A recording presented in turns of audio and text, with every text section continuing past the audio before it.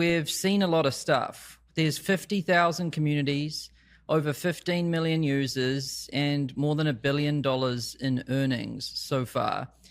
We've got a lot of data. We've seen a lot of stuff.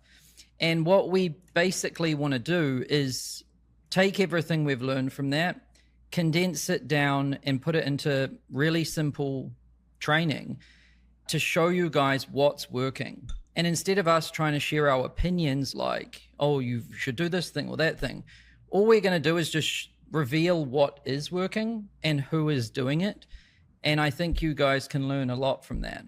Over time, it's become pretty clear the patterns between what works and what doesn't. And we just want to share what's working in this course. Yep. And lots of examples too, because theory is boring.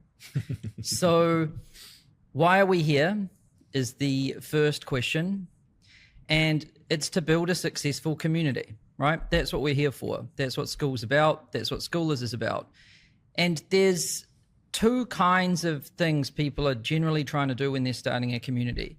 The first one is just bringing people together around their passion, right? Like let's say you're really into, I don't know, rock climbing. Yep. And you want to hang out with other people that do rock climbing. So you make a community about it and you want to bring people together that also like rock climbing. So you can talk about rock climbing, go rock climbing, right? Yep. Then turning our hobby and passion into a full-time income.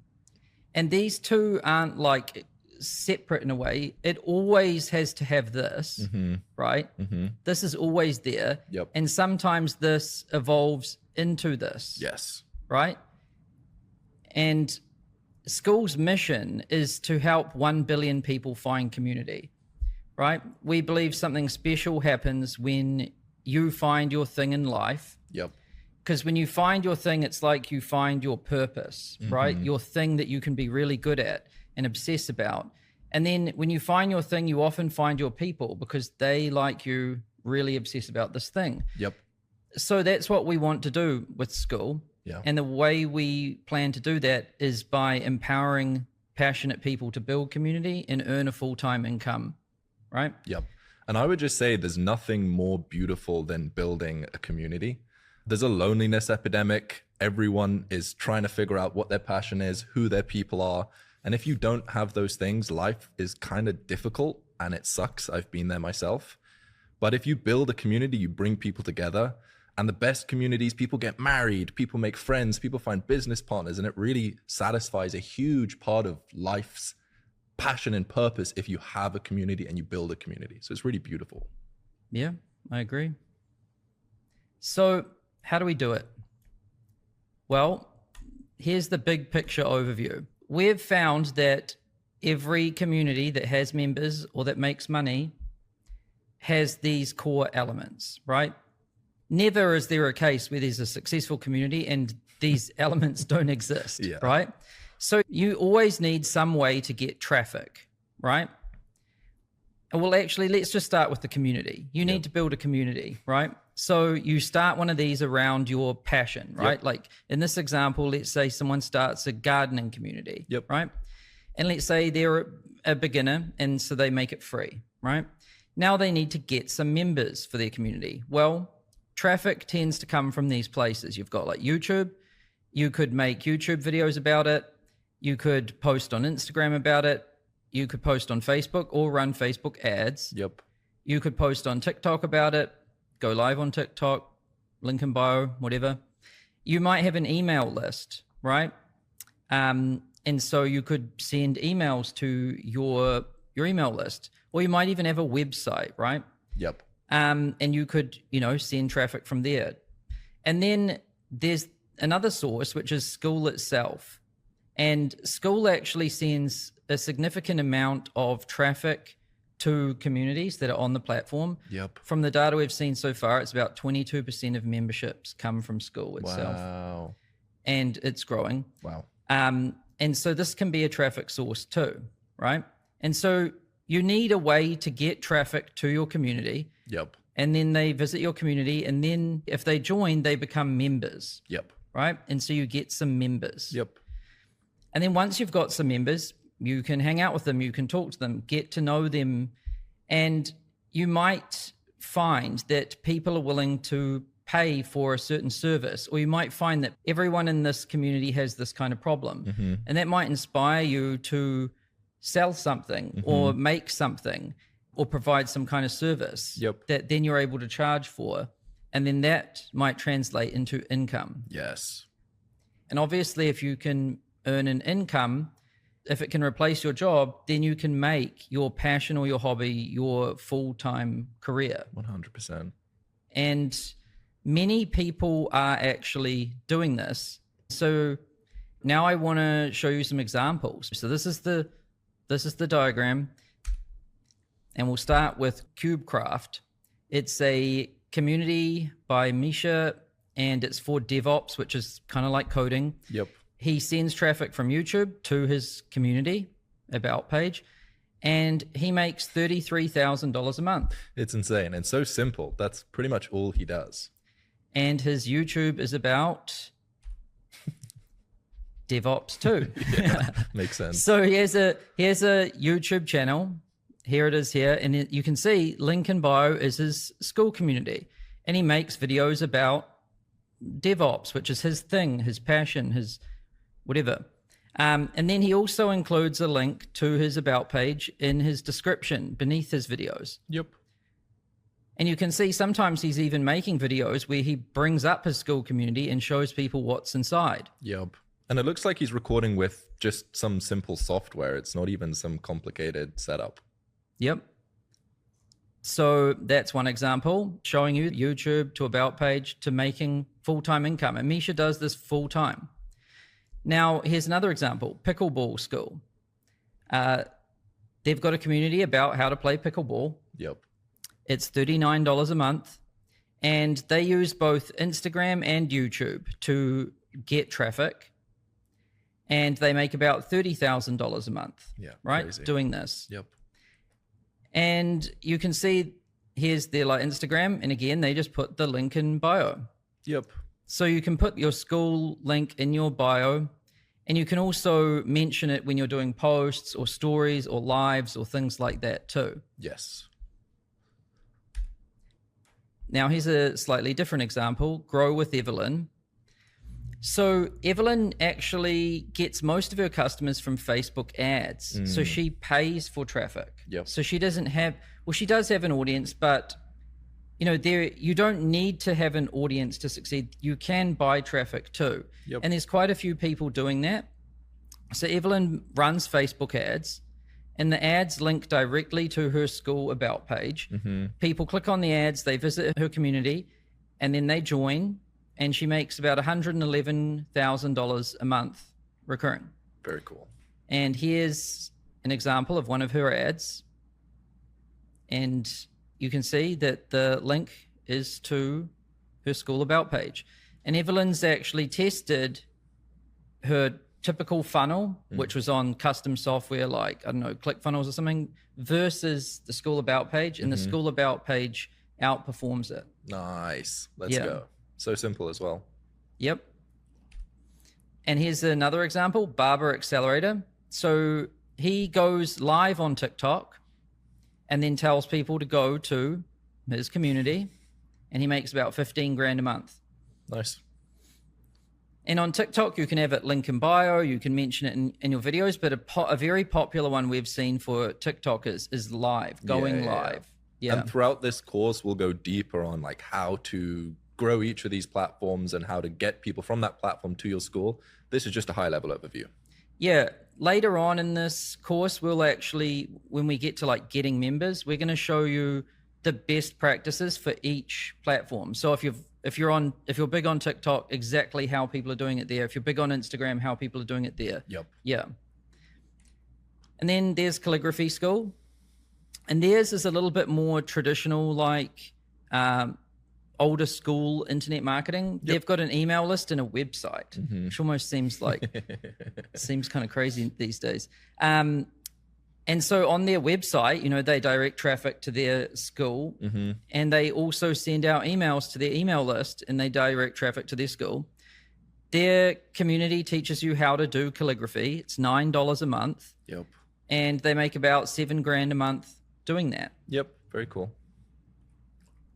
And then here's a different example, because, you know, all of these examples we've done so far, they're people that are making quite a lot of money, but no one starts like that. You can't just go like 0 to like 100 grand a month instantly. Yeah. So here's a great example. Hazel, she's got a community called Crochet Creations, where she teaches you how to do crochet. It's free, so she's not charging yet. Yep. She has no audience anywhere, and she didn't even tell anyone she knows about her community. Yep. No content, no ads. She's got all of her members from Skool, and she's got about 126 members so far. And how that works is people go to skool.com, you know, it says discover communities. People are actually searching for crochet, and you can see here that she's number 2. Yep. So people are clicking on that, and then they're joining her community. Yep. And this is delivering a lot of members to a lot of people. So there's many different ways that you can actually get traffic to your community, and you can choose one of these, or you can use a combination of these. Yep. But the Skool discovery will always be working in the background anyway. Yes. And I would say most people that have Skool communities don't have huge audiences. Most of the time, if you have a passion, you've, like, say rock climbing, you've probably connected with people in real life about rock climbing. You've maybe made some Instagram posts about rock climbing, and you have maybe 500 followers or 1,000 followers about rock climbing. That's more than enough to get started on Skool. You don't need a huge audience. Yeah, you got to start somehow. And we'll cover that in the module coming up that's called like getting your first few members. Yep. Because often it's just personal relationships where you get your first few. Yes. Right? Yeah. So those are the examples. And we're going to try to do that throughout this course. Like, we're going to show you a simple kind of visual and then show you examples to help you understand, because I swear that's how you grasp things the fastest. Yep. Now let's talk about like stages of evolution that we see on Skool, because you might start free with 100 and something members, but you can make quite a lot too. Yep. So this is how we typically see things evolve. So we've called this stages of evolution, right? And when you're a noob and you're starting out, the main thing you're trying to do is find your thing. Yes. Like, what is my thing? What am I passionate about? Yep. Right? That's what you're trying to do. And that's the only thing that matters until you do that. Mm-hmm. And we're actually going to have a module on this specifically. It's going to be called like finding your group topic, right? Yep. Once you've got your thing, you're ready to start getting some members. And the first kind of milestone is your first 3 members, 3 people that aren't you. Yes. That aren't fake. Then you've evolved, you've taken a step. Yep. The next step from there is 10 true regulars. And I'll tell you real quick what this is. So it's 10 people that keep coming back to the community. They're like regulars. If you have a bar or a restaurant or something, you know, you've got your regulars. Yep. And they keep coming back and showing up. And just a lot of people think that you need like 1,000 members to have a community. Yep. You could have 1,000 people in a community, but not much engagement. Mm-hmm. It's not the number of members. It's the real thing that makes a community good and that makes it engaged is how tight the core group is. Yes. Right? Because if 10 people are friends and they keep coming back and showing up and talking to each other, that can create the content for everyone else. Yep. Right? So, you know, to get 10 true regulars, maybe you need 100, 200, 300 members, right? And so you're trying to grow beyond 3 members. You're trying to grow and you're trying to find these 10 true regulars and you're trying to engage with them and build relationships. And we're going to have a module on this one because it's a big one. Yes. Just this will be a module. Just this will be a module. Yeah. Then once you've done that, you've got to, this is a good milestone because you've got a successful, engaged community that people enjoy and keep coming back to, which is an achievement. The next step is to start making some money. And even if you don't know how you're going to make money in these earlier steps, once you have an engaged community, it becomes quite clear. 100%. They tell you what they want. Communities have problems. They always do. If you don't believe me, you should go to your local city town hall and listen to what people say. I haven't been personally, but I've heard stories that there's constantly people complaining. And so, every community has problems. Yep. And if you solve one of them, you will have a business. Yes. You'll make some money. Yep. And it's just right in front of you at that point. And, you might start out by just doing some services, like helping people do something. And maybe it's just coaching or some consulting or one-on-ones or copywriting or thumbnail creation or video editing. Yeah. And we're going to show some examples of these too, actually. So you start making some money, and it might be in various different ways, right? And that's a great milestone. And I think the example we have here is like Brotherhood of Scent. Yep. Because it's a free community, right? It's free. It's very engaged. It's got almost 7,000 members by Antonio. And, this is just a community for dudes that like fragrances. Yeah, it's pretty cool. Right? And it's highly engaged. It's one of our top ranking communities. Yep. But how does this make any money, right? Well, just having a community of all of these people together that like fragrances, they also like other things like watches. And he's got other communities about like watches, right, that are also free. Yep. But then what he has is he has this community of people that like fashion, watches, fragrances, and then he actually sells physical products. Yeah. And so, you can, building a community, you can make money from it in various different ways. Yep. There's another, we've seen a few of these examples, like the Midnight Monster one. Yeah. So it's free, but then they sell like stickers, right? Yeah, they sell other things. So that's that stage. And to get into this stage, all you need to do is really make your first $1 on Skool. Yep. Right? The next stage from there is going full-time. So once you've kind of proven you can build a community and get people together and get them to keep coming back, you've learned what people want, now you're making some money, the next step is full-time. Yep. And if you want to know what that number is, just take your annual salary, divide it by 12. That's how much money you need to make a month. Yep. And there's a lot of people on Skool here, and it's a huge milestone because now you can spend all of your time on your passion. Plus your community will get so much better if it's all you do. Yep. So full time, we think this is $5,000 to $10,000 a month, depending on country and all of those things. Yeah.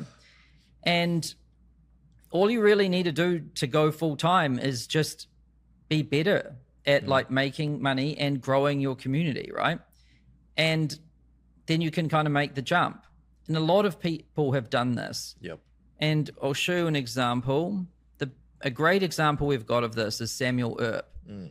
So Samuel Earp is an artist, landscape artist, and he used to be on Patreon, and he has an Instagram where he shares, his artwork and things, right? You can see some of his art. He's very good. Yeah, it's very cool. So he had an Instagram where he'd post his art. He used to have a job because his art couldn't, pay the bills. Yep. And then he created a Patreon and he got a few people to pay him a few dollars, but not enough to go full time. Yep. Then he came on to Skool, and he's like a perfect example because he's done multiple of these, right? He found his thing. He was able to get members. He got regulars. He started with free Painters Hub. It's a free community, right? And there's 5,000 members in here. Yep. So he proved he could build a good community. Then he started selling Sam's Art School, which is $29 a month. And he was able to get some people to join that. Right? So now he's making some more money. And he was able to make more money just doing this than on Patreon. Nice. So he fully moved over here. Yep. Then he started noticing some people in here, in the art school and in his free community, were willing to pay him money for one-on-one coaching on how to paint. Because, some people are busy and they know I'll get way better at painting if Sam just gets on Zoom with me and shows me. 100%. So he sells some packages like that to people just through DMs and getting on Zoom and things, where they'll pay him like $1,000 a month or more for so many months to just do one-on-one sessions with him. Yep. And you can see that kind of evolving into his mastermind thing. Very cool. So he's done the full evolution right in front of us. He's been through like all the stages. He's got his thing, 10 true regulars, making money full time. And Skool has enabled him to make his passion his full-time income. And now all he does is paint and help other people paint in his Skool communities. It's like the dream come true. Very cool. Yeah, and there's many of these stories. So many. And so that is... We got one left. Yep. Then there's one stage beyond, which is like hardcore. The wizard hat. Yeah. And so, you know, you don't even have to... I swear most people don't even want to do this. Yeah, that's pretty extreme. Yeah. 100K a month. It's like if you're full-time and you can do what you love and it pays bills, that's great. Yep. But there's an extra level there for those people that are hardcore. And, you know, we've got many people on Skool making over $100,000 a month. We've got people making $300,000 a month, which is like almost $4 million a year. Yeah. Yeah. With very little cost. And yeah. And so we'll show you an example of one of those. So School of Hard Knocks. Their YouTube channel is called School of Hard Knocks, but this community is called School of Mentors. So, you know, this is a $49 a month community. They've got like 5,000 people, right? And what they do is identical to what everyone else does here. They have a YouTube channel. The link in bio is Skool. Yep. The link under the video is Skool. Yep. They have an Instagram and they send the traffic to Skool too. Yep. So they've got these channels. They send traffic to their community. That's $49 a month. And they just have a lot of members. And that's how they make over $100,000 a month. And we have like another example, like our GOAT, the person who's currently making the most on Skool. Yep. Same setup. It's about AI, YouTube channel, straight to about page. And they make what, like $300,000 a month? Yeah. Yeah. It's so simple. There's many of these stories. Yep. So this just shows you that, you know, the stages of evolution, and you might aspire to be here or be here. And throughout this course, we're going to show you how to evolve through each step. Yep. Because really it is as simple as this is the big picture, right? You need to build these different pieces. And then once you've built these pieces, you need to evolve through these stages. Yes. And if you build these pieces and evolve through these stages, this thing will happen. Yep. Although you can, if you want, keep your group free forever, and that's also cool. Yeah. This is just one template that we've seen many people go through, but you do what you want to do. Yep. So the simple way to think about it is just, this is what I need, and these are the stages I'm going to go through. Yep. And if you just follow those two things, which we're going to show you how to do in this training, you will get to where you want to go. What are you doing? I'm putting on my winner's mindset.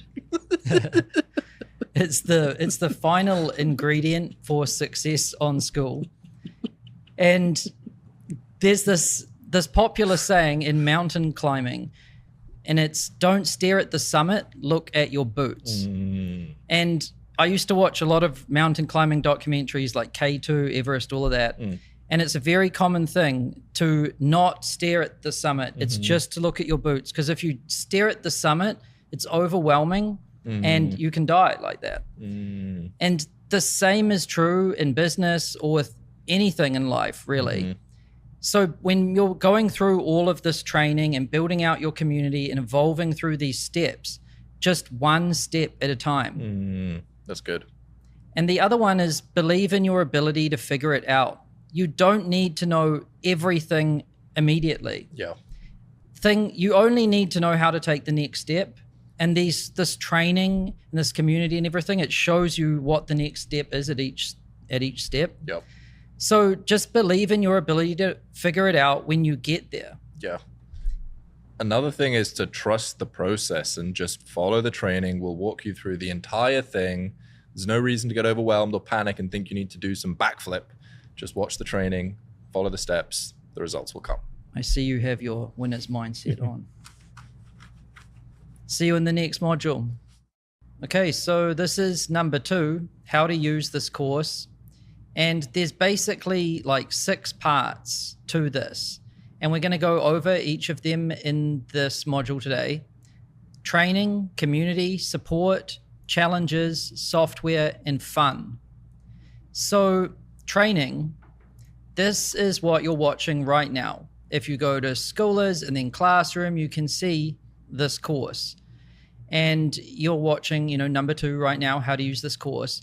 And what you want to do is you just want to start with number 1. And then when you've watched it, you can just tick it off and then move to number 2. And you should follow in sequential order, 1, 2, 3, 4, 5, and just work your way through the training. Then there's the community, right? So the Schoolers community, school.com/Schoolers, you get access to this because you're hosting your own group on Skool. This is a community exclusively for community owners, right? And in here, there's posts, which you can see like this. And to open a post, you just click on it, right? And there's comments as well. You can like posts, you can like comments. There's also Skool news. And so if you go to the calendar, you can see that we've got a weekly show called the Skool News every Tuesday at 10 a.m. Pacific time. And you can attend live on Zoom, or you can catch the recording. And we put the recordings in the updates category. So if you click on this, you'll see here's all of the Skool News episodes and you can watch them there. This is a really good way to stay up to date with what's going on. Mm-hmm. It's only 30 minutes a week. And it's only 15 minutes if you put it on 2 times speed. And 15 minutes a week is not much to really stay up to date and learn what's going on with Skool. Yep. Then there's the member map. If you want to see where people are around the world, you can just click on the map tab. And we've got 50,000 Schoolers, and you can see where they're all located all around the world. And you can zoom in around you, and you can see who's situated near you, and you might end up becoming friends with them, meeting them for coffee or something like that. Because nothing makes something real like a friend in real life, right? Then there's meetups. So people are always organizing meetups all around the world. And I'd encourage you to see if there's any meetups happening around you. It's a great way to make friends and to make this more real. Often when you're doing something new on the internet, it doesn't seem real, or your friends might think like, oh, what are you doing? Yeah. But if you actually go to a meetup and you see there's real people doing real things, it makes it more like concrete, and then your belief in it can increase as well. Yeah. And one of my favorite things about Skool is the community. People seem to be having fun. They're open-minded. They're doing meetups, like you said, and they're all doing incredible things. It's actually a real great community. Yeah. And here's a post right here from Calvin Hollywood. And he just did a meetup in Germany. Sam, what's up? Greetings here from another Skool festival. I'm going to skip forward. Too serious. What's up? Yeah. So Calvin, organizes meetups in Germany, and there's different people, arranging meetups like this all around the world. So I'd encourage you to check those out too. And then if you need support, the first thing I'd recommend is just searching. So if you go to Schoolers and you type in here, whatever it is you're curious about, chances are other people have discussed it before, right? Yep. Then there's help docs. So if you go up here to the user menu and then click on Help Center, here you can see all of our help docs. And these help docs tell you like how to do different things and the very specific details about the different features on the platform. And so chances are the help docs, can solve your problem too. Then we also have a support team. And to contact the support team, you just click on contact support here, and then you can select the group you need help with, and then you can type your message and hit send. And we've got a team that has 24/7 coverage, and we reply to people within 30 minutes on average. Yep. So, between the community and searching and the help docs and our support team, you should have all the support you need to achieve what you're trying to do with Skool. And then I'll also say, Skool isn't just about schoolers. There's a bigger ecosystem around it. Yep. And there's a lot of people that are making YouTube channels or communities about how to succeed on Skool. Mm-hmm. So you can also try searching in YouTube, or you could look in Skool Discovery at other communities too. Yep. And they all have their own specific way of doing things, right? So you might find a particular style or personality that resonates with you. Then we've got challenges, and we call our challenge the Skool Games. And Kirby's gonna explain this one to you, but we want to start with a hype video. Yeah. So let's pull this up. Welcome everybody, and congratulations on winning the Skool Games. Skool is about helping passionate people earn a full-time income doing what they love. Innovations come when you mix things from different fields. We've got sports, AI, cybersecurity, finance, so many different categories. Talking to other winners is going to help you unlock some things. Something very special happens when you find your thing in life, and also when you find other people that share that thing. Skool's mission is to help 1 billion people find community. Passion is the core to that. It's always you go to school or you go to work, and then outside of those hours, you get to do your hobby. There's nothing better than when you can make your career your passion. If that's the way you make an income, life is pretty good, especially if you get to do it hanging out with other people that share that passion too. And then final point, let's have some fun.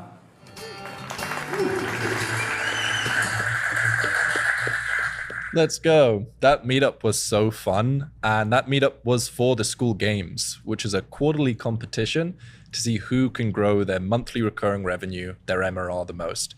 You can find it by going to Skoolers. Then at the top, there's a button called Games. And if you click on that, it takes you to the leaderboard where you see all of the different people competing inside of the Skool Games. It's split up by category. So there's 9 different categories: hobbies, music, money, spirituality, tech, health, sports, self-improvement, and relationships. And the top 5 of every category win an all expenses paid trip to LA, where we fly you out, we meet together. It's so much fun. Alex will knows he's there. You mastermind with him and the other Skool Game winners. And you win a trophy, which is a pretty badass trophy that every winner inside of the Skool Games Get a good shot wins. of this, Johnny. This trophy is very heavy, very expensive, and very badass. And it comes in an even bigger, heavier, badass box. Badasser box. Yeah, it's pretty cool. So yeah, it starts every quarter. It goes from the start of the quarter to the end of the quarter. And the caveat is that there's a $100 per month price limit to participate.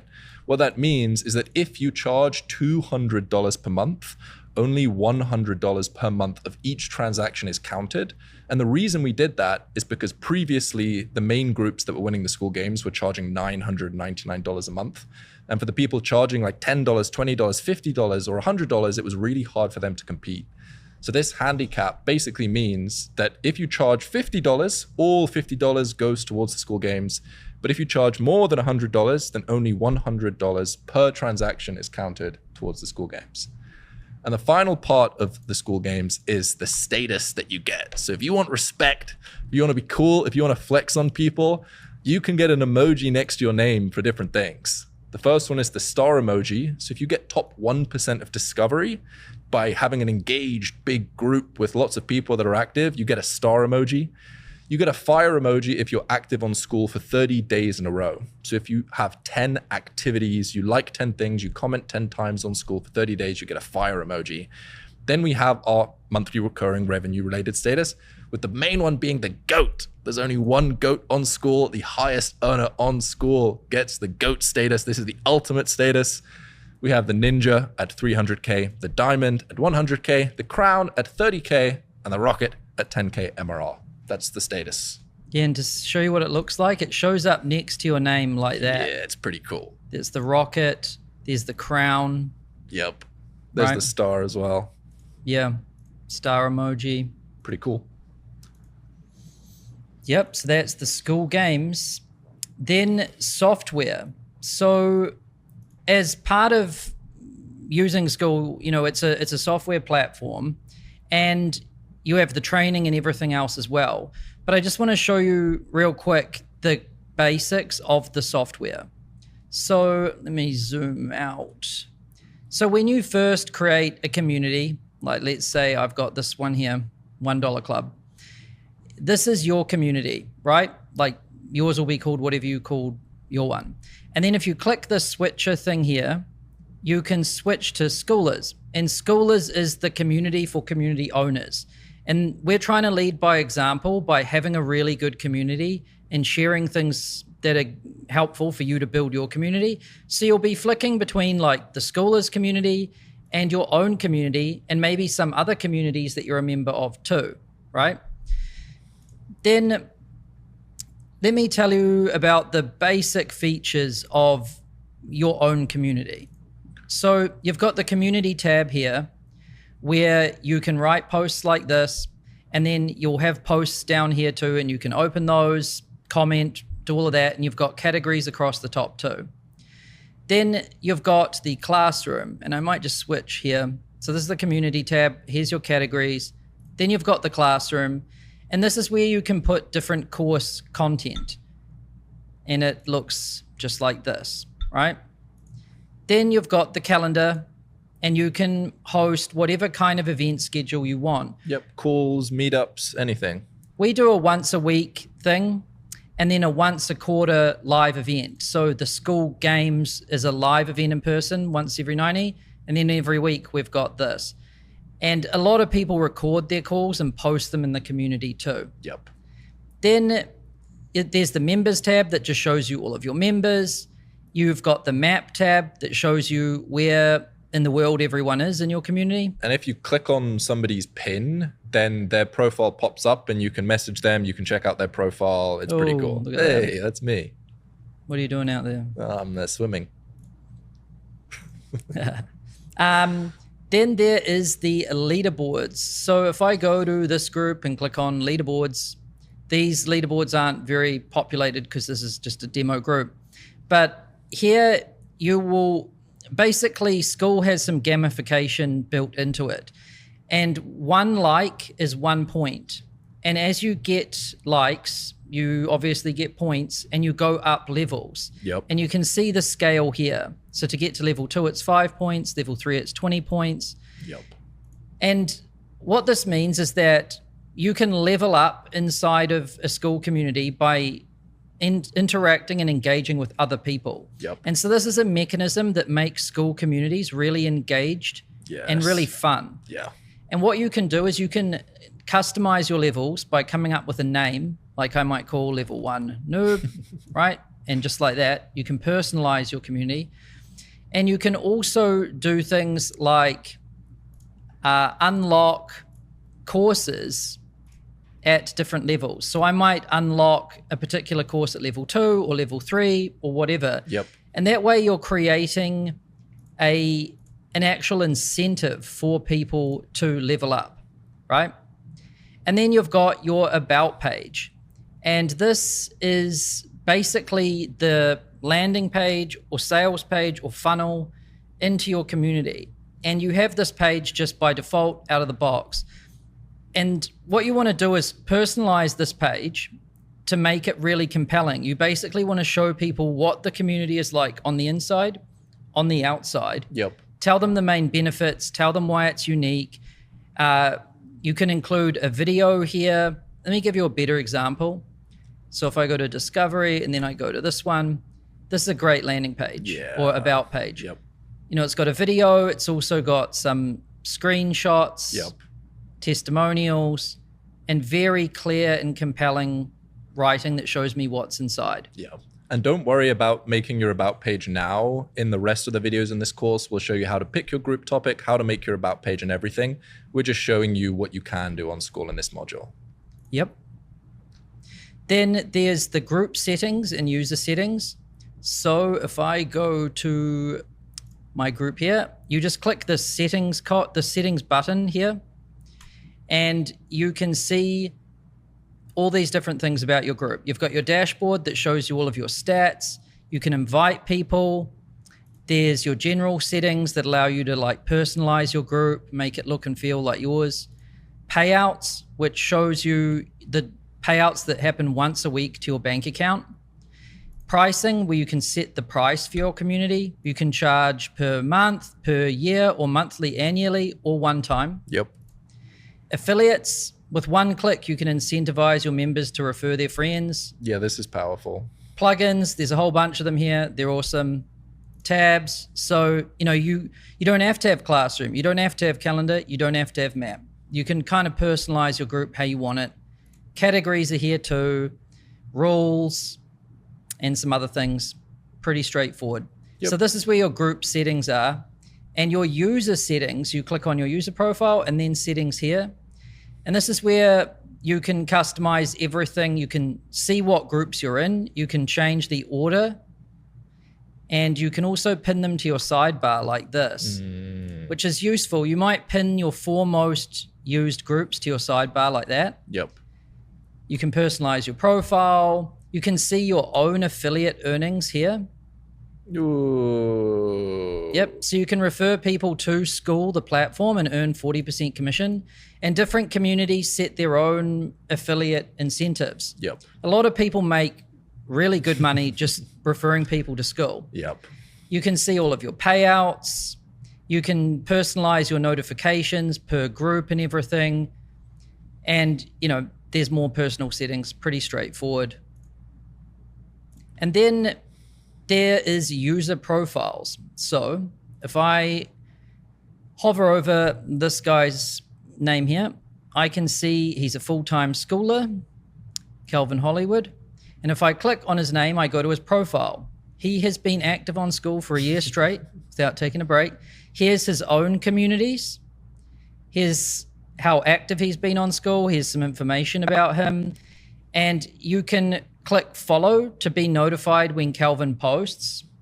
So if you find someone really helpful, you might follow them. Yep. And you can click chat to be able to send a DM with that person. Yep. And yeah, that's user profiles. There's chat, which you can just click here and you can see all of your chats.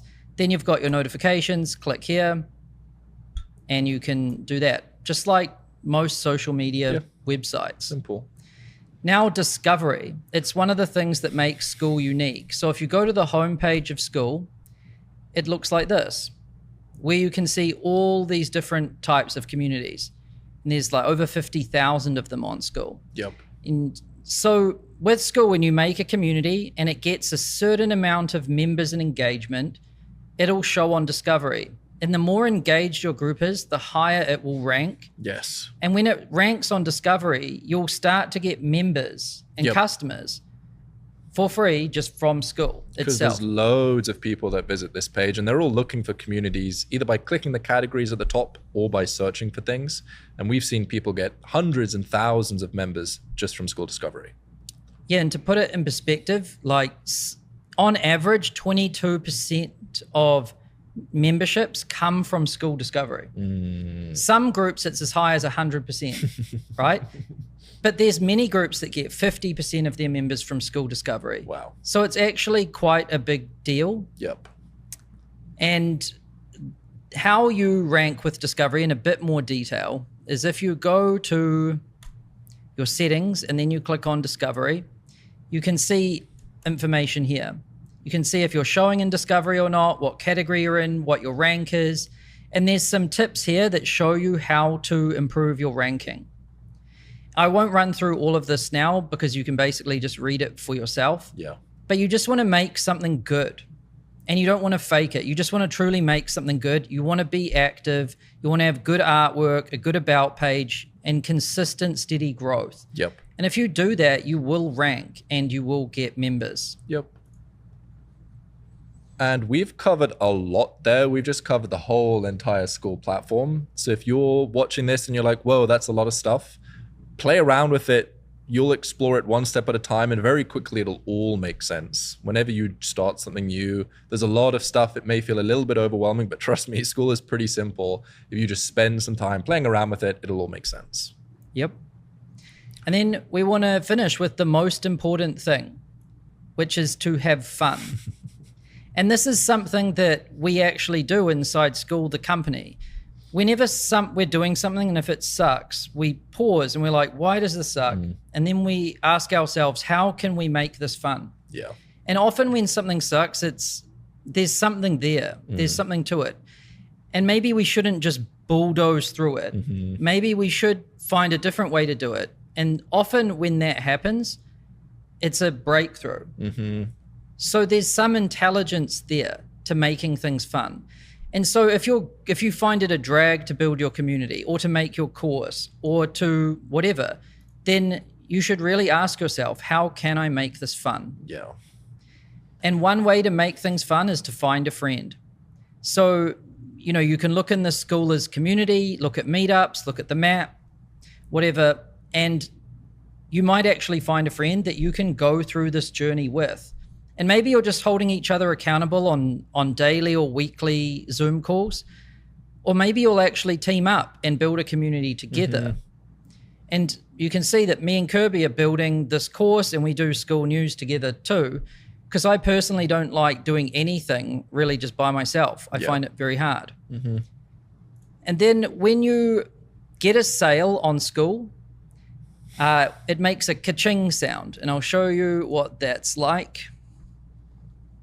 Oh, best sound ever. So if you're not so lucky that you are going to get real customers buying from you all the time, there's a little cheat code. You can just press Control+4 on your keyboard. Yeah. So Control+4. If you're ever sad, Control+4, happiness instantly. Yep. And then, visualization. You can visualize your Skool community, and then you can play the sound. Yeah. And then we have cat codes. Ooh. So what are these? Well, when you're starting out on Skool, to keep you company, we have a little cat. And what you do to activate it is in the search box up here, you type, "Let there be cat," and you hit enter. Yeah.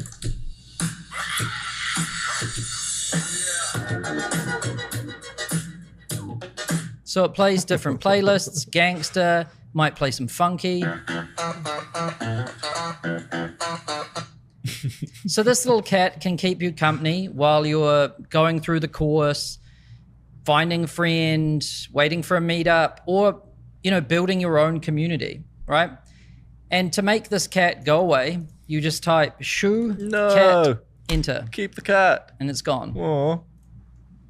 So this should give you absolutely everything you need to succeed on Skool. We've got the training, the community, the support, the challenges, which is the Skool games, the software, and the magic ingredient, fun, the cat. Absolutely everything you need. So go through this training step by step, module by module, and we'll see you in the next one. Today we're going to cover finding your group topic, like how to find your thing. And it's really like the first stage of evolution on Skool. You need to find your thing so you can make a community around it and get your first 3 members. Yep. So let's dive into it. How do you do it?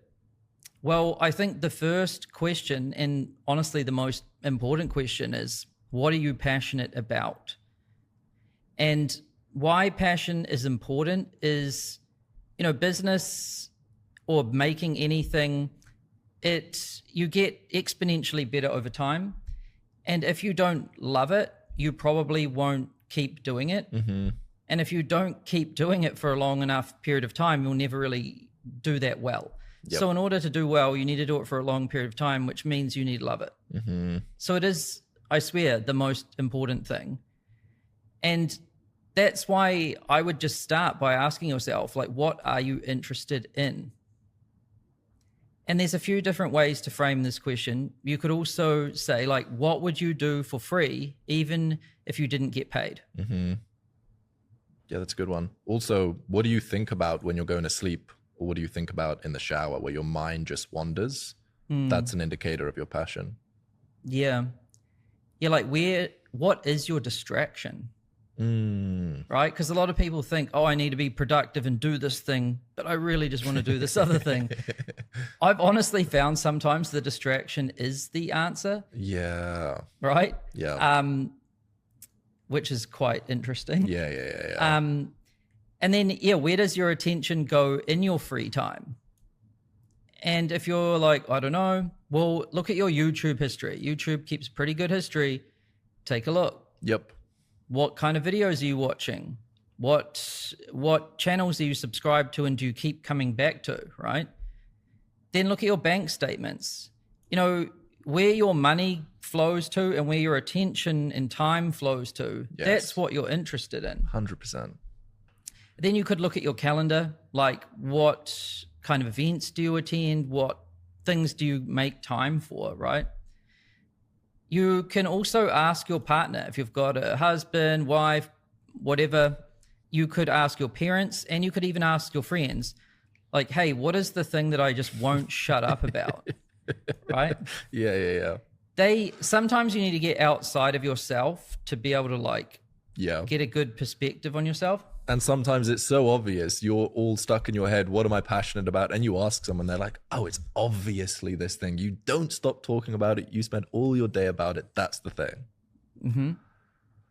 And I think this is what you need to do first. Like, find out what you're passionate about and spend some time, doing this kind of discovery process.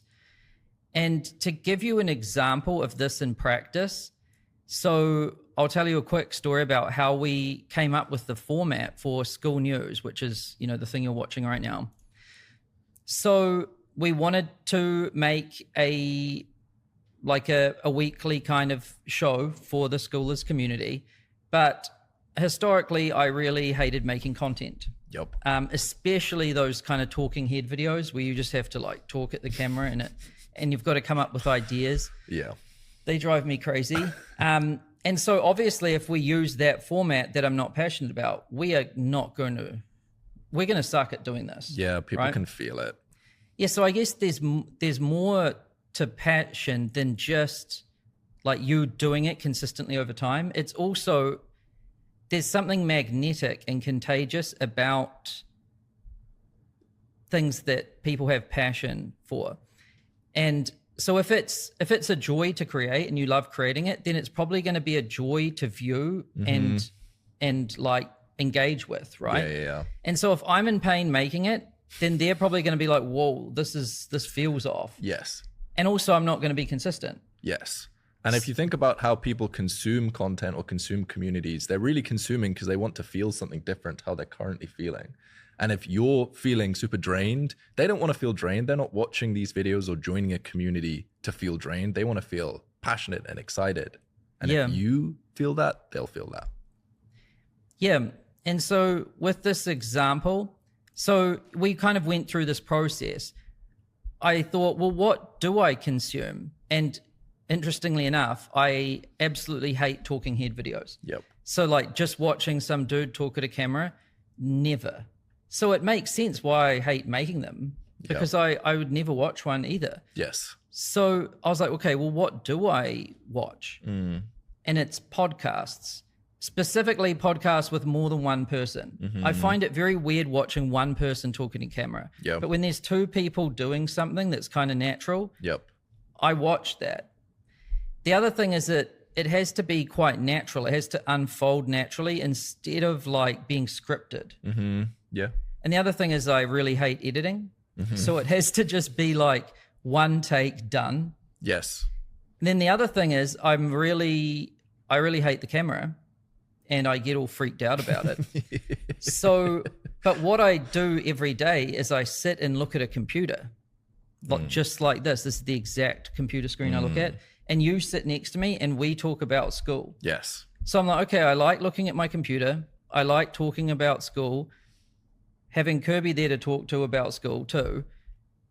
So what if we just did that? And so instead of thinking, oh, I need to make my YouTube channel like this guy's YouTube channel or whatever, that's a bad way to go about it, because if you don't like doing that, people might not like watching it, and then you won't be consistent. So I hope this example is proving this point for you. If you work with the things you like and the things you don't like, and you kind of navigate through them, what you end up with at the end is something that's actually unique. The Skool News is a kind of unique format. It's not just talking head like 6 lessons I learned. And, Yeah. Right? Yeah. And it's natural and it's effortless to make. Yep. So, with your community, you should think about this too, because you want to be unique, you want to be consistent, you want to do it for the long term, and you want people to enjoy it. And this is the way to do that, by working with the things you like and don't like. So you can kind of create based on what you consume. What you consume is a great indicator of what you'll probably like to create, right? Yes. Because you naturally understand the format. Yep. That's good. Yeah. Then scratching your own itch. So, some of the best companies in the world were just started by people that scratched their own itch. They thought, oh, I hate this thing. I hate this thing so much that I'm going to like just build a tool or build this thing to solve it for myself. Yep. Then it turns out a lot of other people have that itch too, right? Yeah, you can use yourself as a proxy for the niche. Like if you really want something, there's gonna be other people out there that want that thing as well.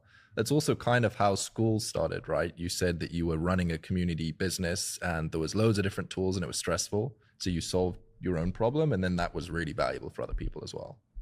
Yeah, so I actually built my own software first, but it wasn't for anyone else to use. And everyone wanted to use it. So I kind of had an early sign that, oh, people are interested in this thing if I make it. Yeah, but it started as me just scratching my own itch. Interesting. So yeah, build the community you wish existed. If you're using, like, let's say you're into motocross and you're in a few different motocross communities, but none of them cover, like, I don't know, technical details about how to do tricks, or none of them have meetups. Yes. Right? Like, or none of them are in Australia.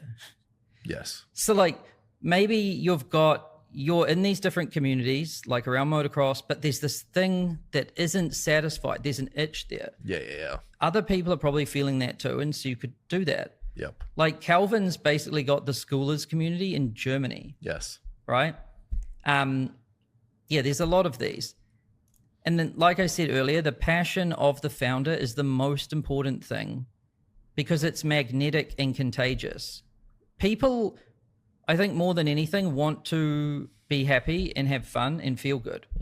And so when they see someone else that feels like that, it's like, oh, I want some of that, right? 100%. So they're just like, I'll get a bit closer to that and I'll stick around because I like it, how it's kind of washing onto me. Yep.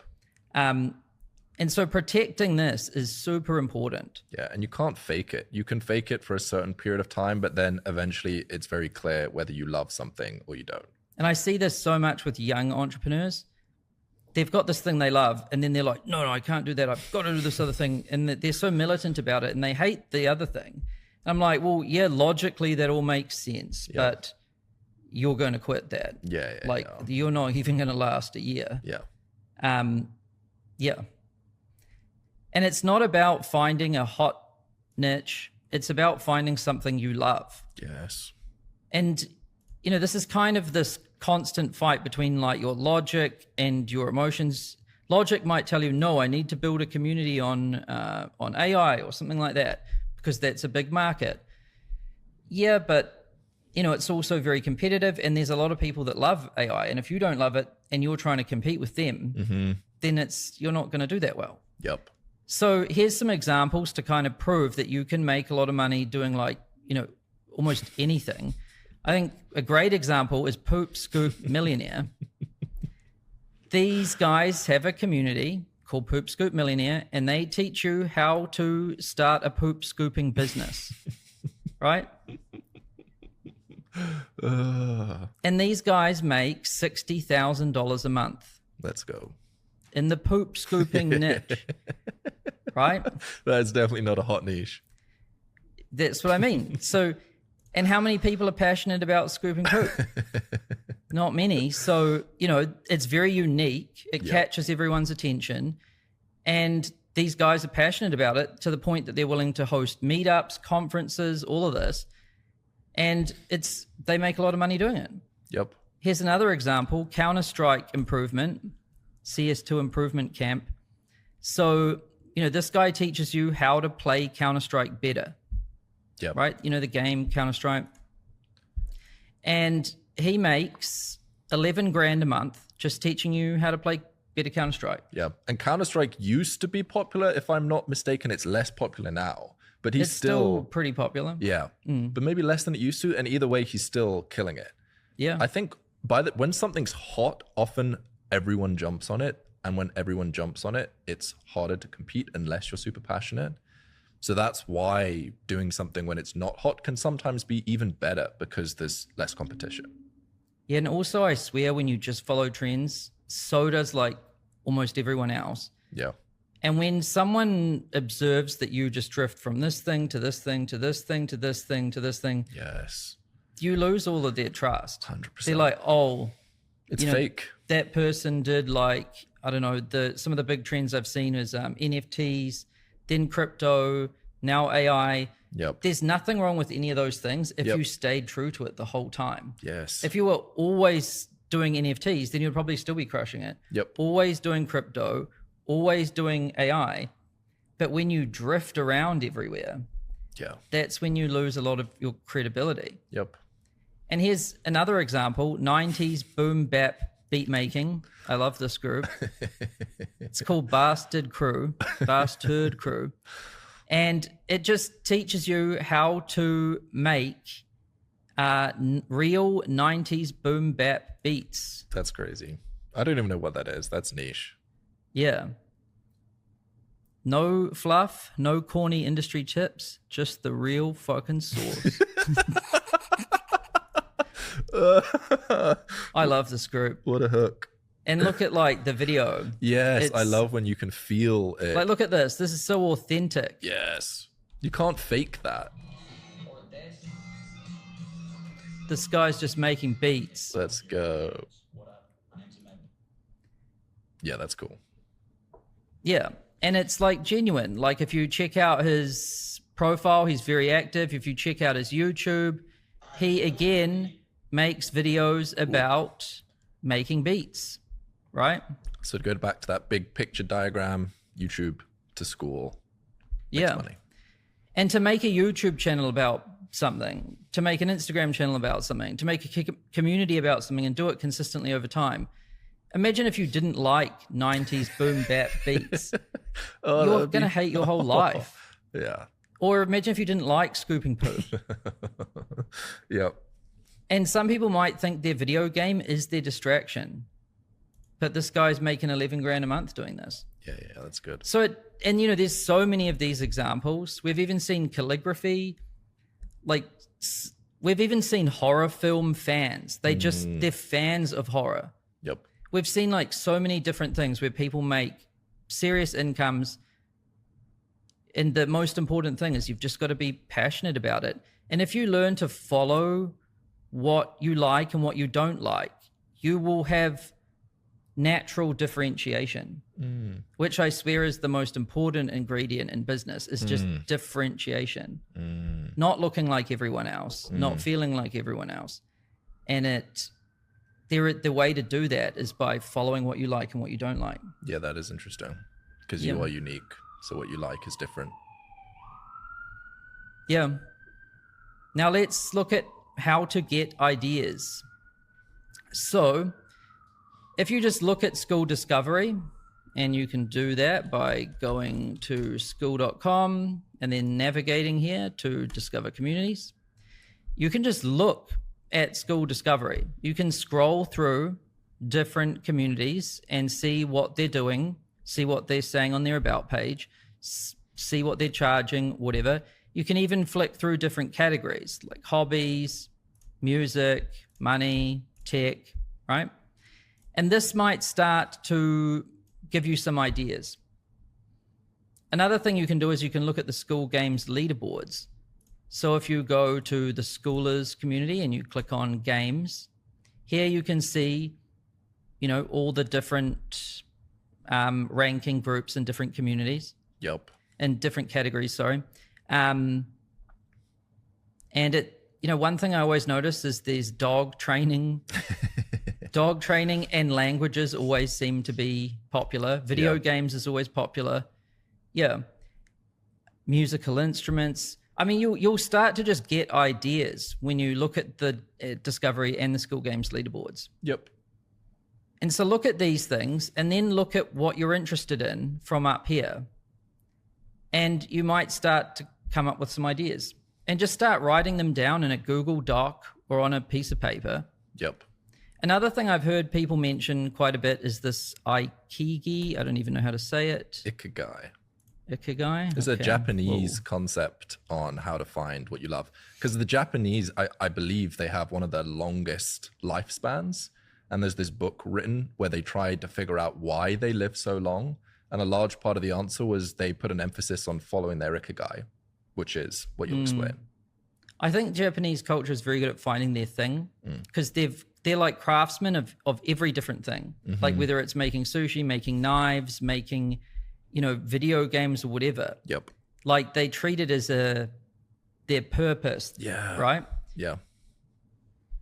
And I don't think there's so much bias about, everyone should do this or everyone should do that. It's more naturally distributed between all the different things you could be interested in, right? Yeah, that's interesting. Yeah. And so basically what this is what you're good at, you can have in the circle, what the world needs, what you love, and what you can be paid for. And so you could try this diagram out, like maybe write down things you might get paid for, write down things you're good at, write down what the world needs, and then write down the things you love. And maybe there's some interesting, overlap of these things. Yeah. If this, theory doesn't always translate to practice. So I wouldn't worry too much about trying to get this thing to overlap. Yeah. But yeah, I guess if it was perfect, what's in the middle here would be your Skool community. Yep.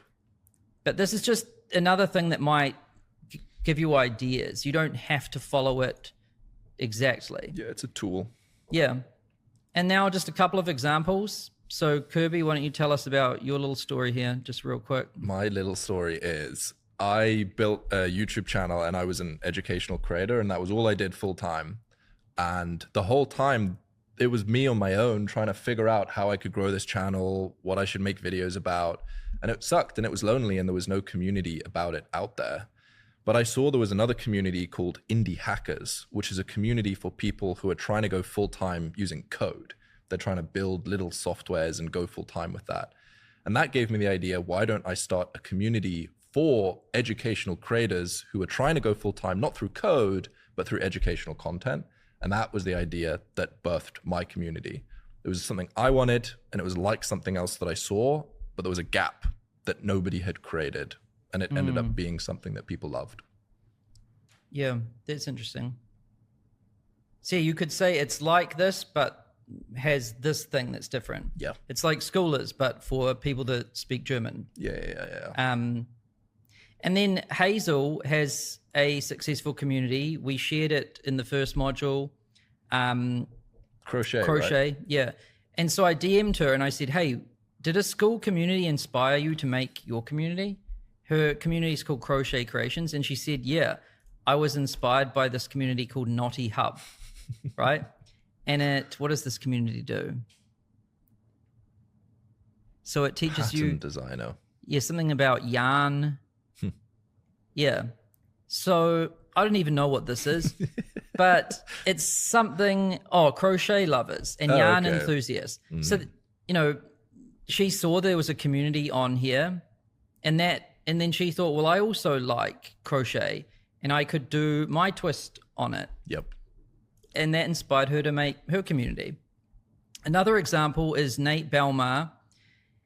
He loves anime, but he also loves fitness and like biohacking. And he made anime shreds. Yeah, this crushes. And sometimes in a crowded category like fitness or biohacking, Yep. you need some differentiation, right? He just likes anime. Yeah. So they literally have things in here that are about like the design and the aesthetic and even the way everything's like taught to you is in this frame of like anime. Yeah. He has these like PDF scrolls. It's not just like a fitness plan. It's like these ancient scrolls where you learn the fitness program in that method. It's so unique. Yeah. And so just combining passion for anime and fitness and biohacking creates this unique thing. Yep. And I forget how much he makes, but he makes quite a lot. Yeah. 50 grand or something like that. More Maybe than 50 grand a month, I think. Nice. Yeah. Then, this one's a big one. The key to all of this is to start first, like just do it and then iterate over time. Because people get stuck trying to find the perfect idea. Yes. Like they're just sitting at the starting line and they're like doing, insane calculus, trying to figure out like, I need the perfect thing before I do anything. Yep. It never happens. Yep. Never. Yep. And instead you'll just like overwhelm yourself and freak out and quit, right? Yeah. So what you need to understand is the best group ideas came from iterating through like 5 wrong ideas. Yes. You can't get it perfect straight away. Just Yeah. start and make it less bad over time. Even the Skool community, Skool is now, how many iterations has it been through to get to where it is now? Every community changes over time and gets better over time. You can't make it perfect from the beginning. Yep. And so really the key is to start and then learn by doing.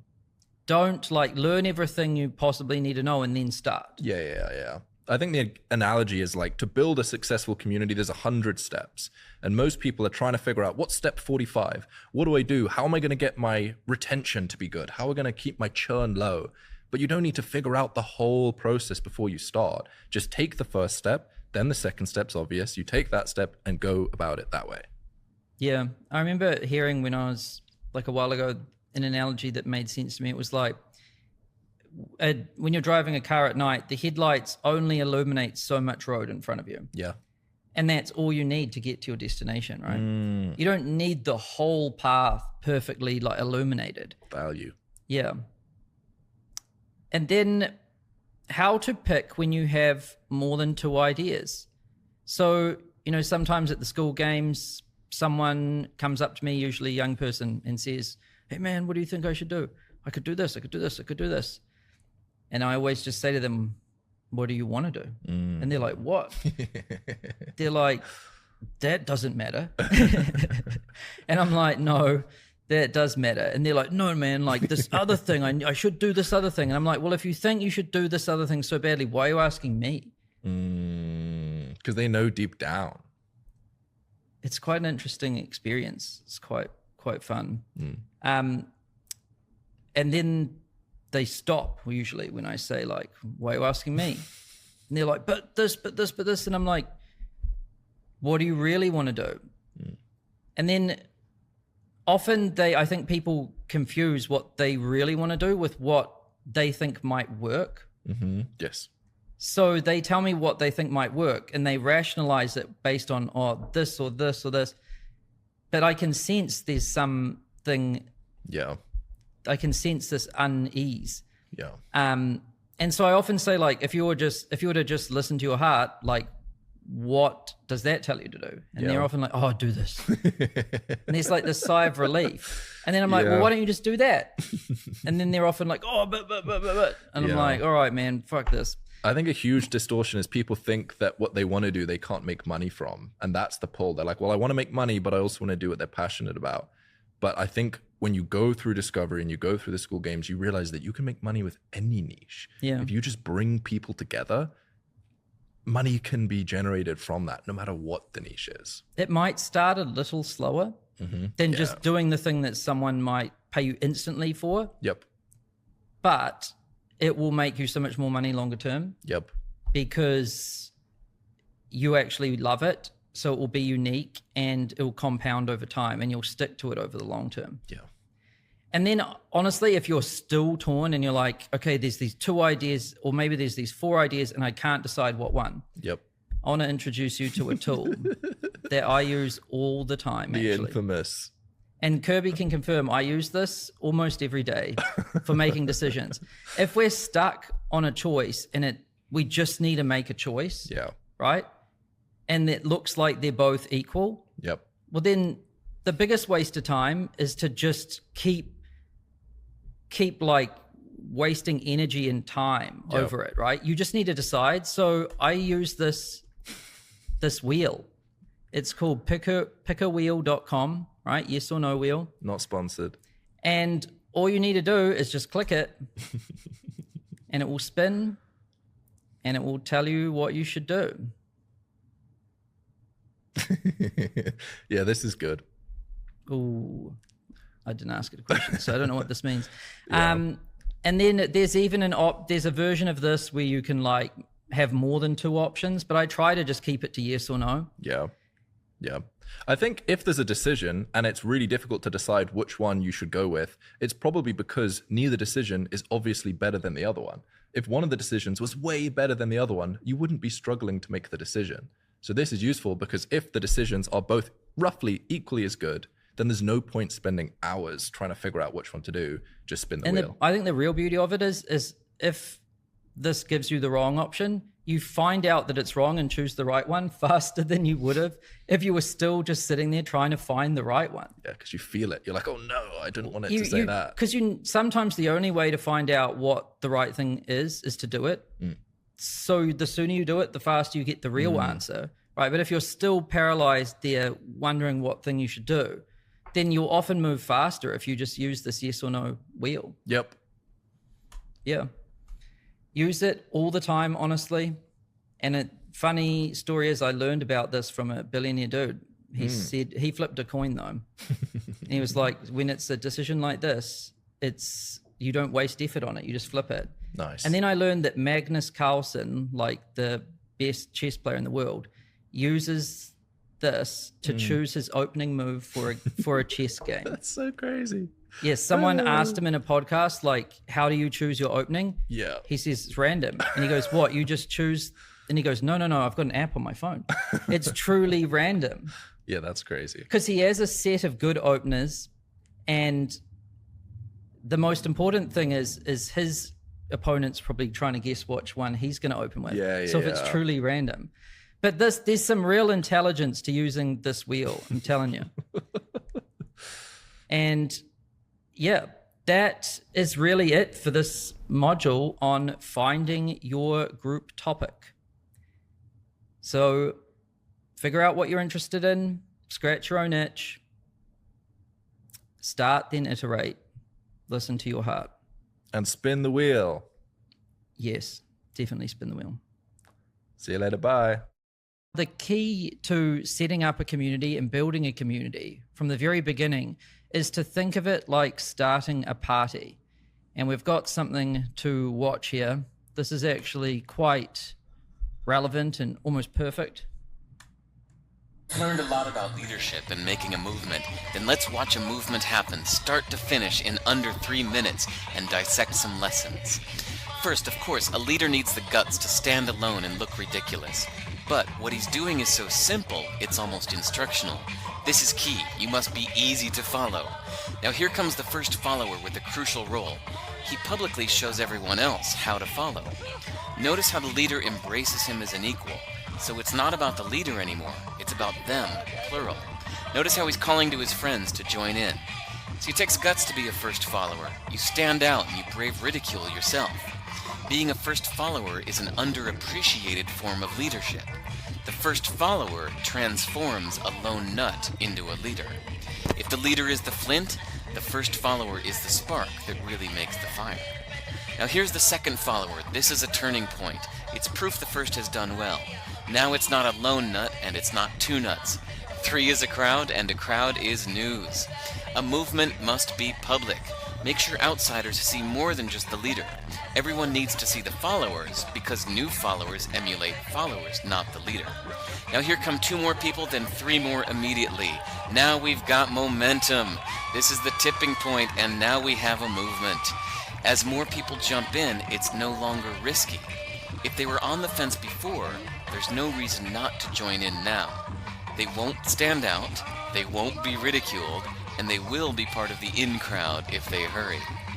And over the next minute you'll see the rest who prefer to stay part of the crowd, because eventually they'd be ridiculed for not joining.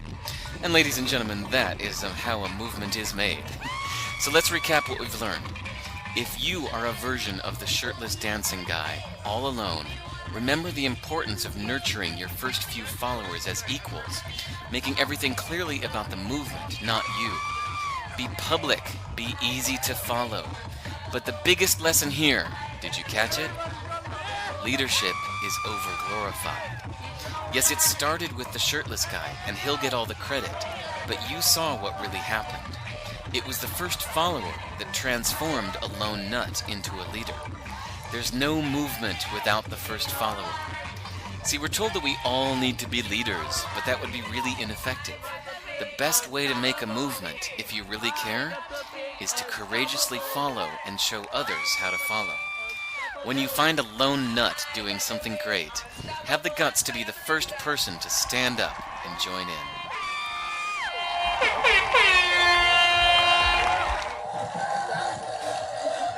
There's so many lessons though. Yeah, so there's multiple lessons in there that we're going to cover. But the thing that I like the most is as soon as there's 3, it's snowball. Yeah. It's like that one guy on his own before he gets one person to join, then one, it's still kind of, there's some inertia there, but as soon as there's like 3, it just takes off. Yep.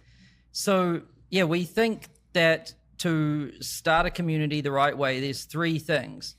Set the vibe, invite 3 friends, and show up and let things emerge. And we're going to cover each of these now. So the first one, so when you're setting the vibe, if you think about it like a party, well, you want to get the music right. You want to get the lighting right. You want to get the mood right. If, there's super bright lights and no music, Yeah. then it's pretty lame. Yes. And you also need some beers and things.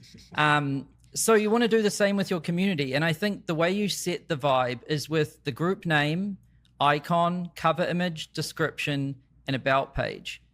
And to do this, you just go into your community and you click settings, general, upload a group icon image, a cover image. We give you the dimensions there. Add a short description, can just be something very simple. And then you can go to your about page and just write a very short description here, and maybe just add one image here to start with. Keep it super simple. You don't need to overcomplicate it. And you can just go to Google image search. Like if I just Googled moon bathing, I could see a bunch of images. I could use one of those. Or you could ask ChatGPT to generate an image of something. Yeah. Both of those tools are free. Yes. And available to everyone. Another one is Canva. I used to use Canva and create these complex images to do this sort of stuff. And then I saw Sam just go to Google Images, download an image and just upload that. And I was like, oh, it's that easy? Really? Yeah, I don't even have Canva. Canva is cool though, and it does work. Don't have Canva, don't pay for ChatGPT. You can always come up with this stuff. Yep. And yeah, really don't overthink it. Just make it feel like, set the vibe. Yep. And it should instantly look and feel like it's for them. And them is your target audience with this community. And we've got some examples to show you. So Calligraphy School, It's about learning calligraphy. It instantly feels, you get the vibe pretty quick. That pickleball school. I mean, you see pickleball over here, that place for all pickleball players. There's playing pickleball, pretty straightforward. The lady change. It's for women who want to lose weight from menopause.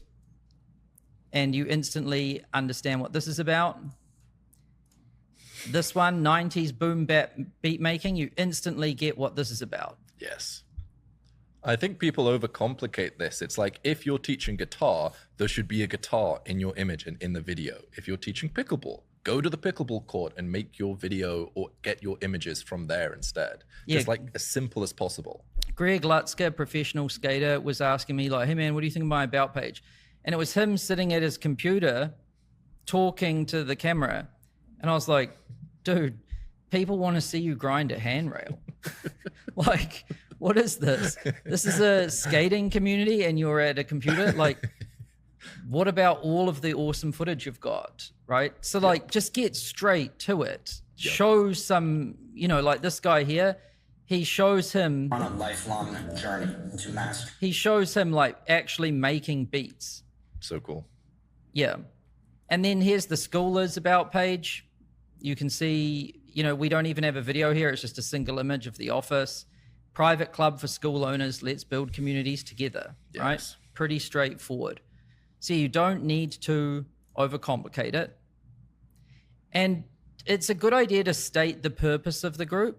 And this can be very simple. It's just who it's for. And maybe there's also a shared goal. So like the pickleball school, it says for people who want to get better at playing pickleball. Yep. Right? The calligraphy school is like people who want to learn modern calligraphy. Yes. Yeah. So it just keep it very simple and straightforward, because people do judge a book by its cover and they should instantly just be able to judge it and be like, oh yeah, this is for me. 100%. Yeah. Another thing to do is a pinned post, so that when members come, there's something in there at the top of the feed that tells people, you know, it welcomes them and it gives them something to do, something simple. And I've got an example here that I've pinned. And I think this is a really simple way you can do it. You can just say, welcome, introduce yourself, plus share a pic of your workspace. Let's get to know each other. You can use this simple format. Hey, I'm from location. For fun, I like to do this thing. Here's a pic of my workspace. Yep. And then I said, I'll go first. Hey, I'm from LA. For fun, I like to stay in forest cabins. Here's a pic of my workspace. Boom. Simple. Very simple.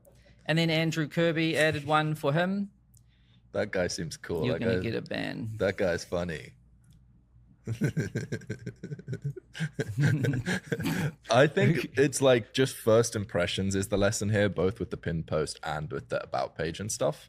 And also we look through a ton of different communities. Almost everyone encourages people to introduce themselves inside of their community. So it's a good best practice. Yeah, I think the real lesson here with this pin post is this vase. Whoa. Johnny, cut to this vase. Look at this thing. It's beautiful.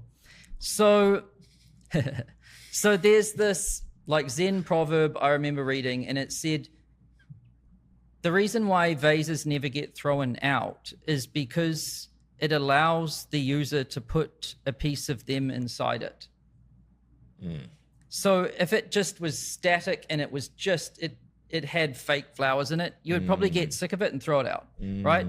But it's the fact that it's a container for people to put a piece of themselves in.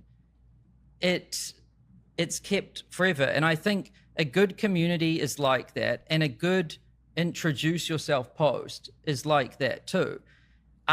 So it's very simple here. It's saying, it's even giving them a template for them to put themselves into it. Yeah. Including the photo and there's a saying like a picture says 1,000 words. I've seen this work so well because what people do is they spot the vibe of other people's setups. Yep. They notice the guy who has an electric guitar in the background and they end up DMing him and being like, yo, do you play? Yeah. Or they notice the person that's in the snow or that's, you can just see the different vibes and you can kind of tell if you're going to get along with someone by their workspace. Yeah, very true. And so you're immediately starting to connect people by just giving them something very simple that they can engage with. They don't have to think too hard about it. And then, yeah, you're starting to like form this web of connections. So you want to think about your community like that, the vase example. And then a very simple thing is to put a weekly hangout on the calendar. And we've noticed that the best communities tend to start like this. There's something special about putting a face to a name to a voice. 100%. Like once you've seen someone on video and heard them speak, you know what their voice sounds like. When you next see their post or their comment, it means so much more. Yes. And it makes the community stronger and richer. And the people tend to overthink this. And there's Hamza Coffee Hour story here. This is Hamza. He's got some communities on Skool. And he has a successful YouTube channel. He makes content and everything. And he has a paid community. And he asked his members, like, hey, what do you guys want from me? And they're like, honestly, we just want to hang out with you on Zoom. Because we already get tons of content on your YouTube channel. We just want to hang out. And so he called this, I think he did it daily. You don't have to do it daily, but you can do it once a week. And he just called it coffee hour. And literally all he does is shows up, opens up Zoom, has his morning coffee, and just talks about whatever. With his, and they love it. It's one of their most favorite parts about his community. And to set up one of those, you can just click on the calendar tab. We even have a pre-built thing for you here that's just called coffee hour. Or you can click up here, coffee hour. And you can call it whatever you want, set a time, repeat every week or whatever. And then you can use Zoom or Google Meet, and soon you'll be able to use Skool's own live feature. But it's pretty easy to use Meet or Zoom. I'm sure people can figure it out. And then quick description can just be like, come hang out, let's talk about anything. And you don't need to have an agenda or anything like that. You can add a cover image. Who added those cats? Was that you? I can't remember. But yeah, this way, you know, there's this, it's like setting the tempo of a group. You've got posts and comments and they're kind of asynchronous, but some kind of synchronized like tempo, like once a week live. And then you can record that if you want. You don't have to in the beginning. That's a really solid basic structure to build a community. 100%. So it's just set the vibe, have an introduce yourself post that's pinned, and put a weekly call on the calendar and state the purpose of the group. That's it. Everything else will form from there. And the second thing is to invite 3 friends. So if you're going to host a party and people start showing up and they're strangers, it's going to be a weird party. They could be strange, they could be weird, they may not fit the vibe that you're wanting to have. So the best parties that I've been to, and if I've hosted a party, you always invite a few people that you know are going to be great members before everybody else comes. You need a balance. Because you want a few strangers because it makes things new and interesting. But if there's no friends and only strangers, it sucks. And you always start with friends. Maybe there's 1 or 2 or 3 people that even come and help you set up. So the best communities we've seen start by people inviting a friend, a colleague, a customer, 1 to 3 people. And you can do that by looking through your texts, your DMs, your contacts, your emails, even people who follow you on Instagram or Facebook friends, LinkedIn collections, contacts, anything. You probably know these people, you know them very well. And you can just start by sending a casual message, inviting them to the group. Yo, want to join this new community I'm building? I'm sure you text in your own way. You don't need a pre-framed script. Just invite these people to your group and they'll help you set things up. They'll help you get out of your head. And we even did a data analysis on Skool and found that people that have 3 members in their group have twice the likelihood of having a successful group. Getting people in there. What is a community without people? It's not actually a community. Right? One person's lonely. 2 is just a conversation. Like we're having a conversation. This isn't a community. 3 people, now the community forms. Meh. So set the vibe, invite 3 friends, the same way you would start a party. So you get some music going, Yeah. dim the lights, put on some music. Yeah. I think there 3 friends over. That's it. There's a lesson, like a lot of times when we're building an online community, we forget what we're doing building a community. But if you use an analogy of like real life, like a party or bringing people together, then what you should do and how you should engage with the community becomes far more simple. Yeah, do you know how you could have a lame party? How?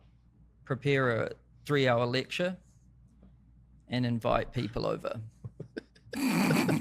Which brings us to point 3. So the third thing, once you've done that, is you just got to show up and let things emerge. I think people are they're almost too like controlling and prescriptive. They want to like think through everything, design everything, build everything, and then just force it upon people. Yeah. Instead of starting with the very simple initial conditions and letting the complexity emerge from that naturally. And so good communities always emerge. Yep. That's how good cultures emerge. That's how good everything emerges. And I think a good example here is a lecture versus a party, right? Like no one really likes to be lectured to. Yes. No one really wants to attend a lecture, Yes. but everyone likes a party. Yes. And the difference here is a lecture is one person forcing like this stuff upon a bunch of people. And a party is people talking to each other and having fun. And so I think that, you know, and a good party always emerges too. Often the best parties are kind of spontaneous too, right? There's something to that. And you don't need to have everything ready before inviting people. Like you can get people in early, even when you haven't fully formed the idea or the concept for what this thing is, because they will help you find it. Yes. And the beauty of finding it together is that then they're way more bought in because they were there when it was in this stage and then that stage and then this other stage. Yeah. And so they feel like they've been a part of it and they've evolved with it. Yeah. A good framing for that is calling it founding members as well. A good way to get people in before it's ready is to say, would you like to be a founding member? Because then they feel like they have some responsibility to like engage in the group and make the group good. And they feel like they were there from right in the beginning, which gets them super bought in. And they also don't expect it to be finished because it's just a founding member. Yeah. And good communities are co-created with the members over time. So co-creation, like learn what people want and then give them a little bit of that and then see what they like and give them more of that, see what they don't like, remove some of that. And it's like a dance between like, you know, you and the members trying to craft the ultimate like experience. And a good way to think about it is push versus pull. So I use this a lot. And what I think most people do is they push or force what they think people want on them. But when you do that, people are very bad at telling you, I don't want this, please take it away. They never say that. They just don't say anything, which is the worst. So then you end up with all of the stuff that you've put out there and you don't know what people like and don't like, and they're not telling you. Whereas if you let them pull it from you, if you learn what people want, and the way to do that is to kind of leave some silence, don't give them too much. Because if you give them too much, they'll just be overwhelmed and bounce. But if you don't give them enough in a way, they'll kind of pull from you what they want. Then you give them a bit of that. And that way what you end up with is something that they want fully. Yes. And there's nothing there that they don't want. Yeah. And that's how I think you make a good product, and that's how you make a good community. It's like it's better to have a few things that people love than a lot of things that people are just like, meh. Yep. We've said meh a lot in this video. And then I think just showing up and keeping the vibe right. You know, if you don't show up to your own party, 2 things could happen. One is a bunch of hooligans, random people would turn up and ramsack the whole place, which is funny because that actually happens to some communities on Skool. The other one is it just will suck and someone will come in and then leave, Yep. and then no one else will come, and it will just suck. Yes. So, you know, the first thing you need to do is show up. Yep. And then the second thing you need to do is keep the vibe right. Yeah, it's on you as the owner. That's your responsibility. Yeah, like if someone turns up and they're spilling their drink all over everyone, and then they put on some terrible music and they're like shouting, they're ruining the vibe. Yep, You need to sort that out. you do. And if the music gets really lame, you need to sort that out. You need to kind of like make sure that things are balanced. Yes. People run out of beer, you need more. So that's really what all you need to do to set up your community and get the first 3 members. Think of it like starting a party, set the vibe, invite 3 friends, and then just show up and let things emerge. And by show up, I mean like daily, checking in on it daily. And so that's it for this one. Engagement plus 10 true regulars. So this one is all about building a community that has engagement. Like we see posts and some people are like, hey, why is no one engaging in my community? Yep. And it's always the same thing that's Yes. that's happening. And so the big idea here is like 1,000 strangers versus 10 friends. Good communities have friends. Yes. 10 true regulars is a good way to think about it. And bad communities are just a collection of strangers. Yeah. And no one wants to talk to anyone. And so there's 3 things that you want to do here. Don't lecture people, number 1. Build friendships, number 2. And then curate the culture, number 3. We're going to run through these 3 things now. So I think there's a real problem with like lecturing people. And I've thought a lot about this problem. Like, where does it come from and what's going on here? Yeah. And I think I've got a pretty good take on it now. And so it's thought leadership and value posts. And I want to show you what the rest of the world thinks about this kind of stuff. Walk on stage, walk on stage, walk on stage, walk on stage. I am a thought leader. You know that I'm a thought leader because I'm wearing a blazer, I have glasses, and I've just done this with my hands. I will now walk over to my laptop. By doing so, I'm demonstrating to you that as a thought leader, I understand technology and that there will be slides. Because everybody knows that a presentation seems more legitimate than it actually is if there are slides. I'm now going to come back. So you get the point. You can watch this video if you want. It's got like 2.5 million views, which shows that, you know, by the time something is being mocked en masse and the comments agree, Yeah. it shows you that something's like weird. It's gone too far. Yep. And I think social media kind of created social media and TED Talks and things that created this whole idea of being a thought leader or an expert or having authority or something. Yep. And it makes people act really weird, and it makes them do things that are known as value posts. And there's another whole like thing here called LinkedIn Lunatics, which has like 815,000 members. And LinkedIn Lunatics is talking about the like insufferable behavior on LinkedIn. And I'm sure you've experienced it yourself. Let me just give you a perfect example of like thought leadership and value posts. So here, this guy's saying, I proposed to my girlfriend this weekend. Here's what it taught me about B2B sales. Oh, that's funny. I'm sure you've seen this. It's everywhere. We have to delete this shit every day. I'm just like, delete. Yeah. It's like insane, honestly. It's one of the rules in Skool is no thought leadership God. posts. And here's another image about it. Like, LinkedIn Lunatics be like, what should I post about today? B2B lessons from getting engaged. Why is it all about getting engaged? Heroism of hiring a pregnant woman. Increased productivity. That was my From thing. working in the bathroom. I always see things about leadership and Bali for some for some reason. Uh, But no, it's like 5 tips. oh, this one, career lessons from my kids' lemonade stand.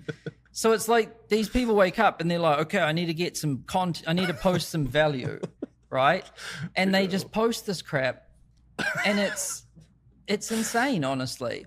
But then, you know, they wonder why no one engages. So we see this all the time. Someone will start a community and they're posting value posts every day, like 10 things from Bali, this, these articles.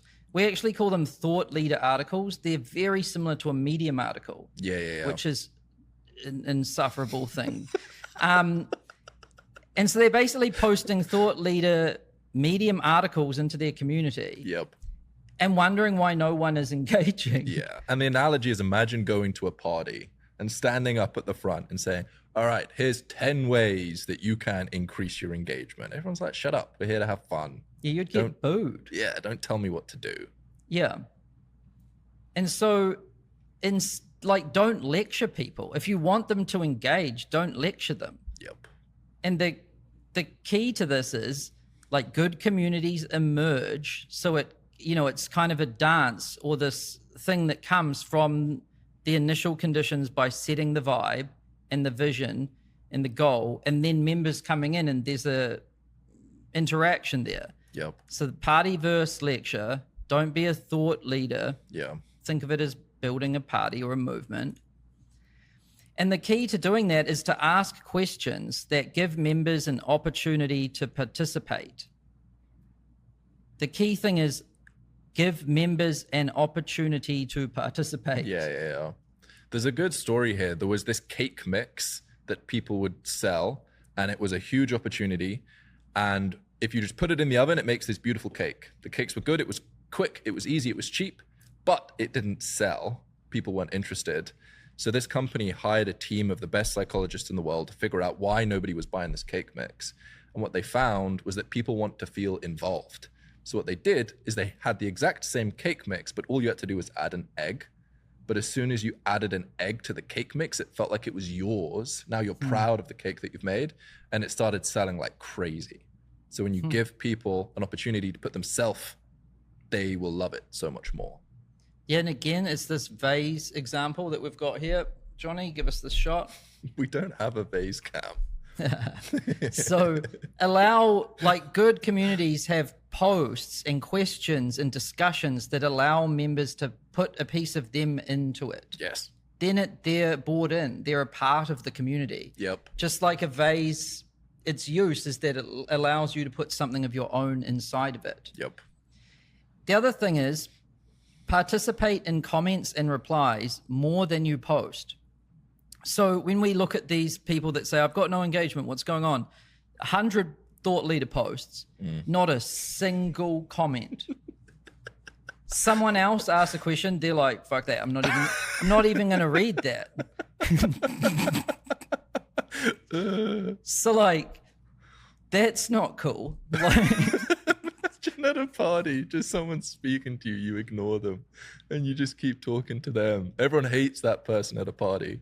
yeah, but like, there should, when I think about it as a ratio, it's like 9-1, the amount of energy I put into comments, replies, and reading versus posting.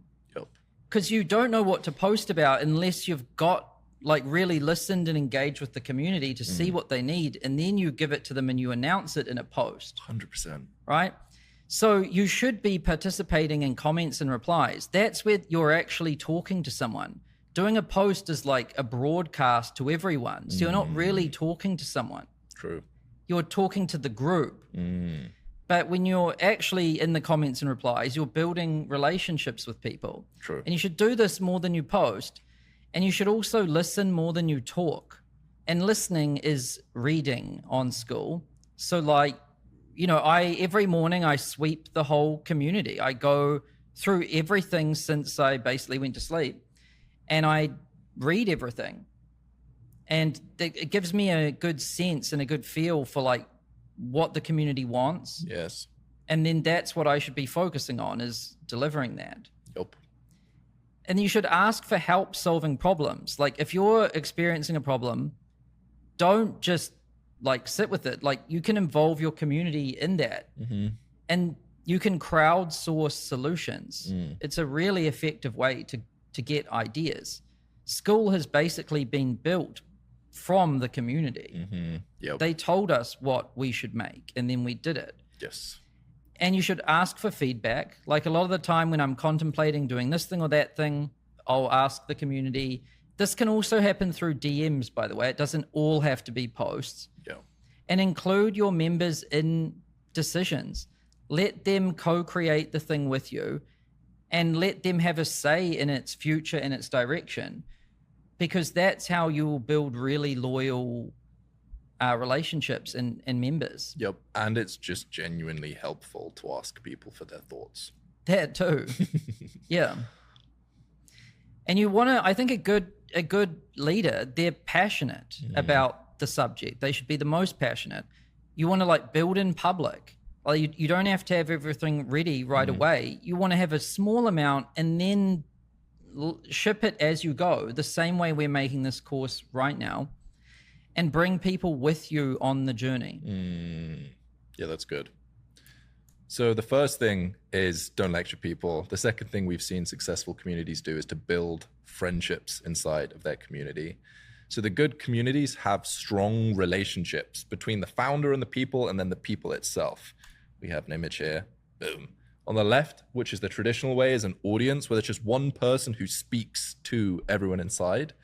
And then on the right, we have the community, which is the new way of doing things, where the owner is in the middle, connected with all the other members, but also all of the other members are connected with each other. And this is really cool because it means if you as the owner go away for a week, say you're on vacation, the community's still there. They're showing up not just for you, but for everybody else. So the community can stay super strong. And the best way to do this is to have a weekly hangout call. One simple call per week can be as simple as you getting together, sharing a coffee, getting together, hanging out, getting to know each other is a really good way to build that community. And a lot of people are like, oh, I don't want to do things that don't scale. I don't want to do it. I just want to build a course and leave it alone. I don't want to spend time doing something that doesn't scale. But I've seen that the best communities come from people building relationships one-on-one. Gary Vee calls this in the trenches. You have to get in the trenches and fight, hand-to-hand combat. I mean, obviously you're not fighting, you're building relationships, but you do it one-on-one instead of one-to-many. And you can really build great relationships by having deep conversations with people inside of the DMs. Also, connecting members with other members, like I said, is almost as important as you having relationships with people. It's the friends example, like in the TV show Friends, which is basically 10 friends hanging out, 10 true regulars. It's not just Joey friends with Chandler, they're all friends with each other. And it's the interconnectedness of those relationships that make for the interesting dynamic, which is why people love Friends so much. So you can DM people, you can get on calls with people, and even meeting people in person is like the epitome of community building. You can meet up with your members. It builds relationships unlike anything else. Like I remember the first time meeting schoolers, it feels real. And even Zoom calls aren't the same as meeting in person. Yeah, I can say a little something here. So I'm always on the lookout for people who like get it or who are really committed or passionate. And what I'll do is, you know, the first thing you got to do is show up and listen and read, right? But I'll notice those people, and it starts by me liking their stuff, and then I might leave a comment and I might say, whoa, this is really good. And then if they keep doing that, I'll escalate it to a DM.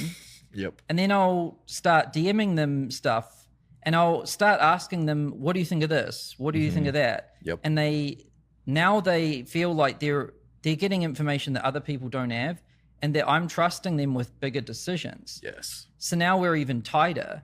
And then it escalates to Zoom. So I'll often just say, yo, you online? ? Yes. I just send them a Zoom link.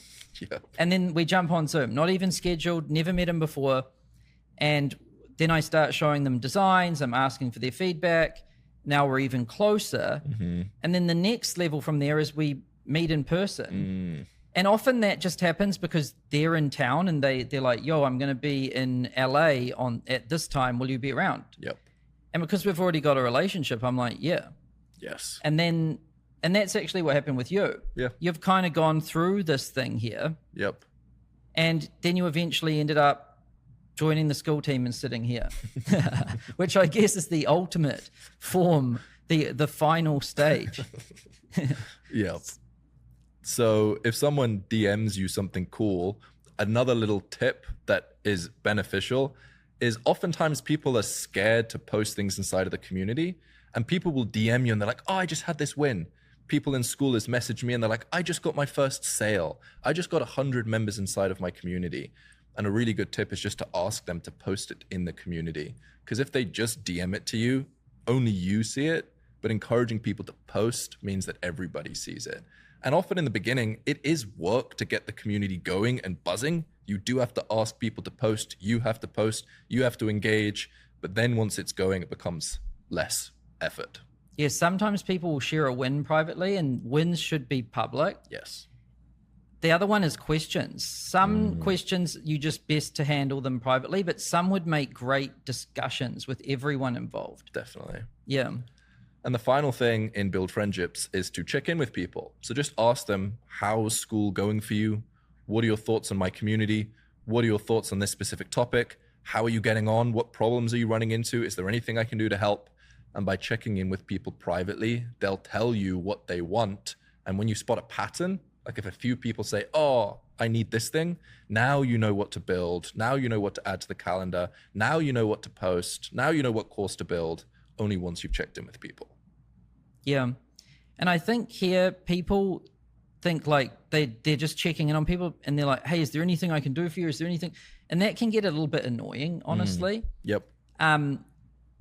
You know, if that's the kind of group you're building, that's totally fine. But for me, a lot of the time, I'm not saying, is there anything I can do for you? I'm asking for some feedback on something I'm doing. It's so much easier for them to like, Yes. to say something about that. They don't have to think. It still builds a relationship. It helps me and they feel a part of it. And then now they might ask me for feedback about something. Yep. Yeah. Then the third one is curating the culture. And this is really important. Once you've got, you know, a group of people there, so good communities feel like cozy villages. They have culture, inside jokes and stuff. Don't know if I was supposed to say etc. So one thing I've found very useful for this is to think about your model citizens. Model citizens. It's a very powerful idea. So you want to think, who is the model citizen that you want everyone to be more like? Yes. Because if you're very clear about your community's model citizens, it sets the goal and standard for everyone, and everyone's like, okay, that's what good looks like. Yes. They need to know what good looks like. And that's the easiest way to do that. Identify them and publicly praise them. You know, an easy way to publicly praise people is to pin their post. It's so funny. It's literally 2 clicks, but it signals to the entire community, we want more of this. And there's a good example I've got here. So when me and Kirby were like rearranging the Skoolers community, Kirby was like, I think we should tell people what we want. And I was like, I think we need to let it emerge because I don't even think we fully know what we want. Yep.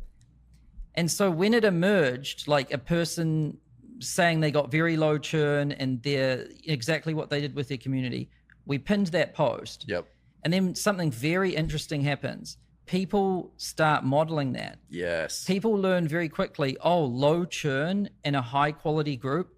If I build that, if I get these results, screenshot my dashboard and share my story, there's a high chance I'll get pinned too. You've just given away the source.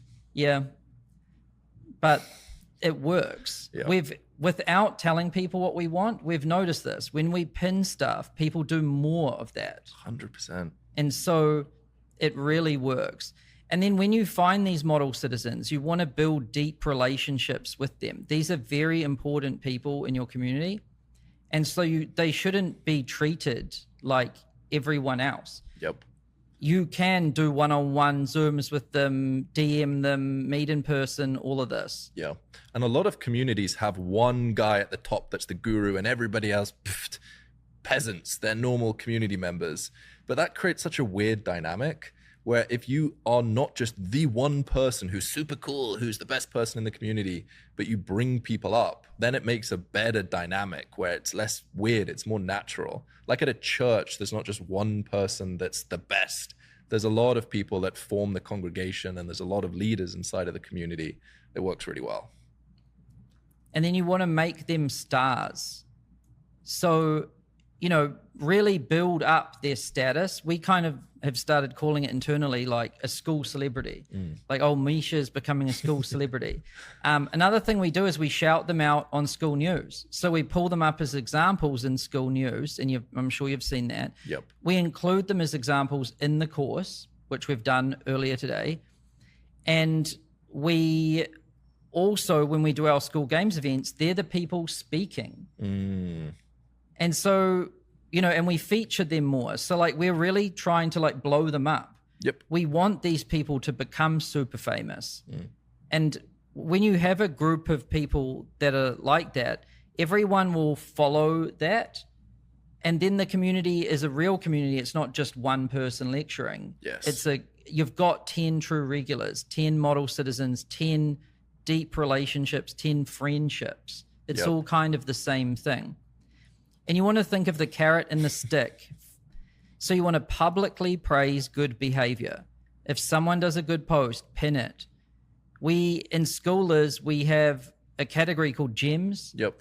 And so sometimes when someone does a good post, we put it in the gems category, we pin it, and then we comment on it and saying, whoa, this is amazing. I just moved this to gems and pinned it. Yes. So like the person feels very loved. Yep. Right? Even a simple like does this. If you like someone's comment, often people notice the founder, oh, I just liked by this person. It's a good way to praise good behavior.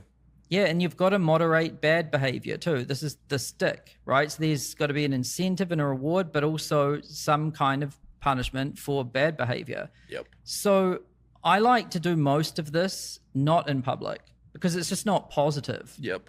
So I try to deal with it in the DMs and things. So delete something, tell someone, hey, look, I deleted this because of this. Yep. But if it's a real problem for the whole community, it has to be addressed publicly too. Mm-hmm. Like sometimes you need to state, hey, I've noticed things have started to go in this direction. This is not what we're here for. And so you've got to kind of learn when it's right to do both. Yep. But praise should always be public. Yes. And then do something fun. So the challenges are a great way to build culture. Like we've got the school games. Other communities have all kinds of different challenges like weight loss, crafting. Maybe this month everyone's going to craft this thing and take a photo of it and share it. Or everyone should learn this song on the guitar, record yourself doing it. And Challenges are a bit of work to set up, but I haven't seen anything that increases engagement as much as like a 30-day challenge, a 7-day challenge, where you say for this period of time, we're all going to try and do this thing. It crushes. Themes. So one period in school games, we called it the season of madness. And it was pretty crazy. It was crazy. And then we even had 1 month, which was called the Battle Royale, which was the peak craziness, where people weren't sleeping for days. But it still builds the culture. Yep. And then shared experiences. So going through things together. Some of the live webinars we've done for school when we launch a feature, if I made a mistake, that's a good shared experience for people. They remind me of it forever, and it becomes a meme and a GIF and all kinds of things. And meetups. So, you can, if you're I know who does this well, AI Jack. Oh, yeah. AI Automations by Jack. And when he's going to a new country, he'll DM everyone and be like, hey, let's meet up in London or let's meet up in Australia or whatever. Yep. But your members can also arrange meetups too. Yep. And the pictures from those meetups are like the best asset ever. Nothing feels more like a community than when you see real people meeting up in real life. Yeah, for sure. You want people to share photos of those things. It's really good for the community. Yep. And it doesn't all have to be on topic. That's the other thing. Like, good parties don't just talk about like lead generation. They talk about other things too. And so that should almost be encouraged, honestly. A lead generation party. Which is why in this previous module, the introduce yourself part, you can see for fun, I like to. Yes. I didn't even, this has got nothing to do with this community. It's just for fun, I like to. Yep. Because this actually, I noticed this when I ran my mastermind. People, when they said that they liked golf or cigars or like whatever, the other people who liked golf identified those people. They started playing golf together. Yes. The people who liked guitars or whatever. So like the fun question, even though it has nothing really to do with your community topic, it will actually build community better. 100%. A good example of this is when my community got 1,000 members, we all played Minecraft together and did a speed run to kill the Ender Dragon. I don't have a Minecraft community, but it was amazing, shared experience, completely unrelated, but it bonded people. Yeah. And jokes, like nothing bonds people together like jokes and having fun with your members, even like nicknames for people. Yep. Memes can be very powerful. And I want to show you some that have emerged from Skoolers because these are pretty cool.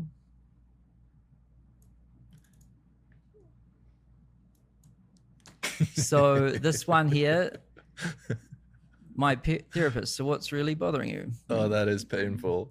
And only school people would like understand this one. This is a good one. This one? Yeah, relatable. And this kind of makes my point about someone likes your post, you feel a little something. People commenting on your post, people engaging in a discussion under your post, getting pinned. Yes. So like this just goes to show that when you do this stuff, it works so much so that someone made a whole meme about it. Yep. And this one was good. Took us a while to ship our affiliates feature. But it's here now. It's here now, so Delete the meme. it's still a good meme. And what happens is when an inside joke starts to form, like you can't force an inside joke. You can't just be prescriptive and be like, oh, this is going to be the group culture. There's going to be this inside joke. It'll bubble up and then you can keep repeating it and keep spreading it so that it stays, but you can't force it.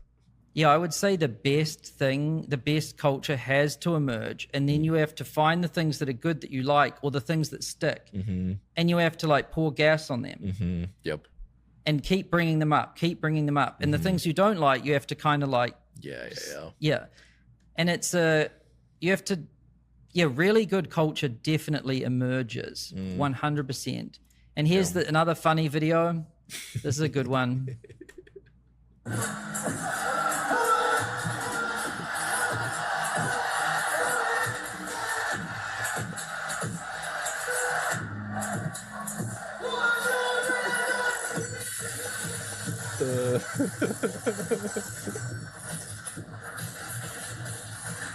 Let's go. This just started as a little Easter egg, that little cat.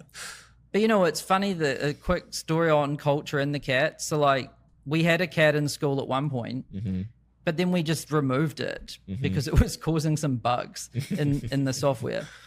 Then we just forgotten about it. Goose, who won the school games 1 month, he showed up at the Hormozy event and he had made merch that had the school cat on it. And I was like, hey, how did you even find that? And then I was like, I'm going to bring that cat back.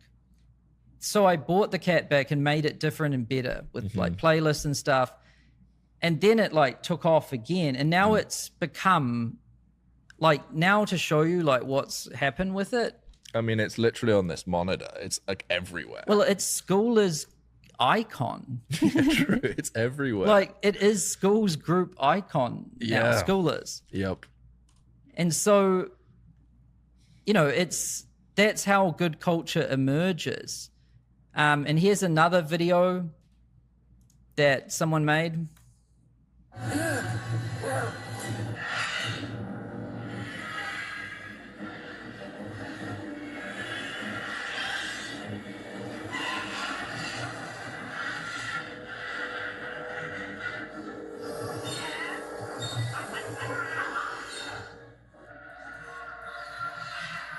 This is horrible.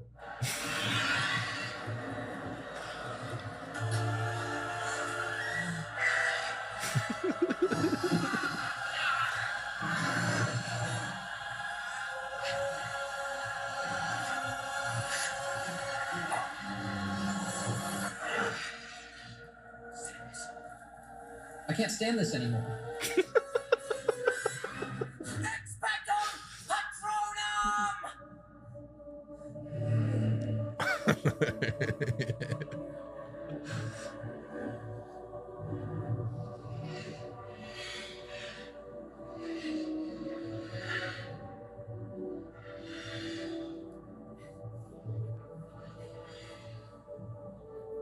We need to help him.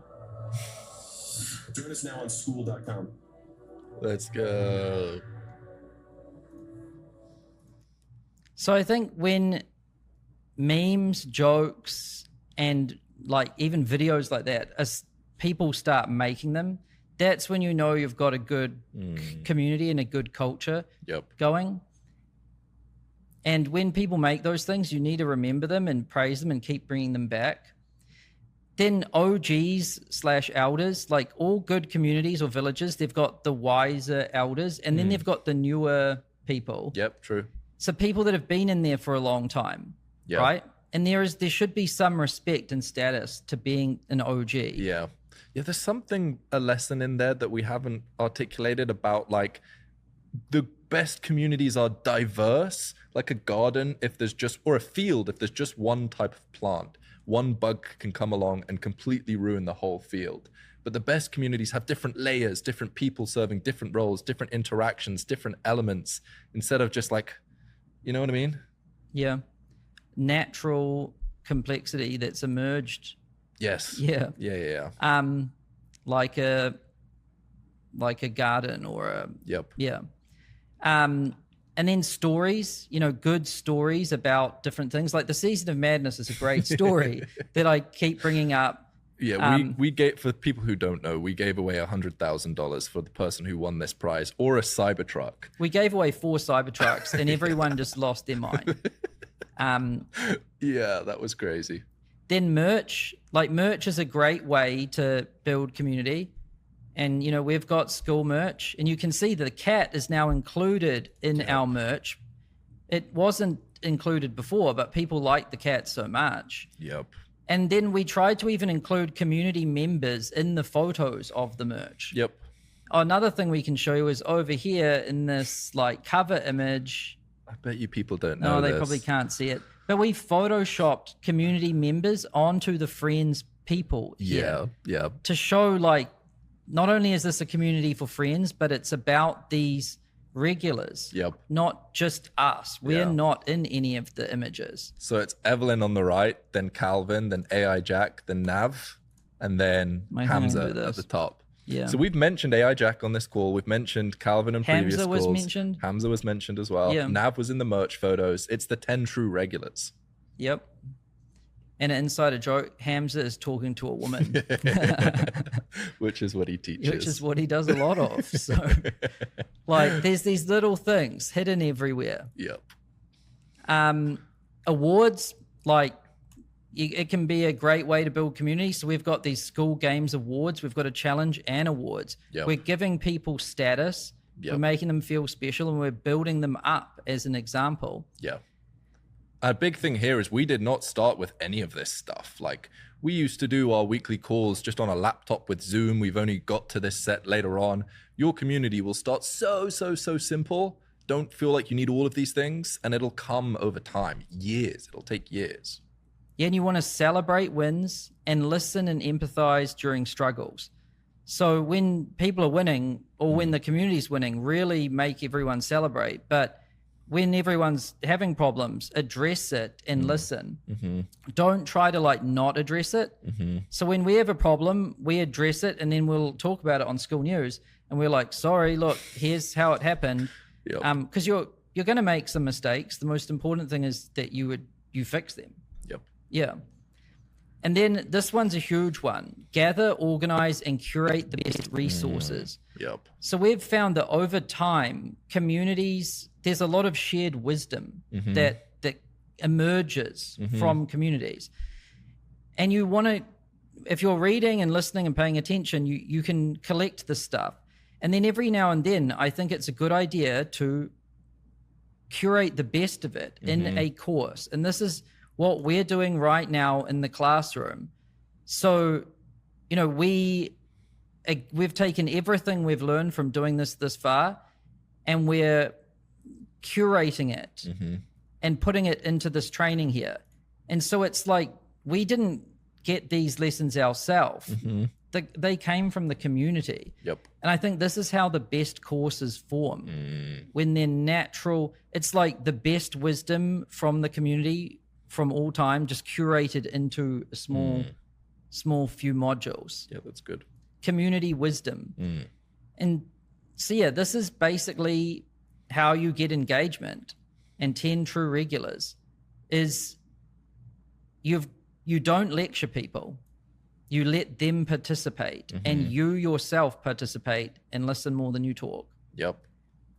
You involve them, you co-create the community together, and you consistently show up and you're passionate. You build friendships and relationships. You actually become friends with people. I think business people are like, what? You mean, but they're a customer. Yeah, well, you still can be friends with people. And so building some deep friendships. Just 10 people that are friends will keep a whole community alive. And make it awesome. Versus 1,000 strangers don't really do much at all. And it's way more fun to run a community when you actually like the people inside of the community. 100%.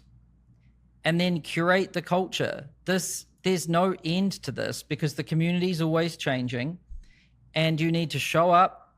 You need to find your model citizens, praise them, become friends with them, make them stars. And then these other things will emerge over time, and it's good to be on the lookout for these kinds of things. And to kind of wrap this module, the best leader has the most passion. They lead by example. They show up daily, listen, and does whatever it takes for their members. By being the model citizen, others are inspired to follow too. Wow. So you are the ultimate model citizen. You should be the most passionate. You should show up daily. You should listen. You should make friends with people. And you should constantly aim to improve and share. And when you do that, other people copy. And then when you praise them, more people will copy. And that's how you build a culture and an engaged community. That's how you build a movement. Boom. How to grow your school. So in this video, we're going to show you how to grow your school, how to get more members, how to make more money. And basically, growth is just a simple equation. It's like traffic times your conversion rate equals your growth. So if you want to grow, the only two things that you can change is getting more traffic, more people to visit your school, and improving your about page to increase your conversion rate. That's it. And I will say most of the time it's traffic. Because you can fairly quickly get a conversion rate that's decent, and then it's just about traffic. And then here's what that looks like, you know, in real terms. So you could have, if you got 100 visits to your about page and you had a 20% conversion rate, that would mean you get 20 members. And if that was per day and you did it consistently for a month, you could get 600 members in a month. Which is quite a lot. So it is just math. And yeah, we're going to break all of this down today in this module. So we'll start with just the most simple thing, but it's still amazing how many people get this wrong. There's like 3 steps to growing on Skool. The first one is you put your Skool link in your bio, and you do that like this. So here is an Instagram profile, and you can see you just put it in here. Yeah. It's actually harder to do than it sounds. Is that a joke? On Instagram it is, because you've got to use the app. Oh, yeah. Yeah, I tried to edit mine once on the desktop app, and it was actually kind of hard. Yeah. But on YouTube and other platforms, it's reasonably hard. Yeah. And if you have the app, it's like 30 seconds. This is the best thing you can do in terms of time that it takes to do and benefits that it can bring you. Because you do it once and it takes you 30 seconds to do, but yet from then on, every single day you can get members just from making this change. So 30 seconds, members every day. Yeah.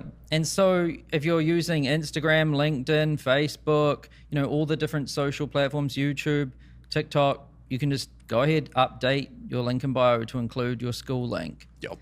Then what you do is you post about your school on social media. Yep. And here's an example from YouTube. Yeah. So Misha has a community on Skool. And not only does he have his Skool link in his bio, but he includes a link to his Skool community in every single video he makes in the description. Yep. And he says here, like, want a DevOps career that plays, join 600 engineers, blah, blah, blah, link. Then even this video he's making here, he's showing his community. So this is what we call like a native mention. Yep. So, including links in your social profiles is important in the bio and in the descriptions, but then actually talking about your community. Yep. And even showing it and being like, hey, look at what's going on in here. Yep. Because that way people are watching the video and they might be like, oh, this looks cool. And then they see the link, click. Yes. Right? Yep.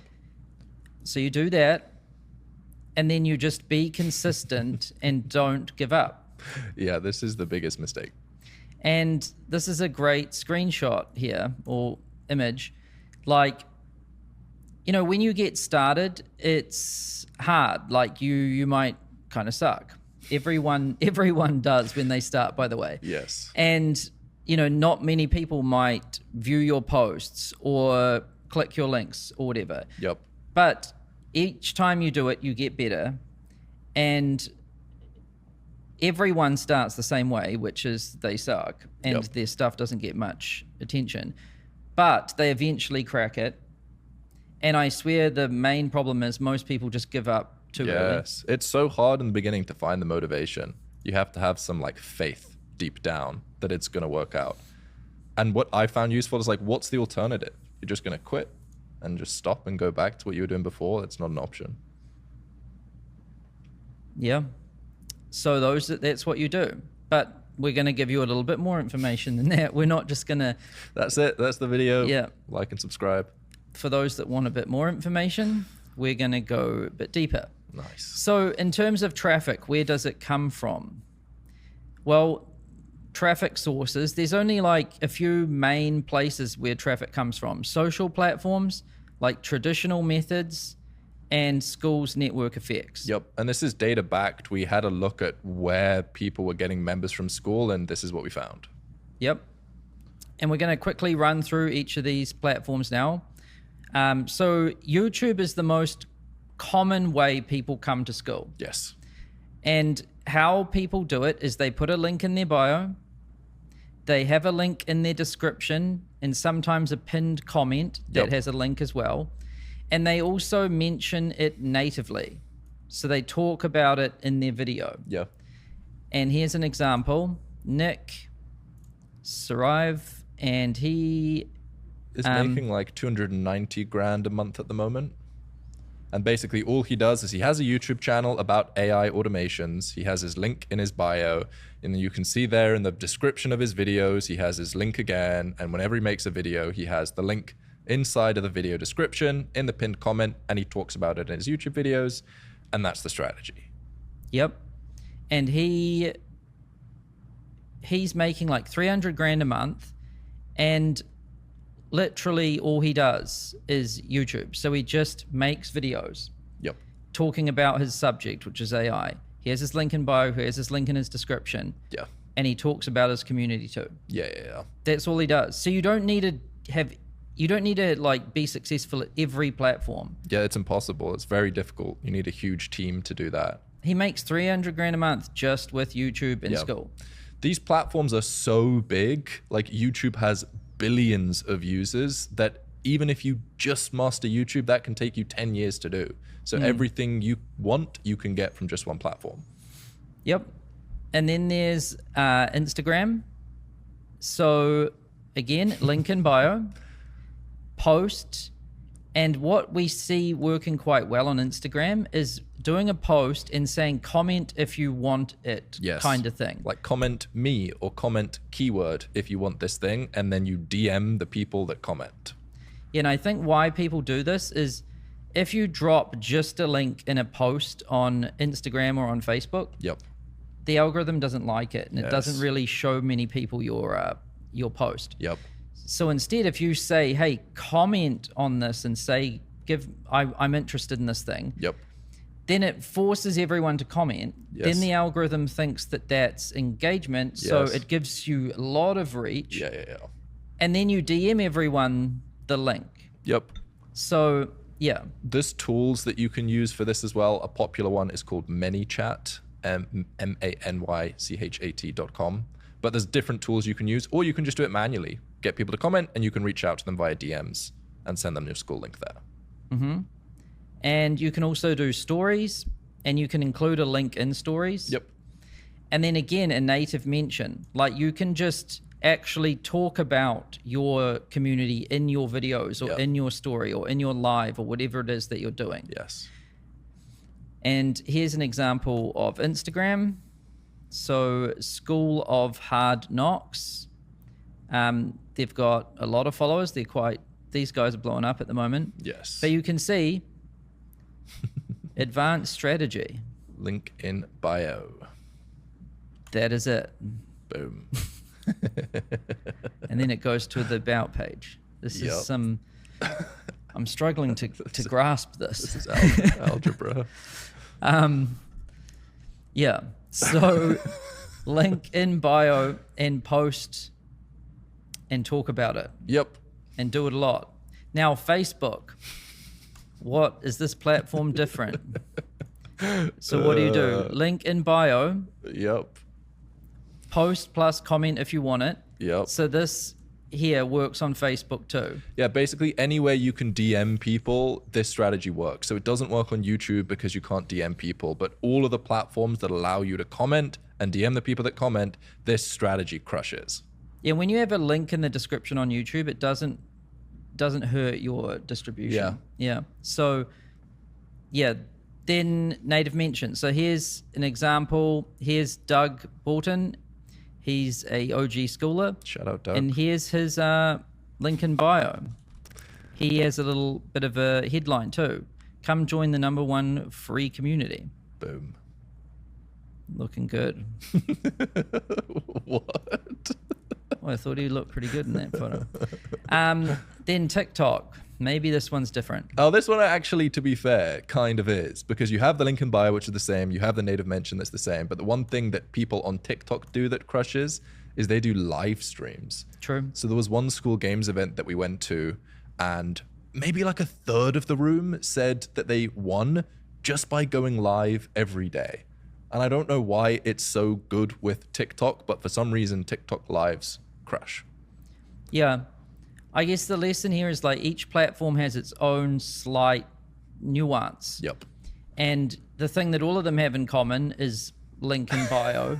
Seems to work well. But yeah, the comment, if you're interested thing, Facebook and Instagram is great for that. And LinkedIn and even TikTok. And then, TikTok lives is what we've heard from people. And this is Stephen Pope. Here's his link to his group. It's an AI group, AI content creation group. And he won the Skool Games at some point, which you can see him there. There you go. Then LinkedIn. So link in bio, again. Post plus comment if you want it, works great. And native mention works great. Here's an example we found. So this guy here. In J Park, it looks like he teaches Microsoft, some software in Microsoft. Yep. And then you can see here, learn to make my reports. There's a link. Oh, Boom. Skool community, right? So there's a pattern here, very clear pattern. Yeah, which is, Link in bio. yeah, and then make content, talk about it, Yep. and do it consistently. Yep. And so that's how you use social platforms to grow your community. Yep. And we will be going deeper, a little bit lower down on like, what do you post and what cadence do you do and that sort of stuff. But Yeah. that's the high level strategy. Yep. Then there's some traditional methods too, and these work great. So if you've got an email list, like MailChimp or whatever, you can broadcast a link to your community Yep. and ask people to join it. Or you can build it into one of your automation sequences or follow-up sequences Yep. if you're doing that. So a lot of people have a welcome sequence. When someone subscribes to an email list, they get a sequence of 5 emails, 1 per day or something like that. You can include your Skool links in there. And that's just like passive. Whenever someone joins your list, your Skool gets promoted. Mm-hmm.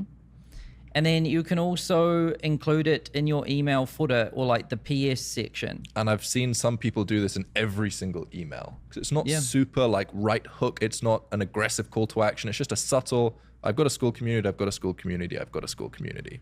Yeah. Then website. And I know a community that's using the email list very well is Calligraphy School. Yep. Got 1.4 thousand members paying $9 a month. Yep, pretty good. Then website, you can, if you have a website, you can mention your Skool community on there too. Mm-hmm. Here's an example. Samuel Earp is an artist on Skool. He does oil paintings and his community is called Sam's Art School. You click on Art School up here and then it tells you like, want to join this community? You click this and it goes to his art school. But a little tip for Sam, I predict that you would get more people joining your Skool if you just linked directly from the tab at the top of your website to Skool. Because at the moment, people have to click once, then click again, which a small fraction of people will do. If you just linked people to your Skool directly, you'd probably get more sales. Yep. And so if you've got a website, you can utilize that too to like get traffic to your Skool community. Yep. Podcast. So if you've got a podcast, you can have a link in your bio, a link in the description. And I think most powerful with a podcast is probably a native mention. Yeah. Like how many podcasts have you seen where they say like, This video is sponsored by my Patreon or something, and Yeah. they say like, come help support me basically. Yep. And it's baked into the content. Yeah. Because people don't see the description much on a podcast, especially on Spotify. So if you call it out, even if you call out the URL on the podcast, that helps as well. And I think one of the best things you can do to promote your community is learn how to mention it natively. Yep. Because the Patreon native mention works well because it's like support me, help me keep making this thing for you. Yes. Like you could mention your community in a similar way, or if it's a free community, you might mention it a different way. Like you could say, do you want to hang out with other people who are into hardcore history or something, or whatever it is you're into? Or how would you like to hang out with other people that love playing Counter-Strike as much as you do? Yes. How would you like to see where they are on a map? Attend meetups. Like figure out how you can natively mention your community in your content. And then it becomes quite effortless and effective as well. Yep. There's also, here's an example. So this is called Skool Magazine. This guy interviews schoolers. William Renner. And you can see he's got a Skool link in his bio. I really hope one day he makes a physical magazine. That would be cool. We'll see. And then paid ads. So you can run paid ads and drive traffic to your about page. Yep. The most popular one is Meta, which is Facebook and Instagram. But there's also Google. You might have heard of them. And they are search and YouTube. And here's an example. So here's Evelyn Weiss. She has a community called Grow with Evelyn on Skool. Her school actually teaches you how to grow your school with ads too. So this is kind of an inception example. Oh, it's meta, and you're talking about meta. Yeah, Wow. that is pretty meta. Oh, my brain is broken. So here's one of her ads, and you can see it links to Skool. Yeah. And it's a lot of people, I think, like the paradigm shift a lot of people struggle to make in the beginning is you don't need to create a custom funnel to get people to join your community. In the old days, you used to have to make like a WordPress website or a funnel with all of these different steps. Yep. Now you can literally just point people to your about page and it works. Yeah. The tracking is better than you'll get on your website. The analytics and metrics are really good too. And it actually converts better than most people's custom funnels and websites. Yep. And it's so easy to do. So yeah, paid ads works well too. And so these are a lot of different traffic sources, but any one of these things could be the sole source of traffic to your community. You only need one. You only need a master one, but most people tend to have a blend of a few, but they're strongest on one. And then there's Skool network effects.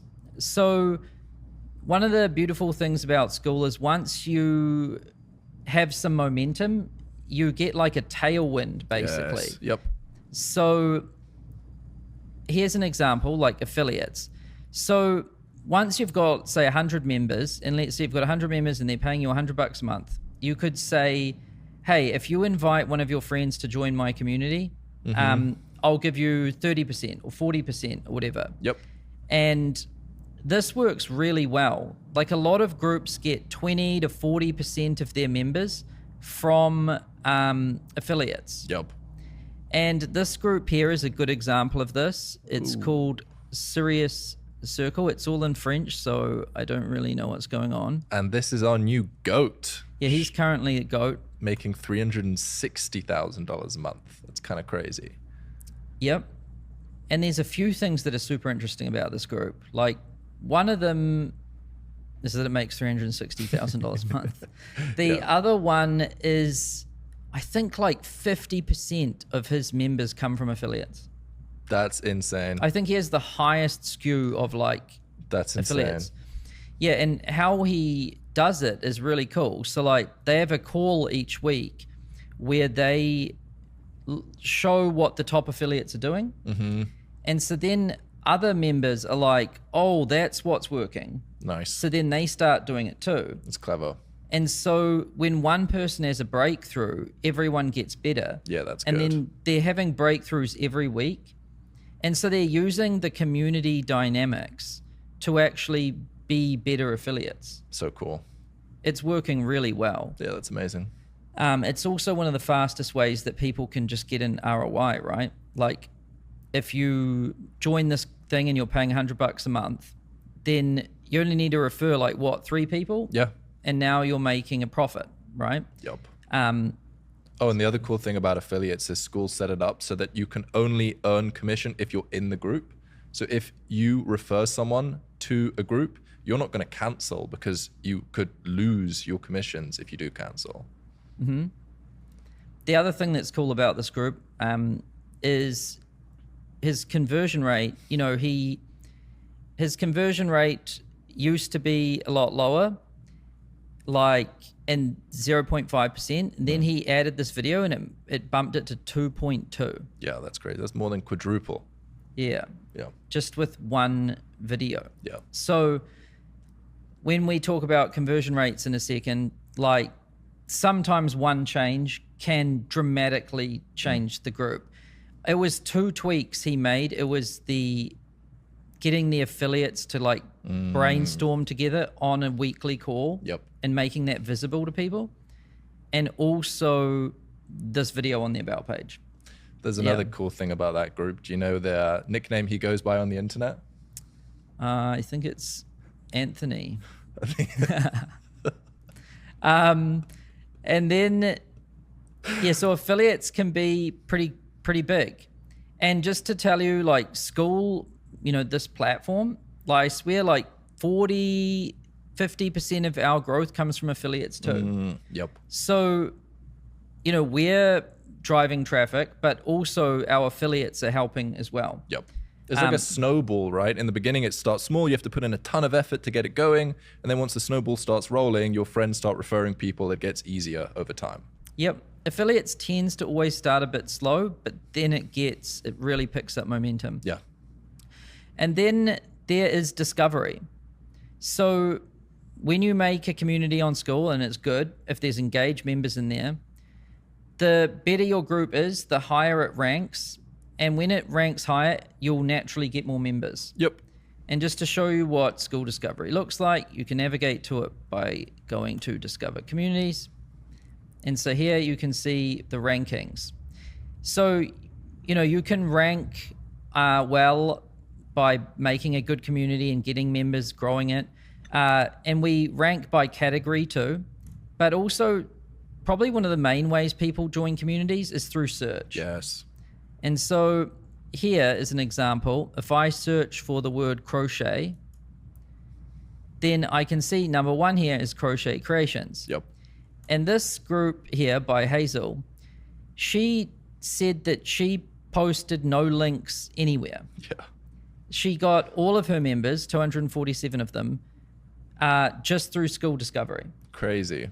This like the Skool Discovery works really well if you have something people are searching for. Yes. So crochet is very specific. Someone will just go here and search for that and then they find it, right? Yep. So discovery can work in 2 ways. One is like SEO. You want to have like clear keywords to make sure people can find your group. Yep. The other way is just by making a better community. Yes. And so the beauty of the Skool network effect is as you build your group, you'll naturally be getting a boost from members referring their friends, which is like affiliates, and Skool Discovery. Yep. Right now, Skool Discovery drives 27% of all memberships. Wow, 27. Yeah. That's Some insane. groups, it's a lot higher. Some groups, it's more than 50% of their members come from Discovery. Wow. So when you think about it, like half your members could come from, or at least 20% of your members could come from Discovery. Yep. Affiliates can make up a good portion of that too. Then you're not just on your own in driving the members to your group, right? You can be posting content on social and you've got your members helping too, and the Skool platform's helping you too. Yeah. So cool. So boom, that is traffic. The second variable was conversion rates. Yeah. So we've looked at all the data across like platform wide, and for free groups, the average conversion rate is 20%. Now, some groups are higher, some are lower. This is the average, right? Then for paid groups, the average conversion rate is 4%. And these are very good conversion rates, by the way, in terms of like averages for the whole platform, which is why you can use the About page as your funnel and sales page. Now, obviously, if you've got, like, these can move around depending on your price and the quality of the traffic and how good your About page is. But at least there's some kind of benchmark here. If your group's free and you're not at 20%, there's probably things you could improve. Yep. And if your group's paid and you're not at 4%, there's things you can improve. Yes. And that example I talked about here, this guy was at 0.5 and then he got to 2 just by doing a video. Pretty cool. Yeah. And at scale, that's good too. The other thing is it's hard to hold a high conversion rate at a high level of scale. Yep. But yeah. Then now let's talk about what makes a good About page. So we want to show people what it's like on the inside. It's so simple compared to what I remember. My first About page on Skool used all of these copywriting principles, these copywriting techniques. It was so complicated. It took me dozens of hours. And over time, seeing what works, I'm like, oh, I just need to show people what's on the inside. Is that it? Yeah, well, on Amazon, have you seen that feature called like Peek Inside? Yes. Have on you ever books used and it? stuff. Yeah. Yeah. So that's one of the things that helped check out conversion rates the most. Nice. And then, you know, when you want to buy a product, like you like to look at the photos, I'm guessing, right? You want to see what is it? What is it is the main question, right? And so just opening up Loom or your screen recording software, whatever it is you use, and just clicking around inside and being like, look, here's the community. This is what people post about in here. Here's the map. This is like, you can see where people are. You can find a friend near you. Yep. Here's the classroom, and I make these courses in here that show you this. Just show people what it's like on the inside, on the outside. It's, yeah. You want to be direct and clear. Use simple language. Yep. And state the features and benefits. Yes. Like, so I think the easiest framework is if you just show people what's on the inside and then you tell them the physical things they get, whether it's a call a week or a course or a map, and then you say, and this will help you or this will get you, boom. So you don't just say there's a map, you say there's a map so that you can meet up with people just like you. There's a call once a week so that you can hang out with other people or achieve this outcome that you want to get. Feature and then benefit. Mm-hmm. Yep. And examples. So let's pull some up. Oh, what did I do there? So there's schoolers that you can look at. We've got a little video. And then here's how we worded ours. You know, sometimes like it's the word imagine is useful for explaining what something is. Imagine a place where top community builders hang out and share what works. Yes. Then here's what you get. Boom, boom, boom, boom, boom. And it's literally just feature, training, benefit, how to start a community. Feature, weekly news, benefit, live calls featuring cool community, spicy guests. Did I just say spicy guests? I mixed special and juicy. Thanks for that. Another common pattern I would say is using emojis as bullets. It can break up the text to just draw your eyes to like what the benefit is, right? Yes. So just clear, right? Then there's photo project here. So they've got a video. They've got some images. So she's promoting her free trial. She offers a free trial. Some testimonials. This is another common pattern. And often you can just show posts from within the community instead of making other testimonial. If someone posts a win in your community, just screenshot that and put it on the about page. Yeah. So here, turn years of photos and video chaos into one simple, safe system. Hi, mums, I've got you. Does this sound familiar? So, and then imagine if you could. So, you know, it's probably useful if you look around on Discovery and look at some, you know, if a group's ranking quite high in Discovery, chances are they've got a decent conversion rate. Yep. Because they've got members, it's growing, it's engaged. If they've got a good conversion rate, chances are they are able to explain what their community does. Yes. Right? So look around at some different about pages and kind of, it'll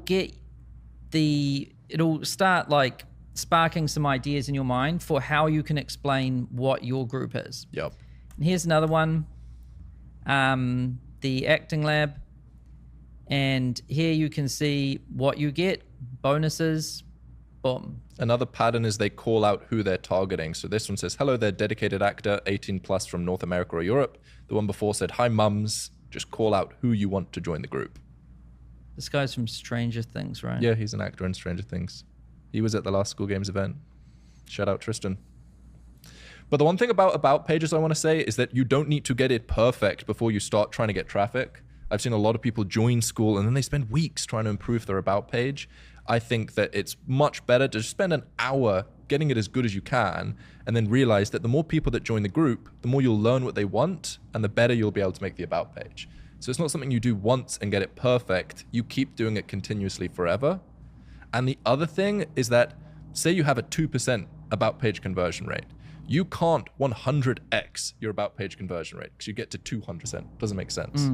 But you can 100x the traffic that you get. So it makes a lot of sense to put a lot more effort on getting traffic instead of tinkering around inside your about page for days on end. Yeah. Yep. And then some of you guys might be wondering, okay, this is great, but what if I don't have an audience? Like, I get it. I put my link in my bio. I've got 2 followers.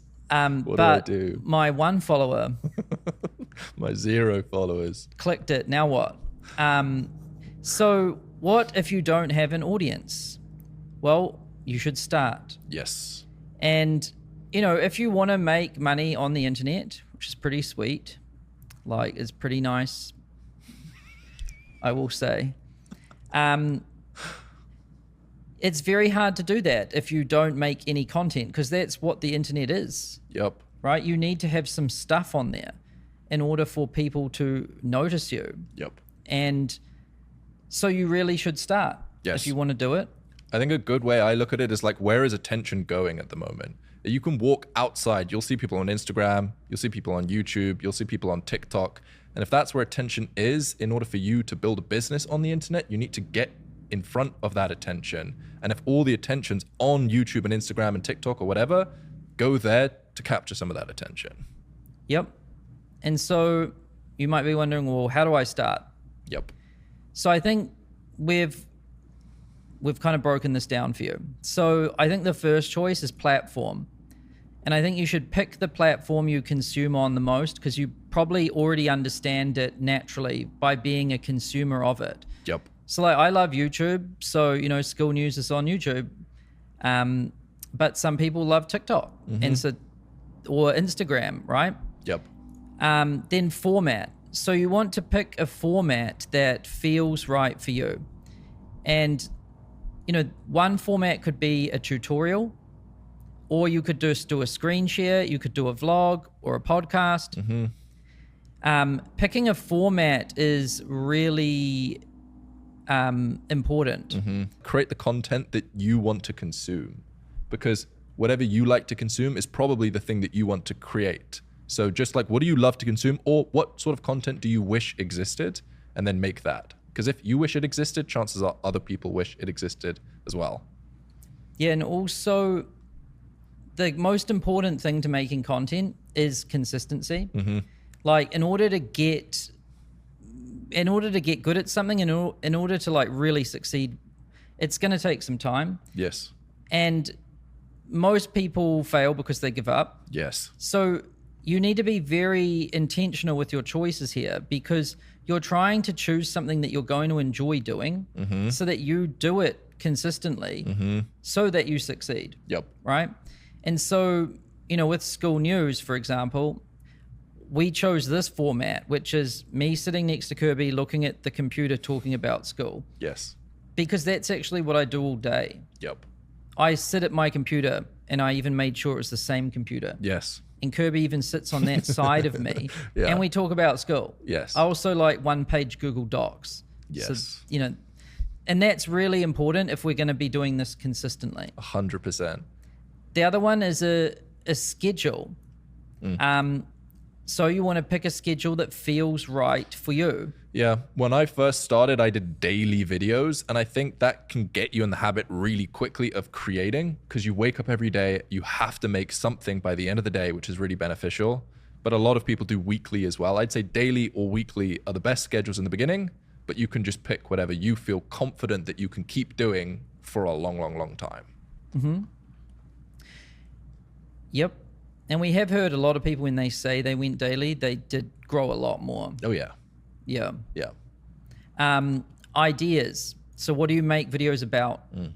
I honestly think the best thing to do is to immerse yourself in the market to see what people want. Yes. So, you know, ask yourself, like, what is my market and where are they? And markets are like communities in a way, right? Like a community like Skool is, where people are talking, you can see what schoolers want, what topics, like churn is a hot topic, about page conversion rate. Yep. Where do you get your traffic from? Yeah. So you can see what people want. You can also attend the conferences. Like if you're into video games, there's different video game conferences. Yep. That's good to immerse yourself too. And just following the podcasts or the channels or the news of that industry. Yes. Immersion is a great way to learn. 100%. I think that in all niches, there's two sides. There's the creators and then there's the viewers of the creators. And the more you immerse yourself in the market, you understand what the creators are making and you understand what the consumers want to see. And then what happens is you find like a gap in the market. You're able to think, oh, hold on a second. People really want to see this sort of content, but nobody else is making it. If I fill that gap, then I can really grow quickly. Mm-hmm. And then you also want to keep a list of ideas, like a Google Doc or Apple Notes, whatever you use. Yep. And then when you have these ideas, you can just write them down. And then when you go to make a video or a post or whatever, you've got a list of ideas. Yep. Yeah. Then video production, keep it simple. Most people start with their phone. Yes. Like you can actually fully succeed just with your phone. Yeah. Even Skool News, it looks fancy now, but it actually started by just us doing Zoom and recording it. Yes. And so, yeah. And one tiny note, like it says video production there, but you can also grow on Twitter or LinkedIn and not make any videos if you don't want to show yourself on camera. Yep. Or a podcast if you just want to do audio. Yep. And I will say the secret to all of this is that everybody sucks on day one.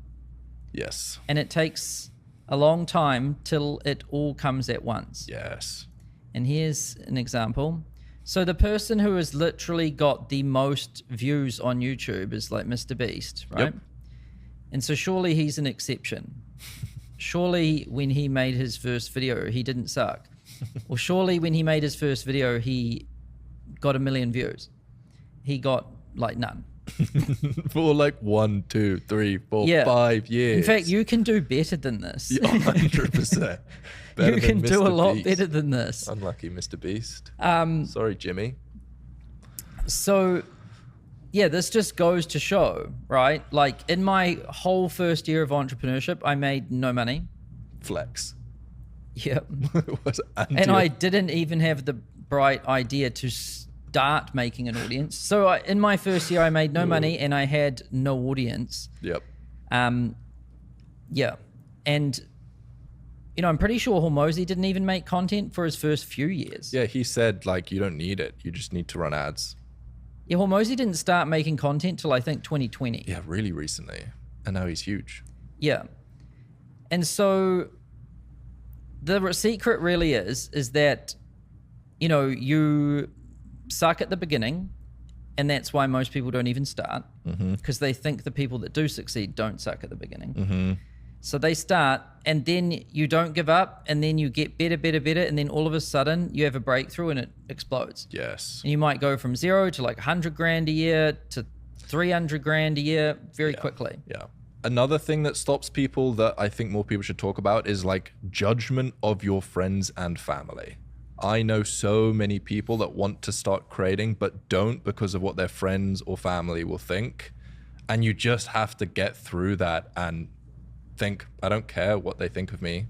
You've got to break through that belief, otherwise you'll be stuck for forever. Yep. And so that is the secret. So to recap this, to grow your school, you need traffic times conversion is going to give you growth. You want to put your school link in your bio, post about your school on social media and share your links, and be consistent and don't give up. I swear most people give up just before they have that breakthrough. Yep. So that's it for this module. See you in the next one. See you later. Yeah, so today we're going to cover Kirby's mullet, a roadmap update, and then we're going to do a little training on how to monetize your school, how to make money on Skool. So first up, let's rate Kirby's mullet. Priorities. Look at the sides. Out of 10, 0 to 10. Eddie from Skool support did my haircut. Hey, so don't do that. Don't do what? No, just bias the results. All right. Give him, have we got any other shots, Johnny, so they can see it? We need a mullet cam, Johnny. Yeah, that's their side. Look straight forward. Yes, yeah. yes, okay. sir. All right, we can tick that one off. Thank you. We'll tally up their score later. roadmap update. So, in progress, native live streaming. It's still in progress, but it's so close. Very close. We could have shipped it today without recording, but we're like, it's pretty important. Yep. So by this time next week, it should be live. Ooh, let's go. Yeah. We're just getting those finishing touches, including recording, which is really important, I think. And then subscription tiers, that's like end of September or early October. Nice. But we got a teaser. Yeah, and we'll give you a little like demo of this one today as well. And so that's the roadmap. So now let's talk about how to monetize your Skool. So this is going to be a course module in Skool 101. Yep. Yeah. So here we go. How to monetize your Skool. So, there's over 100,000 community builders on Skool right now, and they're collectively earning over $1 billion a year with their schools. Insane. And the incomes range from like $500 a month to $350,000 a month, which is pretty crazy. That's like a lot of money to earn with a single community. Yes. And price points range from like $1 a month to $10,000 a month. Yes. And this module will show you everything we've learned from like doing this for years and observing all of this. Yep. And there's people from all ages, all categories. The variety is actually insane. Yeah. So let's start with business models. So this is probably one of the first choices you need to make if you're planning to monetize. So these are the different ones that you can have. Like you can have a free community, which is how almost everyone starts. Mm-hmm. And it is the most common one. And here's an example. It's called The Aspinall Way. It's by the UFC heavyweight champion, Tom Aspinall. And it's just a free community about MMA. Yep. Right? Very common type of community. Then subscription, which is just a single price paid community. Yes. Another very common one on Skool. Here's an example. Wealthy plumber. He charges $99 a month. He's got 900 members. I think he's making like 60 grand a month with plumbing stuff, which is really cool. Yep. This is very common, a price point in between like $10 and $100 a month. Then these are two very common ones. And then with these new features that are shipping very soon, we're going to introduce freemium and tiers. Hello. And I'll show you a little demo of what this might look like or what it will look like. So here, if you go to settings and you go to pricing.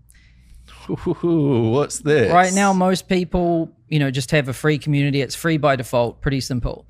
But let's say you want to charge a subscription price, just one simple price. Yep. You can set your price. You can have a monthly price or an annual only price or a monthly and annual option. Yep. Right? That's what people have right now. Free and paid, basically. And one time. Yep. And we'll get to one time soon. But then soon you'll be able to do freemium, which is where you have one free tier. Yep. And up to like 2 paid tiers. So here you set your price. You can set monthly only, annual only, or monthly and annual. Yep. And you can have an optional VIP tier too. And you add your benefits. Boom, boom, boom. So that's freemium. Yep. Most people will join for free and then you can upsell them to the paid tier. Yep. And this will be good because actually, I can probably just show you what this will look like. So if you've got a free group, if you're using freemium model, your group will still appear as free, right? So we'll show the lowest price on the about page. People, when they click join group, they can select their plan.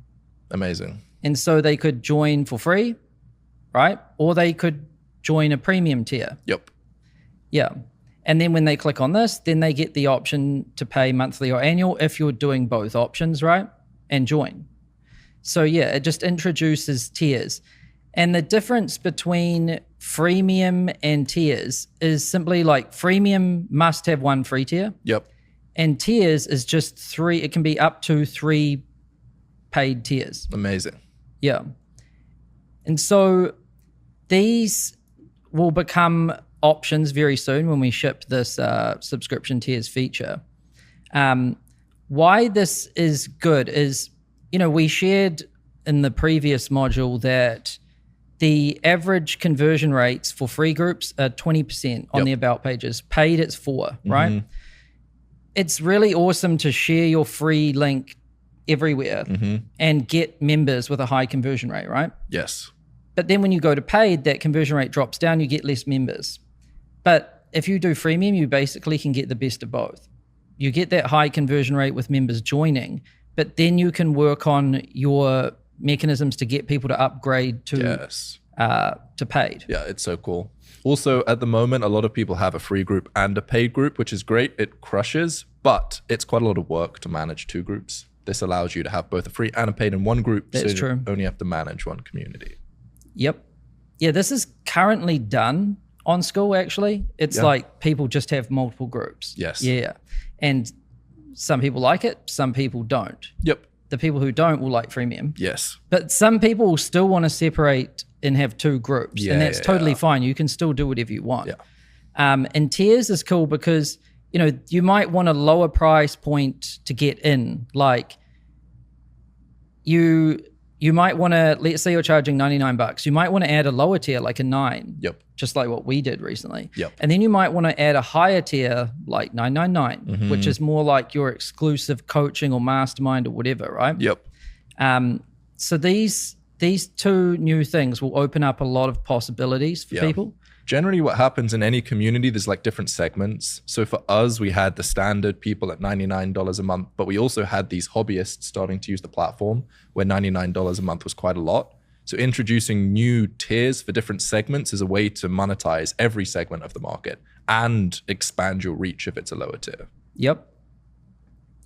And I'll give you a little bit more of a look at what tiers will look like. So then for courses and upgrades, when you have your courses in your classroom, you can make them unlock when people reach a level, or if people pay a price, or if they wait a certain amount of time, or just members you select, right?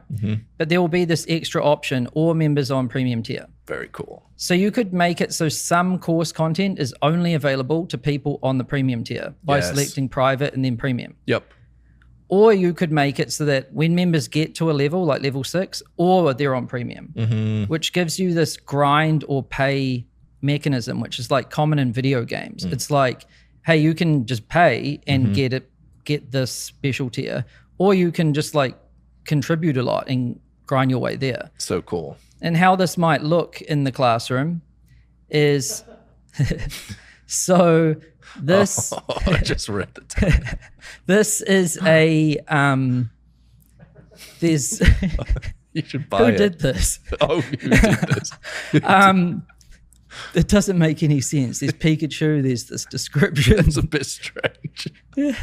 Anyway, this is buy now or upgrade to premium, right? I don't know why you would do this, but you can. I think that's a flex, because if your premium's like $20 a month, price anchoring it at $1,000 a month, or you can get it with $20 a month with premium, it makes the $20 a month seem so attractive. I shouldn't use that word when talking about nude pics. Then in this option, you can get to level 6 or upgrade to premium, or the most common one, the one that most people are probably going to use, which is this, which is just you unlock this with premium. So some free members might have access to some courses, but then premium members might have access to other courses. Yes. So what happens when you click this? Let's say I click on this one, it would pop up like this. It would tell me more about the course. Nice. I click upgrade to premium, and it will show me what my current plan is, and then I can change plans. Yeah, at the moment, if you want to put someone from free to paid inside of the same community, you have to kick them out and then get them back in. But this will mean that people can go from free to paid in one community without any weird leaving and rejoining. This is a generous tier too. If you look at the benefits. Cooked breakfast. I will pay your mortgage. I will do anything you want. And then there's the calendar. Yeah. So So that would convert. Don't mock it. Wait. To zoom out, basically, you upgrade for a tier, and most people will allow that tier to unlock calendar events and courses. Yes. Okay. So then here, when you're like adding a calendar event, not only will you be able to do it on Skool native live streaming, but then down here, access, you can make it for all members, members at a level, or members on a tier, and you could click this and then select the tier, or members that are in a course. Yep. Previously, we could do it through courses, but that seemed kind of messy, honestly. Yeah. I can imagine most people are just going to gate things by tier. Yes. Like, hey, this event on the calendar and these courses, they're available to premium tier. Yep. Right? Makes sense. And then what would it look like on the calendar for people that aren't on the premium tier? Well, they'll still see it on the calendar, which is nice. But when they click it, it will pop open like this. Zoom link unlocks with premium or Skool call link. Yep. And then upgrade to premium. Nice. They click that and then they see the same screen again. Let's go. So this gives you multiple paths to get your free members to upgrade to premium or VIP. Or if you have a lower tier, like let's say it's standard, premium, VIP, it gives you a path to get people. You could start lower ticket and get people to ascend up, right? So cool. So this really changes the game on Skool, honestly. And yeah, that's what it looks like basically. It's pretty cool because we just introduced our first tier and saw how valuable that can be. And like pretty quickly, everyone on Skool will be able to do the same thing. Yep. Then one time. Yep. So you can do this too. So here's this guy, Eddie Abu, who's like a professional weightlifter. And he just charges $397 one time. Yep. A lot of high ticket guys charge one time. Yep. Nothing wrong with doing this. I mean, I will say most people on Skool run memberships, which are like recurring revenue subscription. Yep. Right? But this is an option too. Yep. Or this might be good for like pop-up kind of events. Like let's say you're doing just this little pop-up community. It's a one-off kind of thing. Hey, join this thing for $100. We'll do this stuff and then it's like a challenge or a cohort or something. Yeah. Or you might just be selling a course, honestly, but moving it onto Skool instead of on some other platform. And you just want to charge a one-time price. Yeah. So those are the main models. You've got free, subscription, which is a single price, which can be monthly or annual or both. Freemium, which is one free tier and up to 2 paid, or tiers, which is 3 paid or 2 to 3 paid. Let's go. And one time. So those are the business models. Very cool. And on Skool, you can also create a custom combination of any of these. Yep. So like we said earlier, you can have 2 groups or many groups. So you could have a free group, but then you could also have a paid group. Then you could have an even more expensive paid group.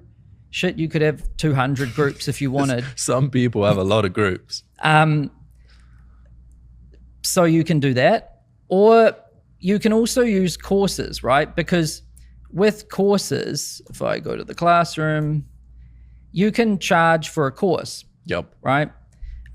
So you could have a free group with just one-time purchases inside. Yes. Right? Or you could have a one-time purchase group with some one-time purchase courses. Or you could have a subscription group with some one-time purchase courses. Or you could have a tiers group with some one-time. Like you can literally do anything you want. Yes. That doesn't mean you should. Yeah, most people just do subscription. Yeah. And then soon with the option of freemium and tiers, I imagine people will be doing freemium, tiers, and free. Yep. That's like what most people will do. Yeah, I would highly recommend just keeping your model simple. Yeah, you probably just broke some people's minds right Well, there. I'm just saying that you can do whatever you want. You can't do whatever you want, yeah.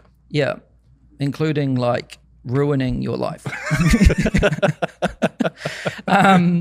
Free trials, you can also layer those in. So you could have, a subscription group if I go to pricing, and you could have a free trial as well. Yep. Right?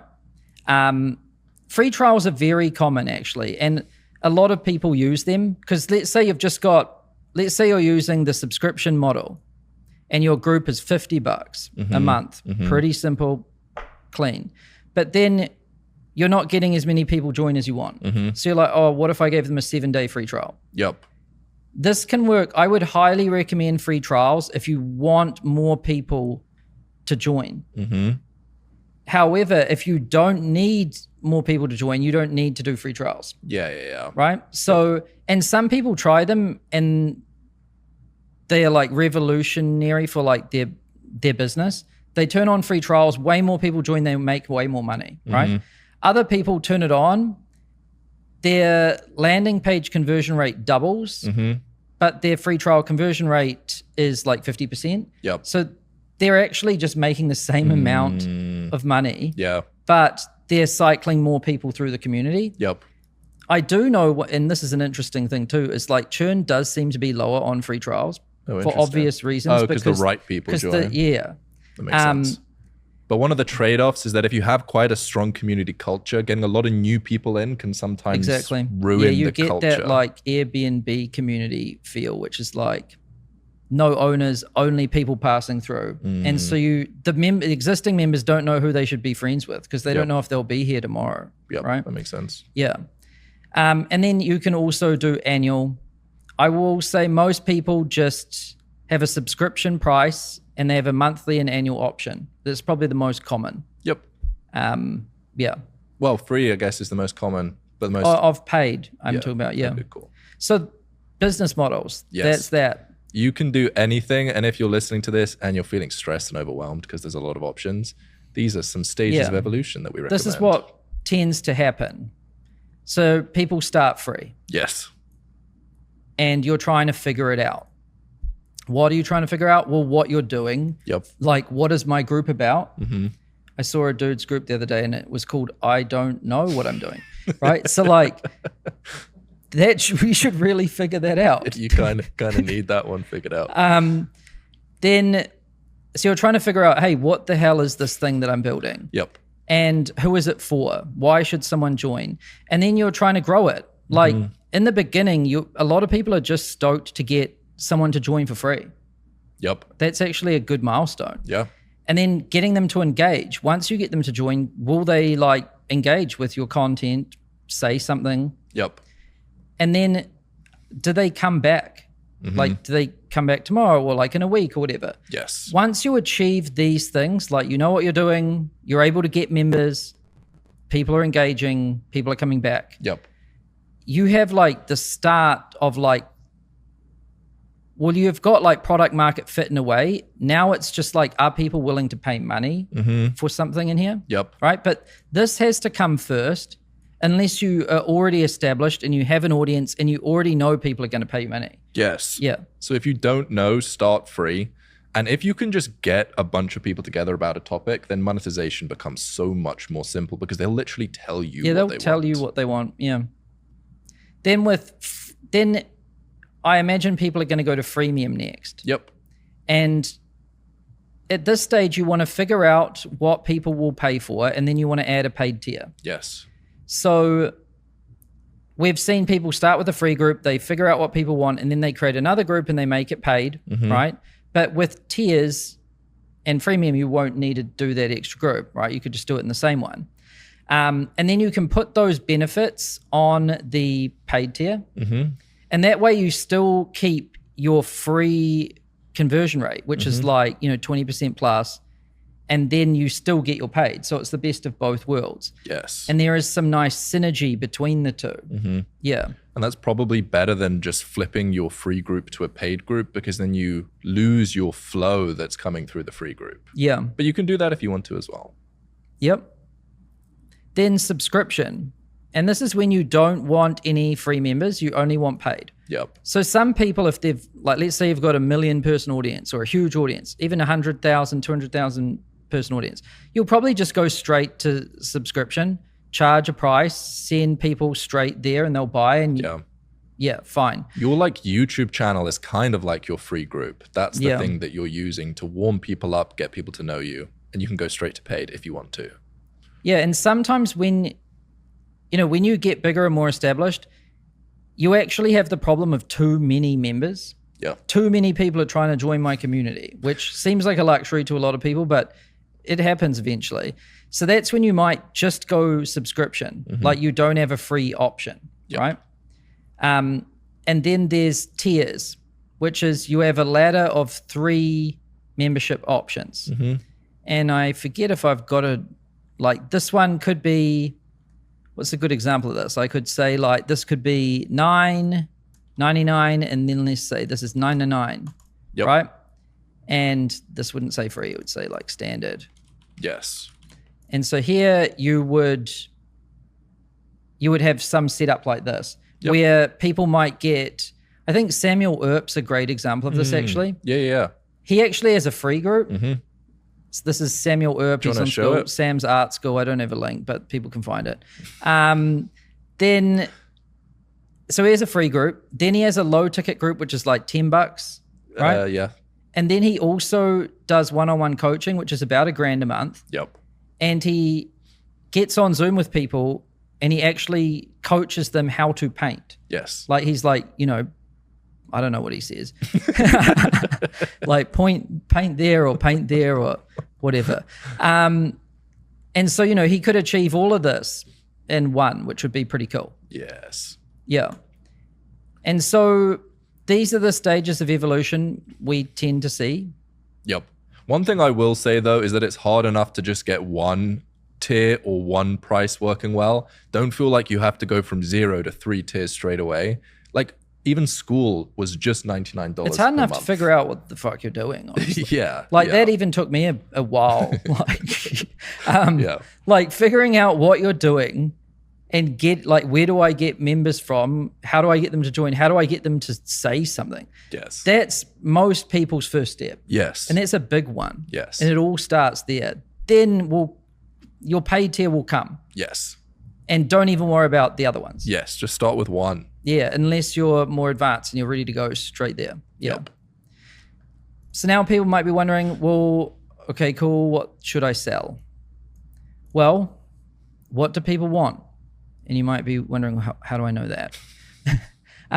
Well, if you have a community and you've figured out what you're doing and people are showing up and talking, it should be pretty damn obvious. Yeah, listen to them, read the community, speak with them. You'll figure it out. Yeah, if you show up daily and hang out with this group of people and give it some time, it will be obvious. Yep. If it's not obvious, you're probably not doing that. Yeah. And then you can also get ideas by looking at what other people are selling. Yep. This could be in your particular market, like hobbies or music or whatever, but you can also look at other markets. Looking at other markets is really a good idea, honestly. And like stealing the insights and bringing them to your market. Well, yeah, just like, hey, look at these kinds of benefits that people are offering in finance, and no one's doing that in music. What would happen if I did that in music? It's like a gap. Yeah, well, it's just, sometimes people get into like a little bubble or echo chamber. Yeah. And everyone in music's doing the same thing, but you can get these breakthroughs by looking at other categories. Yeah, that's good. Yeah. And what we've seen is paid memberships typically include a combination of these things. So there's community, and this is like an exclusive club or membership. Like, hey, if you pay $9 a month, you get access to this club, basically. Yep, higher quality than elsewhere. Yeah. And this alone is can be a reason for joining a paid thing. Yeah, some people have no courses and no calls, just the community. Yeah, they only have that. Yep. And then courses. So this is like tutorials that share how to achieve a transformation or something, like how to play this Slayer song or how to paint this mullet, whatever. Then calls, and this is like calendar events. This could be to like hang out as a group and meet other people. It could be a Q&A session with the creator, or maybe the group owner has arranged for some expert to come in. Yep. Right? That's common too. And everyone gets to ask the expert questions and they record it and stuff. It could also just be some fun hangout call, honestly. Yep. Drink some beers. I'm waiting for someone to do a happy hour call on Skool. That would be pretty fun. Yeah. Or access to experts or other amazing people. Yes, or something else. I don't know what though. Then events. So this could be virtual or in person. You could have a special event, like you could show up and watch someone do something. What is happening this episode? Yeah, my example wasn't very good. You could have a mastermind. You could hang out and play football. Yep. Could be, what's an example of a virtual event? Well, like some game that you play together. Well, Mosey's online. doing some of these right now. They're called workshops or something, Yeah. right? He has like a presentation that you run people through. He like teaches people for a few hours, like, here's how to solve this problem, or here's how to do this. Yep. People even call up and you can speak with them back and forth. Yeah. Or it could be in-person events. Yes. This is very common too. Like, this could be really cool if you put this on like your VIP tier. Oh, in-person meetups. Yeah. Well, like once every 90 days, you might get these VIPs together in person. people pay a lot of money for meetups. That really differentiates a high tier. It's like, oh, I'll get to hang out with these people. We'll get to do something. Yep. And you can get pictures there and it feels real instead of just online. Services. Yeah, this is a big one. A lot of people, when they get started, if you're not able to sell like a course or something, because a lot of people are experts when they create a course, you can just do work for people inside of the community. Like if you have a YouTube group, you can make thumbnails for people. Or if you have a knitting group, you could knit things for people. Yeah. And that's a lot easier to This sell. is common. Like with Samuel Earp, the Samuel Earp's Art School example, his high tier, which is like $1,000, he literally gets on Zoom and shows you how to paint. Yep. Or you can pay $11 and look at videos of him telling you how to paint. Yes. Like it's a coaching, or it's not quite done for you. He's not painting your painting, but yes. Although he could literally sell paintings and that is done for you. Yes. Like if people are in your group and they're doing something and they're struggling with that thing, they're not very good at doing that thing, you could just do it for them and charge for that. Yep. And that's very common actually. So like some people have training on how to run like ads, like Facebook ads, but then there's a higher tier where it's like, I'll do it for you. Yes. Or my team will make your video thumbnails or whatever. Yep. My team will actually clip your videos into shorts. Yes. Or we can teach you how to clip it into shorts. And when you're getting started, it's easier to do it than it is to teach it. People will pay you with less credibility to do the thing than to teach the thing. Yeah, because often people that have the money, they're just like, oh, screw Just this. do it. I'm not going to watch this video. Can I just get you to do it? Yeah. So yeah, you can come up with a nice kind of balance. You could have like free training, which covers the basics, a paid tier that's lower ticket, which shows you how to do it, and then a higher one, which is like, I'll do it for you. Yes. Yeah. And then exclusivity. So, you could get exclusive merch drops if you're on the paid tier. I've seen this with musician communities and music communities. It's like, hey, if you're in our membership, like you get access to exclusive merch. So this isn't on our normal merch store. Like you get access to this exclusive stuff. Yep. It might be physical products too. And concert tickets. So you might get your concert tickets included, or you might get first, you might be able to buy them days before others can to make sure you get it, or you might get a discount, or maybe you get to sit in a separate part or something, right? These paid memberships typically include a combination of these things. You do not need all of them. Again, like we're trying to show you everything you can do. That doesn't mean you should do everything. Yes. Like just start with free and see what people want, and then just give them that. Don't give them more than that, because you want them to pull it from you instead of you overwhelming them with shit they don't need. That way you'll end up with a really nice thing. Yeah.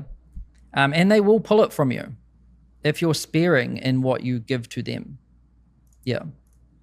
But if you don't let them pull it from you and you just give them a whole bunch of shit, you won't actually know what they like and don't like. Yes, and it's way harder to remove things. And then you'll just keep adding, trying to fix the problem. And then you get a migraine. Well, then it will just suck. Yeah. So how much should you charge? Well, we can tell you that the average price for memberships on Skool platform-wide is about $50 a month, right? But some people are charging like $4,000 a month. Some are charging $1 a month. Yeah. You know, so that's interesting.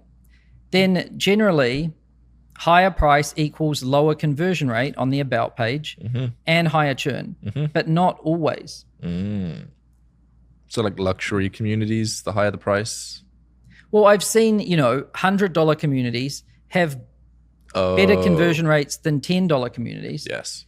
And I've seen them have churn that's better than a $10 community. So just because your price is $100 a month and someone else is 10 doesn't mean your like their conversion rate will be better. Yep. But in general, we see this trend, Makes right? sense. Yeah, because, you know, like think about it. If you're getting this bill every month for like $1,000, you're going to notice that. Yep. Then, whereas if it's like $10, yeah. Makes sense. Screw it. Look at what other people are charging in your market. Yeah. And you can go to the Skool games and then click all time and you can see what the top earners in your category are earning. Yeah, there's a few things you could probably do if you went to like, you could go and have a look at Discovery. So you click this, you click Discover, browse around here, like look at what people are doing in different categories. Yep. You can see what kind of things, what kind of benefits people are offering on their About pages, right? Then there's also within Schoolers, you can go to the games, which is what Kirby was talking about, and you can look at the leaderboards and you can see the highest earners in different categories. And you can look at quarterly or you can look at all time. Yes. And get an idea of what people are offering. Like here's someone doing dog training, which is pretty cool. And I think the top earner, if you scroll down, is $97 a month. But there's also people in the top 5 earners that are like $30 a month. But there's also people that are like $6,000. So there's a huge variety. You can make any price work. Yeah. Yeah, the number 1 and the number 2. This guy's $100. He's making $30,000. This guy's $1,000. He's making $300,000. Yep. That's a 10 times. Nick's 200, School of Hard Knocks is like 50, and then course is like $6,000. 29. Yeah. So there's a huge variety, all crushing. Yep. And then you also want to think like, how do you want to be positioned in the market? If you look at what everyone's offering, you could be the cheapest. You could be the same, or you could be luxury, like the Gucci community, basically. Yep. And then what feels fair? Like if you just sit down and just feel it. Yep. Like, I'm not even joking. This is like, how do you come up with a price? Sometimes you just sit down and you're like, you have to guess. You just have to pick something. Well, you just feel it, basically, I think. Spin a wheel. Like if I told you $100 for a sandwich, does that feel fair? No. Exactly. So, you know, you can feel it out a bit. $10, yeah, probably normal. $20, luxury. Ooh, luxury sandwich. Yeah. I'm hungry. But $100. Oh, no. Yeah. Come on now. Don't be silly. It depends, I guess. What's in that sandwich? Some gold flakes. I don't know. So you can start low and build up over time. A lot of people do this. The worst thing that can happen here is too many people join your community and you make more money than you thought you were going to make. And then you just increase the price. Yep. And you've got a lot of members, you're making money. You ended up with the higher price and all of your legacy members will love you. They love you. Because they got a sick deal. And when they go to cancel, we have a pop-up that says, if you leave now and rejoin, you'll have to pay a lot more. So churn is lower. Yeah, they're less likely to cancel now because we automatically grandfather everyone. So this is a good topic to cover. It's like, if your price is $10 and then you raise it to $100, everyone that was paying 10 will continue to pay 10. Yes. Right?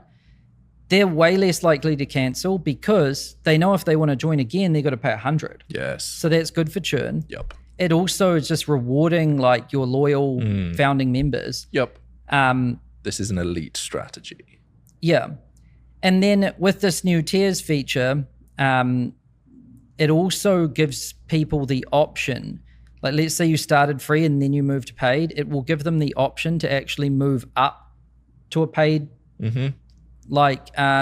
tier without having to leave the group and come back again. Yes. And also if you started on $10 but now you're $100 and you want to eventually move your 10s to your 100, with this tiers feature now they'll be able to, which is actually a huge deal for everyone that's been using Skool, because right now they had to leave and join again. Yep. Now they'll just be able to click change plan and upgrade. Yeah. And then another thing, just do the math.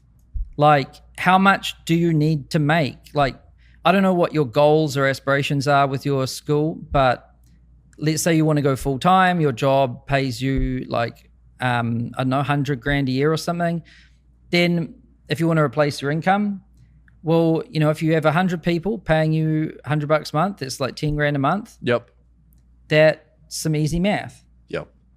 Right. And then if your conversion rate on your about page is like 2% or whatever, now you can figure out how many people need to visit that to hit these numbers. And then you need to factor in things like churn and stuff too.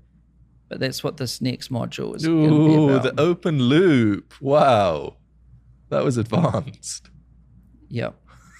Thank you. So yeah, that's it for this module. We'll see you in the next one. See ya. Reducing churn. And the key with churn, I think, is to think of it as a leaky bucket, right? And so basically, just imagine your community like this if you're trying to grow.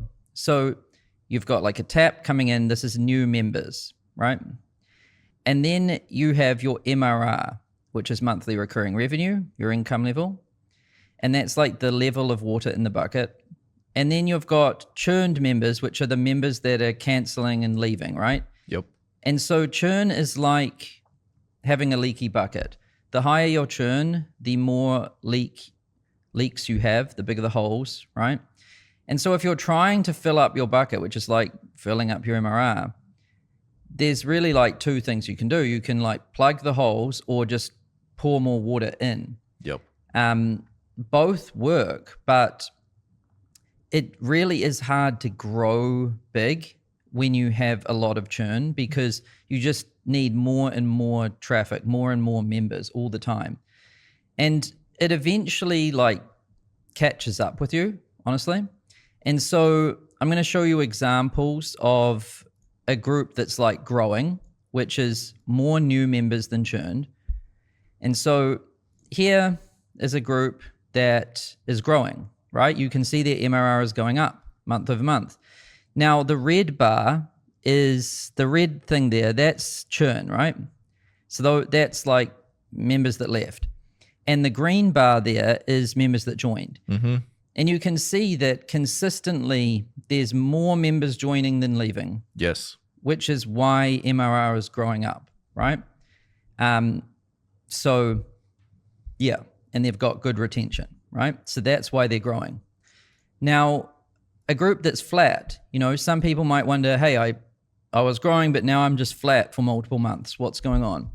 Well, the same new members are probably joining as churned. Now, here's an example of that. So you can see this group was growing when there was more new than churned, but then they kind of have been flat. And if you look at the green bar and the red bar, they basically cancel each other out, right? And so it's just, you know, what they add new is what they also lose, and so they're kind of flat. And then the third one, which is, you know, declining. So that's when MRR is going down. And that's when there's less new members than churned each month. And so here you can see, you know, it's going down month over month, and it's because there's more red than green, which means, you know, more people are leaving than joining, and so MRR goes down. Leaky bucket, right? Yep. So that's how you want to think about churn. So what does good churn look like? You know, if you've got a paid community, you've got MRR, and you want to know, am I doing good? Am I doing bad?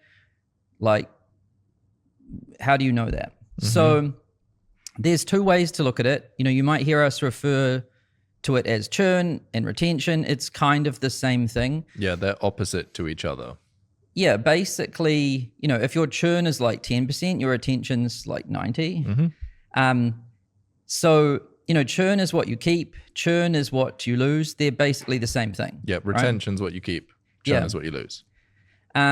So average retention platform-wide is 80% per month. That means that you could say that's churn of 20, right? So that's about average.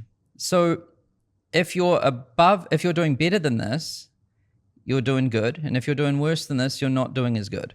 So good retention, like some of the best groups, they're 90% plus, which means their churn is 10% or less, right? And bad or not so good retention is 70% or less, which means their churn is like around 30%, right? Yep. So if you've got bad retention, you'll get a lot of leverage by focusing on increasing your retention. I will say it depends on price. If your price is more expensive, you can expect retention to be lower. These are just rough benchmarks. Yeah, and you don't need to panic because I've seen many people who have had 70% retention who have got it down to 10% or less. Yep. And so we're going to show you exactly how you do that. Yeah. So the first thing, and this is honestly so important and I swear most people don't understand this, and it's probably one of the most important things you could know about a recurring revenue business, especially one on Skool. The longer members stay, the less they churn. And we have all the data on this. We've been doing this for years. We've got like millions of people on Skool and we've looked at it. And so months 1, 2, and 3 are the highest churn months.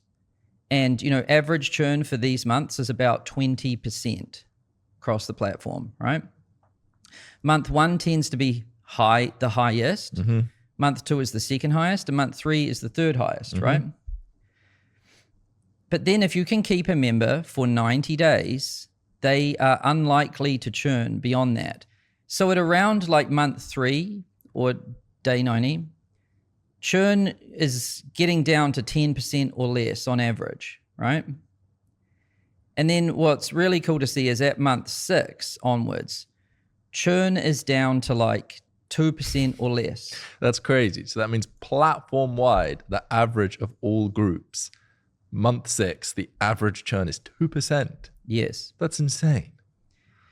Yeah, so the biggest trap I've seen people make is they launch their membership community, they get a whole bunch of people in, then they see their churn for their first month and it's high, and they think, oh my God, like this sucks and I need to, I don't know, they panic. Yep. Everyone's month 1 churn is high. So you need to just stick it out. So if your group is only 90 days old, your churn numbers will be inflated, right? Even if your group isn't 6 months old, your churn is basically inflated because you have no members that have gotten to the 10% or 2% zones, right? Yeah. So the most important thing with a recurring revenue business, churn is an extremely important thing in a recurring revenue membership business. And the most important thing with churn is time. So the thing about time is you have to be patient, right? Yeah. And it's so important to stick with this for a while to truly understand your retention. Yep. Because if you only do it for 1 month, your churn is probably going to be 20 or 30%, right? But a lot of things are going on there. One is that's kind of normal. You just don't have, those members haven't matured yet and they haven't gotten to month 3, month 6. And the other one is this is brand new. You have not optimized anything. Yep. So, that's why I think this is the most important lesson, because even before you optimize anything, this is going on anyway. So you might be panicking and thinking your churn's really high, but it's just not, it hasn't been enough time. Yeah. So you might not even need to do anything. Yeah. Right? Generally, churn decreases as a group gets older because more and more people reach that 6-month mark. So your churn decreases even if you don't do anything. Yeah. So if your churn, these are good numbers, right? But these are also really good numbers to keep in mind. But yeah, you don't need to panic in the first few months. I think you need to wait, at least kind of 90 days, unless 100% of people are churning. Then you've probably got enough signal to react now, right? But if your month 1, 2, 3 churn are around 20%, you don't need to panic because they might just sort themselves out. Yeah. Yep. Now, let's say you understand this, which is very important, how to reduce churn. So now that you understand it, like how do you change it? How do you influence it? Well, honestly, the best thing you can possibly do, which sounds so simple, is just to ask the members why they cancelled. Yep. And luckily on Skool, when someone is canceling, you have some time before their membership ends where you can reach out to them and ask, hey, why are you canceling? So you can go to your members and you can go to canceling. Declined just means that, they declined, so they didn't do this intentionally. But cancelled, so here's Lily. Lily. Yeah, why did you cancel, Lily? Leaving Dollar Club? I'm heartbroken. What a snake. Lily's a member of our team, by the way. So you could reach out to her and you could ask her. I could send her a chat and be like, hey, Lily, I see you cancelled. Why? Yeah, can you please let me know what happened? And just listen, right? And, you don't need to react like a knee-jerk reaction to just one piece of feedback. Yep. Like collect multiple pieces of feedback, and then you can spot like patterns, right? The patterns are key. Because one member might cancel just because it wasn't for them, and that's fine. You're looking for the person that would have been your ideal customer, but they canceled for a reason. If someone wasn't your ideal customer and they canceled, well, that's just normal. And then maybe you should adjust your about page kind of copy or whatever, or how you're bringing members in, right? Yep. But if they are your ideal customer and they canceled, well, you really want to know why for them. Yep. Yeah. And that's part of the reason why churn in month 1 is so much higher, because some people join and the group just isn't for them, so they leave. And I think that's a big thing. People think that churn is a bad thing. If you see someone leaving, it feels bad. But with these businesses, there will always be churn. It's not that you're doing something wrong necessarily.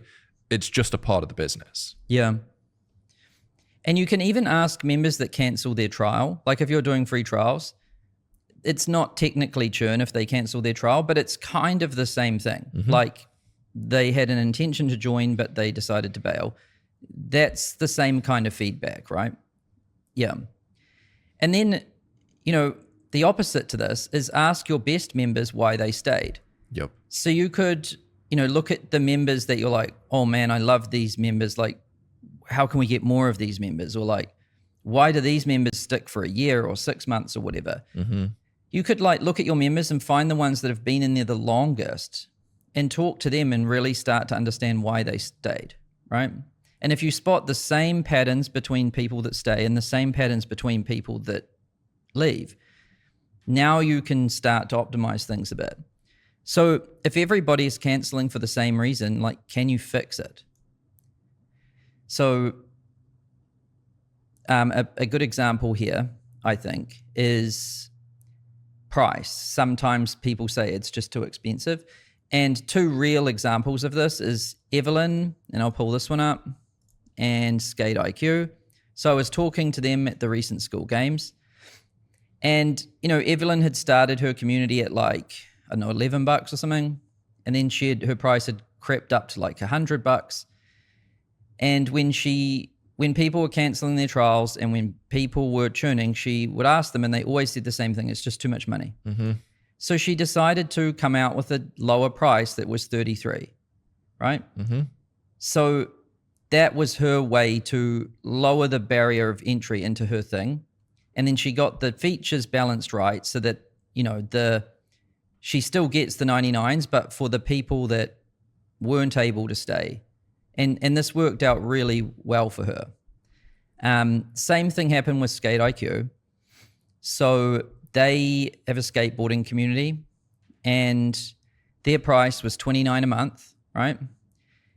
And a lot of people were canceling and they asked them why, and it was the price. So they came out with the $9 standard. Look at that last benefit. I will love you forever. Yeah. So you know, and it depends if they're the people you want too. If they're people that you're not targeting and they're saying it's too expensive, well, then that's fine. That's your intention with that. But, you know, Evelyn and Skate IQ found that these were their ideal members. They were the members they really wanted, but they were still canceling due to price. And so they came up with a lower tier.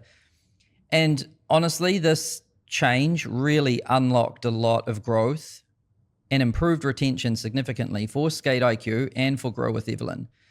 Now, the key thing there is they didn't just make a tier because they felt like it.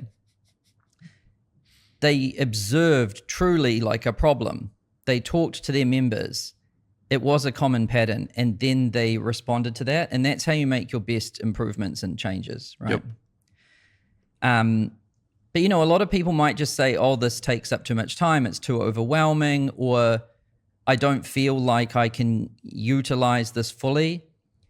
You know, a lot of the time when people are overwhelmed or they say, I can't utilize this fully, or I don't have enough time, it means there's too much. Mm-hmm.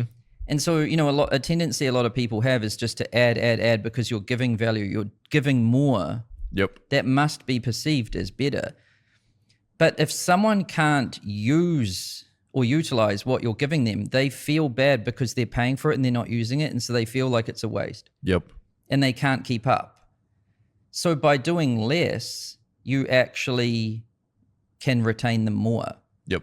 The best example of that is the AI Jack one, where his churn went from 30% to 5.2%.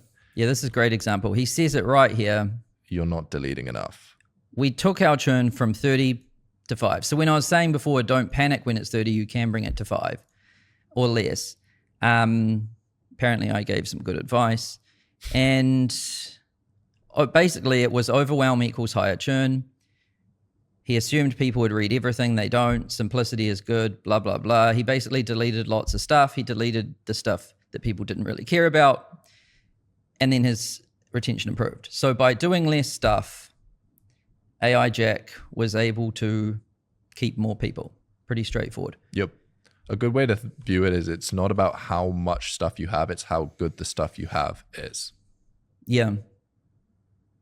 Yeah, and we did something similar to this with Schoolers. There was like, we were posting a lot, like Kirby would post something and I would post something, and there was multiple posts. And I could tell, like, you know, whenever an owner admin posts, it like notifies everyone. And if people are like getting too many notifications for the owner and it's like too much, they feel overwhelmed and they churn. And so now we only do like one post a week. And we try to just roll everything up in one thing, which is what we're doing right now. One call a week, one recording a week, one post a week, and it's all the same thing.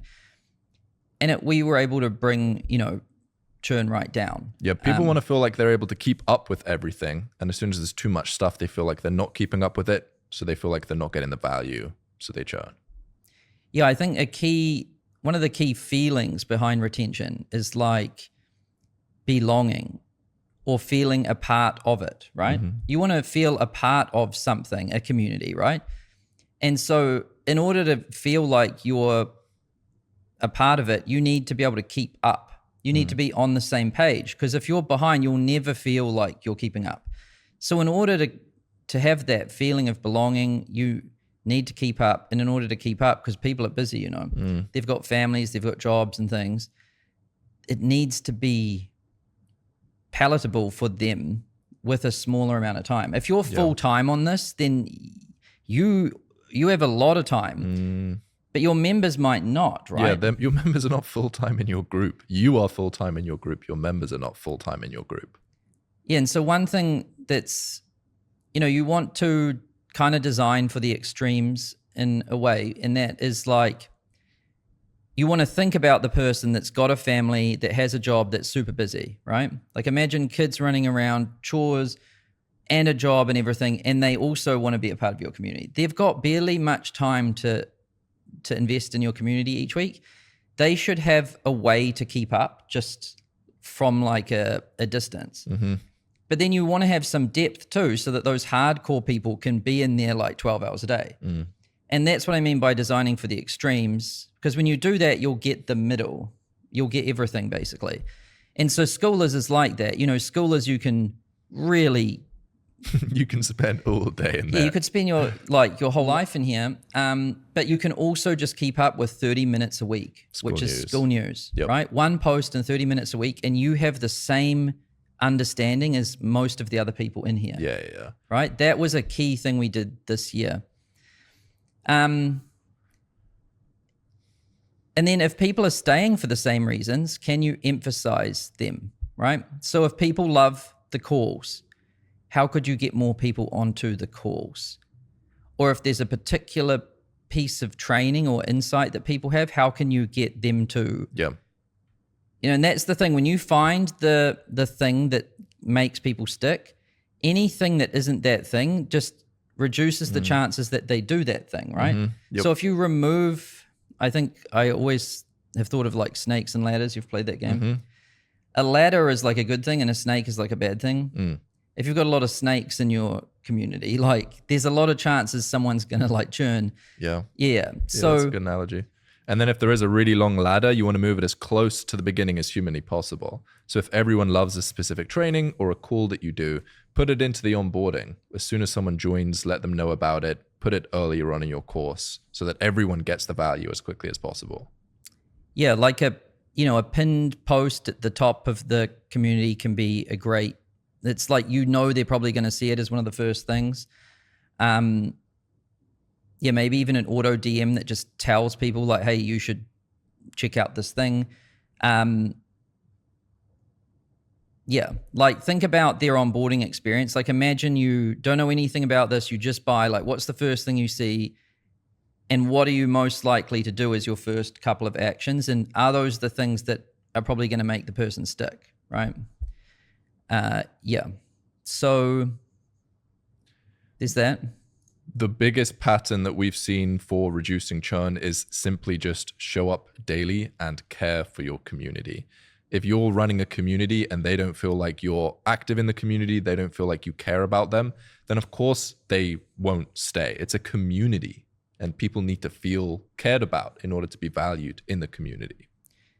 Yeah, so I do think that you should ask your members why they cancelled and you should ask them why they stayed, because that they will just tell you, and that will be the best advice, even better than what we say, because that will be very specific to your scenario. But we can share some common things that we've observed across all these different communities over the years. And just, I've actually never seen a case where this doesn't work and it's always present, which, like Kirby said, just show up and care. Show up daily. You know, we've got this guy, Nick Sarayev. He did this. He was the GOAT for a while. Yeah, he was making 300 grand a month and everyone thought that he had some crazy tactics, some secret tips that got him to such a high level. But he made this post, and the summary of this super long post is basically he just showed up every day and helped the people in his community. Yeah, and you can see it on his profile, right? He's got the fire. Yeah. And you can see he shows up every damn day. I mean, shit, he's got a better activity chart than mine, right? So yeah, like when the owner cares, the members care because you're setting the standard. You're leading by example, right? Yep. So that goes without saying. Show up daily and actually care. Honestly, everything flows from that. Yep. We've covered the next tier. We tier. said if price is the issue, consider adding a lower tier, reducing overwhelm by deleting things. Weekly call and recording can be huge because, you know, when you just read text content and you see an image, it doesn't have a whole lot of depth. But once you've been on a call with someone, you now hear their voice and you interact with them as you would if you kind of saw their face in person. Yeah. And so now that deepens the relationship, it strengthens it. And now when you see that face and name in text form in the community, it has more 100% meaning, right? Yep. It also adds a live element to things because, you know, sometimes if someone people like different formats. Some people like to be all in the posts and comments. Other people just like to show up live and do that. And then honestly, we've found most people just like the recordings of the live. Yep. Because they're busy, right? And you can catch up. Yeah, so many times we've heard people say that they had a weekly call, things were great. Then they added all of this crazy other stuff. They added 3 extra calls a week. They added all this course content, and churn went down. And then they went back to just the weekly call. I mean, things churn just went better. up. Yeah. And so in, schoolers, we've been through this ourselves. Like the course is super simple. It's just like 9 modules. None of them are that long. Yep. And then the community always just has like a pin post, and there's only 1 call on the calendar each week, and then we record it. Yeah, and sometimes they're like 20 minutes long. Yeah.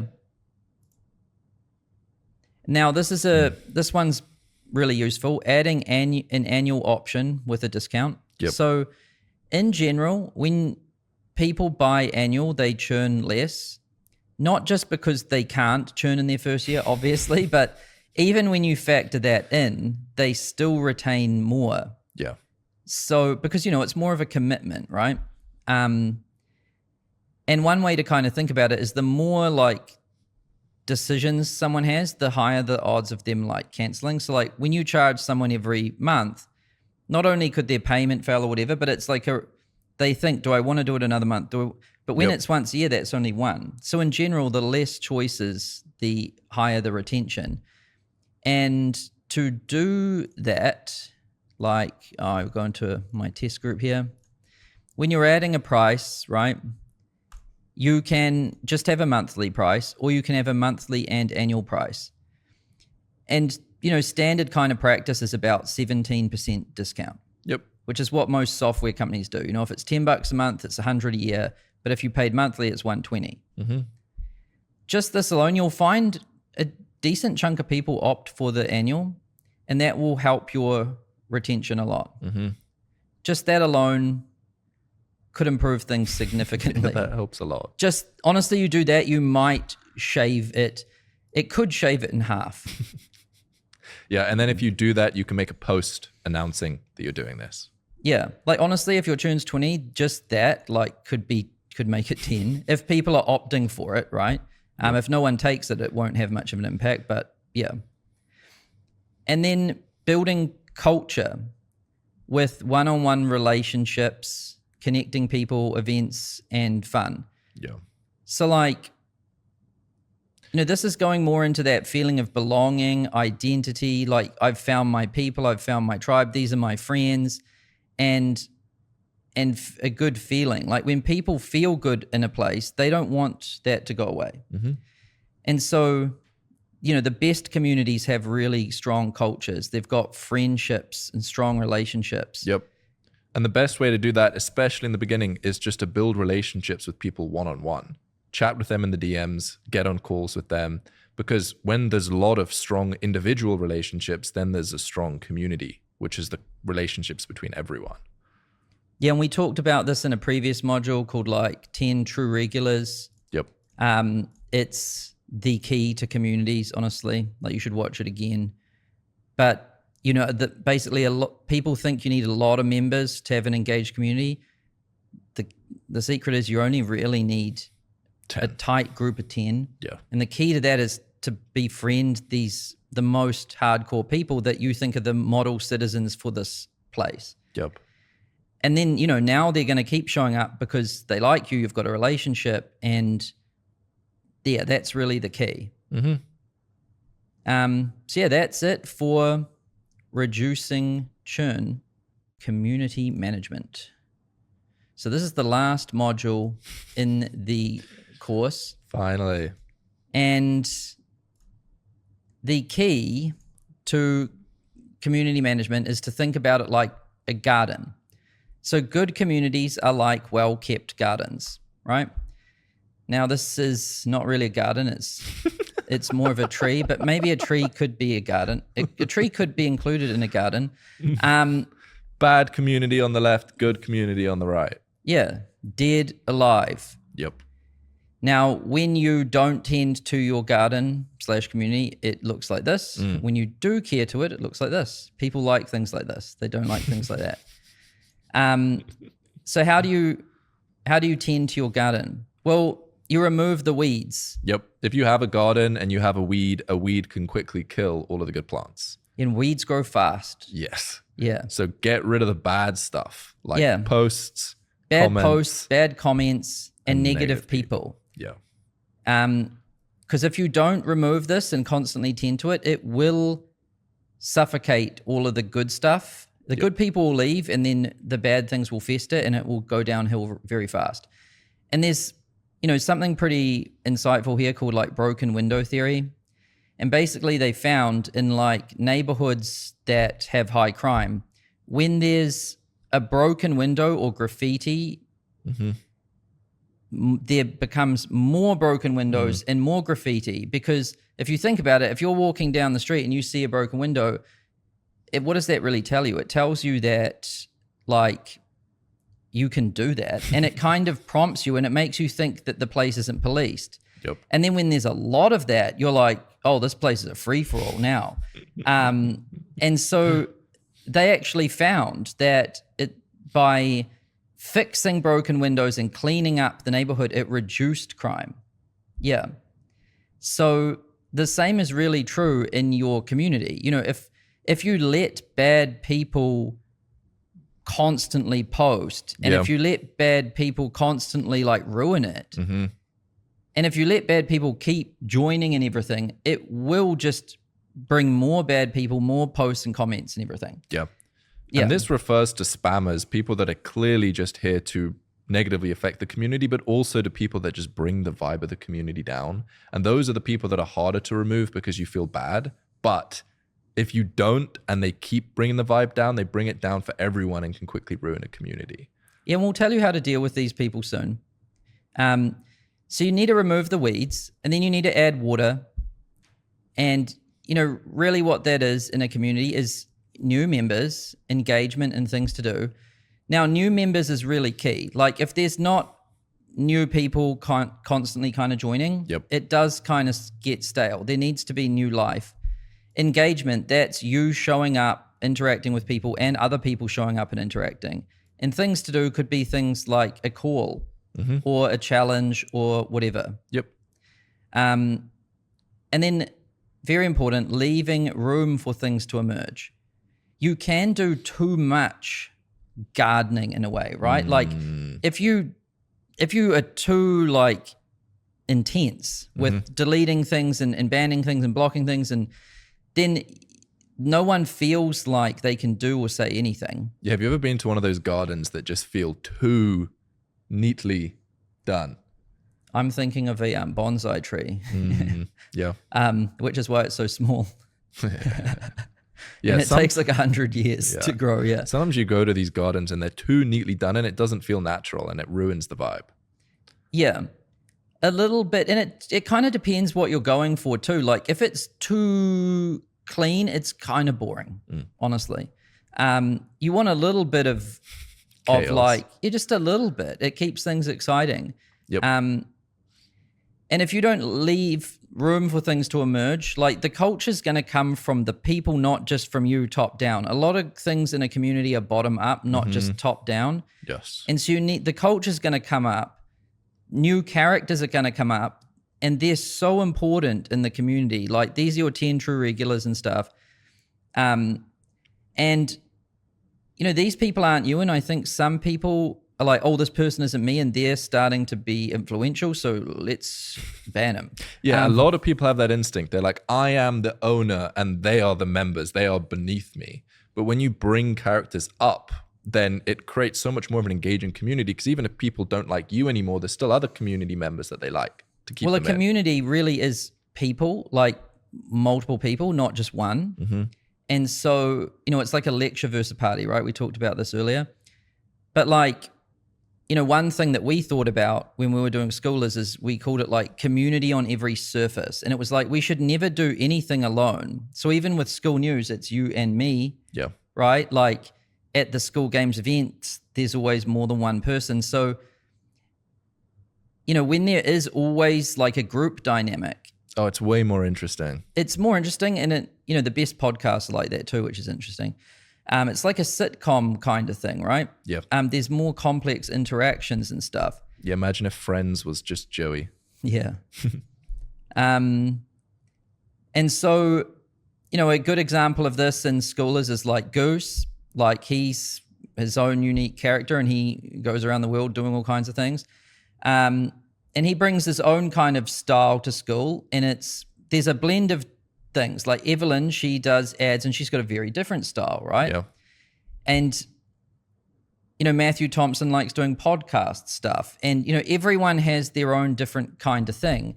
And even Kirby, who's doing this with me right here, he was a member in the community, and now he's here. Yeah. Rituals, like you might see these things that start happening. A good example of this is recently, everyone just started putting these damn Santa hats on, honestly. I basically got peer pressured to put this Santa hat on. Like 6 people DM'd me, and then everyone started doing it. Yep. And then even our app icon had a Santa hat on it. That's great. But it's kind of like a theme it's these fun. little things that really make people feel a part of something. Yes. Inside jokes, that was like the cat, right? And just fun. Don't underestimate fun. It's not just about value and stuff. There's got to be some fun too, I think. Yep. So how do you put all of this into practice? Well, again, the number one secret is just showing up daily and actually caring. Now, how do you do this? Well, you visit your community. That's step 1. It all starts here. It's kind of important, that one. Yeah. And then, this is how I think about it. I visit the community. The first thing I do is like my chores. I'm like, I got to do this crap. So I clear my notifications. I respond to my DMs. If there's reported content, I deal with that. Membership requests, you deal with those. You just get these things down to 0. That's what I like to do first. Yeah, people always think that your DMs are going to be like 1,000, but they're 0 every day. Well, right now they're 9 and 9. Slacking. Then once I've done that, I like to read the new posts and comments. Now, when your group gets massive, you can't read all of them, but in the beginning, I was reading like all of them. And it all starts really by just reading through them. Yep. And if there's something you like it. Yeah, really community management is like rewarding the things that you like and removing the things that you don't like. And just the like button is such a good way to say, I like this thing. And when you show people that you like something, they're more likely to do more of it. But I think a lot of people think that the way you do something is by posting. But if I think about the action I do the most of, it's reading. Really, I read more than anything, reading what other people are saying. And then when I like something, I just click the like button. Don't underestimate what this does. Yep. People really notice when the owner likes this thing. I know because people tag me in social media posts and they're like, oh my God, Sam just liked my post. And I'm like, they thought that was so important that they posted about it. Or if Hormozy likes someone's thing, they're like, they freak out. People pay attention. Yep.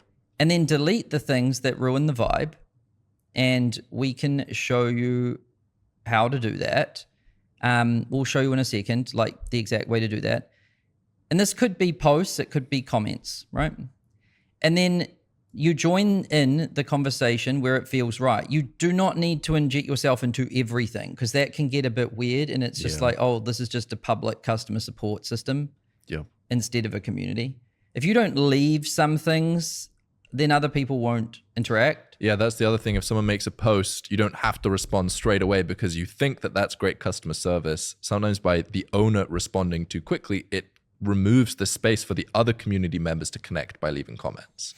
Yeah, so there is no actual like logic behind this. I just vibe it basically. I'm just like, I read through things, I like some things, delete some things, and then I join in. And sometimes all I say is congrats.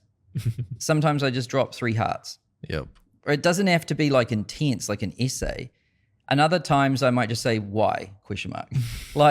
And then other times I actually answer someone's question if it's a question. But I'm not just looking to answer questions. Sometimes I'm looking to explore what they're saying a bit more by asking why. Other times I'm just trying to say congrats or that I love what they just shared, right? Like you're not just there as like this robot to answer questions. It's, you know what I'm saying? Yeah. And then this one's huge, like pinning great comments and posts. Yes. So if you see a good comment, you're like, damn, that one's a banger. You pin it. Yeah, And this so is one of the best things that you can do. right now, there's a pinned comment here. So how you pin a comment is you click on these and you go pin comment. You can only have one pinned comment. Yep. And when you do that, they get an email saying, congratulations, your post has been pinned. Yeah. They really know about it when they get pinned. And then their likes shoot up Yep. because they're at the top. Yep. So that's how you pin a comment. And then you can pin a post by, hey, look at this one. Show up every day. Yep. You just go pin to feed and it puts it at the top like this. Yep. People pinning is, It's powerful. it's like a mega like. So pinning does a lot of things. So first of all is if someone does something good, you give them a huge reward. Yep. And they're more likely now to do that again. Yes. They're also more likely to engage and retain, and you want them to engage and retain because they're your ideal person with your ideal behavior, right? Mm-hmm. But then this is the other thing it does, which is even more impactful. Everyone else sees that and they think, oh, that's what good looks like in here. Yes. So, and they want to be pinned, right? So they think, well, if I want to be pinned, I need to do that. And then so the whole culture and behavior of the group shifts more towards that. Yep. There's been times we've pinned a post in Schoolers and then the next day we wake up and there's like 10 posts exactly the same style as the one that we pinned. Yep, exactly. So now you might wonder, like, how do you know which things to like, to delete? How do you know where to join in and how do you know what to pin? Honestly, you don't unless you actually read some stuff, which is why I think this is the main action, honestly. You should bold it. I'll do better. Ooh, the underline. Wow. It all begins here, Yeah. but I can't do this until I've done my chores, basically. And you can't do that unless you visit, right? So like, this is how I do it. Now, I think these are like the minimum kind of requirements for a decent community. Yep. Right? If you don't do this, you're really going to suck. If you do these two, you can scrape by, but you're below average. If you do this, you're like, you're okay. above average, I think, just above. But if you want to be exceptional, it's these last two things, right? So the last two, if you've got time for these, and some days you don't. You know, some days all I can do is this. Yeah, or even none. Yeah, and you know, if it's the weekend, like on a Sunday, I don't even do any of it. Yeah. But then it's, if you've got spare time, it's this: building relationships with core members via DMs, one-on-one calls, meetups. Yeah, we've things. repeated that so many times in this course because it's important. You know, and sometimes when I notice there's a model citizen or something, it could be Evelyn or Calvin or Max Persin or whatever, right? Or you in the earlier days, I just send a message and I just say, sup. Yep. That's my style. Normally it's sup MF. You know, if that's not your style, don't do that. But you don't need to say anything sophisticated. And then they might respond back and say, yo. And then I might just say, how's school going for you? ? You ask that question to everyone. Yeah. Yeah. Because I'm checking in. I'm like, how's school going? And then they'll tell me. And then if the conversation starts going somewhere, I might be like, Zoom ? They're like, yes. And I give them a Zoom link. Now we're on Zoom. You know, and sometimes through these DMs and stuff, I might find out that like, oh, Max Persin's going to be in California. I'm like, you should come up to the office. You should hang out. We should have lunch. Yeah, how long did you spend with Max Persin the other day? That was extreme. So I'm not saying you have to do that, but you know, Max came over for lunch and then we talked about school for 12 hours. That's Meaning midnight. Yeah, he came at 12, he left at 12. And then the goat came, the new goat Spencer came on Saturday and we were here all day with him as well. Yeah, that's a bit too intense, I think. It was because my family was away and I was like, yeah, and it just kind of happened. I don't know how. But yeah, you build relationships with the core members, and the ultimate relationship is when, you know, you get on calls, you're DMing, and then, you know, you meet in person. And when those relationships have matured a bit, like we've known Max for years now, and you for years, it gets even stronger. And when people join a community and see that there's deep multi-year relationships and friendships in there. They're like, oh, it changes everything. It makes it feel stable. As soon as you see that people have been in for a long time and the core true regulars haven't changed for a long time, you feel like, oh, this is a real community. It's stable. I can make this my home, and it's not just going to blow up one day and everyone's going to fall out. Yeah. Some of the best podcasts happen when there's more than one host and they've been friends for years before they made a podcast. So it has that instant chemistry that people can feel. And you know what's funny? When the friends kind of drift apart because they get busy or whatever, and the podcast starts to decline, a lot of people say it's because they're not spending as much time together. Interesting. Same thing happens with bands, by the way. Like, they can't even make good sound unless they spend a lot of time together. So, like, that's what people notice and feel when they join, and that's very, like, magnetic. That's what makes it feel like a good place to be. Yep. Yeah. And that's I guess this brings this last point home, which is get a feel for the community and ask yourself how you can make it better. Yeah. This is not a metric or it's a feeling. Yep. And when you do something a lot and you care about it, you can start to feel it. Yep. You get an intuition for how the community's going. Are people happy? Are people sad? What are they feeling about this trend, that trend? Yeah. Sometimes I check the community and I'm like, damn, this place is buzzing. Everyone's like super like hyped. Yep. And there's been times in the past where I check it and I'm like, oh my God, I got to fix these problems. And it's so obvious. I'm actually in quite a bit of pain. Yeah. And you can't do that without number 3. Like, how can you feel the community if you're not in the community? Exactly. So yeah, these last 2 are how you make it exceptional. This is how you survive. And this here is how you are a little bit above average, right? Now, this is really common, like dealing with trouble members. Everyone's going to get their first one of these at some point, right? Yep. So there's different kinds and flavors of trouble members. The easiest one to deal with is just straight up spam. Yes. Like if someone just spams some bullshit, it's so easy to deal with. You just ban and delete the last 7 days. Yeah. So I'll show you how you do that. And this is more likely to happen in free groups. This is definitely not acceptable. So let's delete and ban user. I'm not actually going to do that. Like I was hoping there was this extra step after I click that. So you click delete last 7 days. And what then that does ban. is it gets rid of all of their posts and all of their comments in the last 7 days, and it bans them. This is the ultimate nuke if someone's a true spammer. Yes, because they might have done more than just one post or comment or whatever. And if you want to see if they've done like more than one post or comment or whatever, you can just view their profile and like see all of the stuff, right? Yep. And that's a great way to get rid of everything with one click. So if it's clearly spam, easy. Ban plus delete last 7 days. Yep. You don't even need to give feedback. Honestly, it just doesn't matter because they know what they did. And yeah. This is where it gets more tricky, when it's like more this gray area. So it's against the rules, or this is not what you want in the community. It's not spam. It's not obvious, but you can tell it doesn't have the right intention. It could be like self-promotion. It could be low quality, like if someone just types in bleh and then clicks post, that sort of thing. Yeah.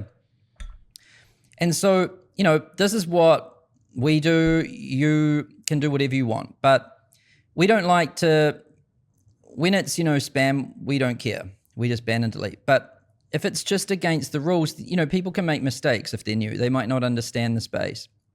So if it's like first offense, we just delete with feedback. How you do that is you go to like this, and you can go like delete. And when you click delete, it asks you what rule did they break. You can select it, like whatever the rule is. Yep. You can add additional feedback if you want and click delete. Yep. And they will get an email explaining which rule they broke and any feedback that you left them to understand why their post was deleted. Yeah. This is a really nice feature because, if you can't give feedback and you just delete something and then they're like, what happened to my thing? Then they're in this weird situation because they're like, did I even post it? Was it a glitch? Am I crazy? Like, Yeah. And they can't learn. that's the other thing. Yeah. They might just think it was a glitch and post it again. So if you click, around here, give some feedback, then delete, they'll get an email, and the email even contains a copy of their post. Yes. So they don't lose their whole post, which makes them feel better too. And then they can see their post or comment and compare it to the rule you said they broke, and they can course correct, right? So we highly recommend this feature. So first offense, delete with feedback. Second offense, delete with feedback plus probably a DM. Yep. Sometimes people don't check their emails. They miss the post, so you can DM them to let them know why their post was deleted. Yeah. Yeah. This is key. Sometimes, once they see that it's a bit more serious, or they might have missed the feedback, or they might have a question and then they course correct. And then if, they do it again, I mean, you can just delete with feedback plus ban, right? Unless you're feeling charitable. Yeah. Honestly, it's a vibes-based approach. Like, just take all the context you know about this person. If someone just makes a mistake, they didn't understand, you don't have to ban them. This is just like rough principles. And honestly, what's happened to us, like actually a few times now, which is probably worth mentioning, is we've banned some people before. And then they've been like upset about it, and we've DM'd them and stuff. Yeah. And then they wanted to come back, and they promised they would change. Yep. And I said, well, we're just going to keep you out for an extra 30 days or something, just to, so it's still a ban, but they're able to come back, but it's an extended period. So it's kind of like a suspension or something. Yep. And then you let them back in. Yeah. And honestly, those have become some of our best members. Yeah, literally. Literally, some of these people have gone on to become ambassadors and power users, and some of our most engaged people ever. Yeah. If someone's continuously posting, they clearly have some passion for the community. Sometimes they're just getting a couple things slightly wrong, so you have to ban them or give them a suspension. But when they come back, the passion's still there and they become a great member. Yeah. Sometimes, not always though. Sometimes people are just menaces. Yeah, so I'm all in favor of letting people back, honestly. I think a lifetime ban for something can be pretty rough on someone if they really care about the space, right? Because what are you supposed to do? That's like pretty harsh. So yeah, I'm all in favor of letting people come back, but not instantly. I like to have a time period. It makes it more serious. Yeah. And they can become super good members. Yep. Yeah, I think some people are just not forgiving it all once people are banned. And that, yeah.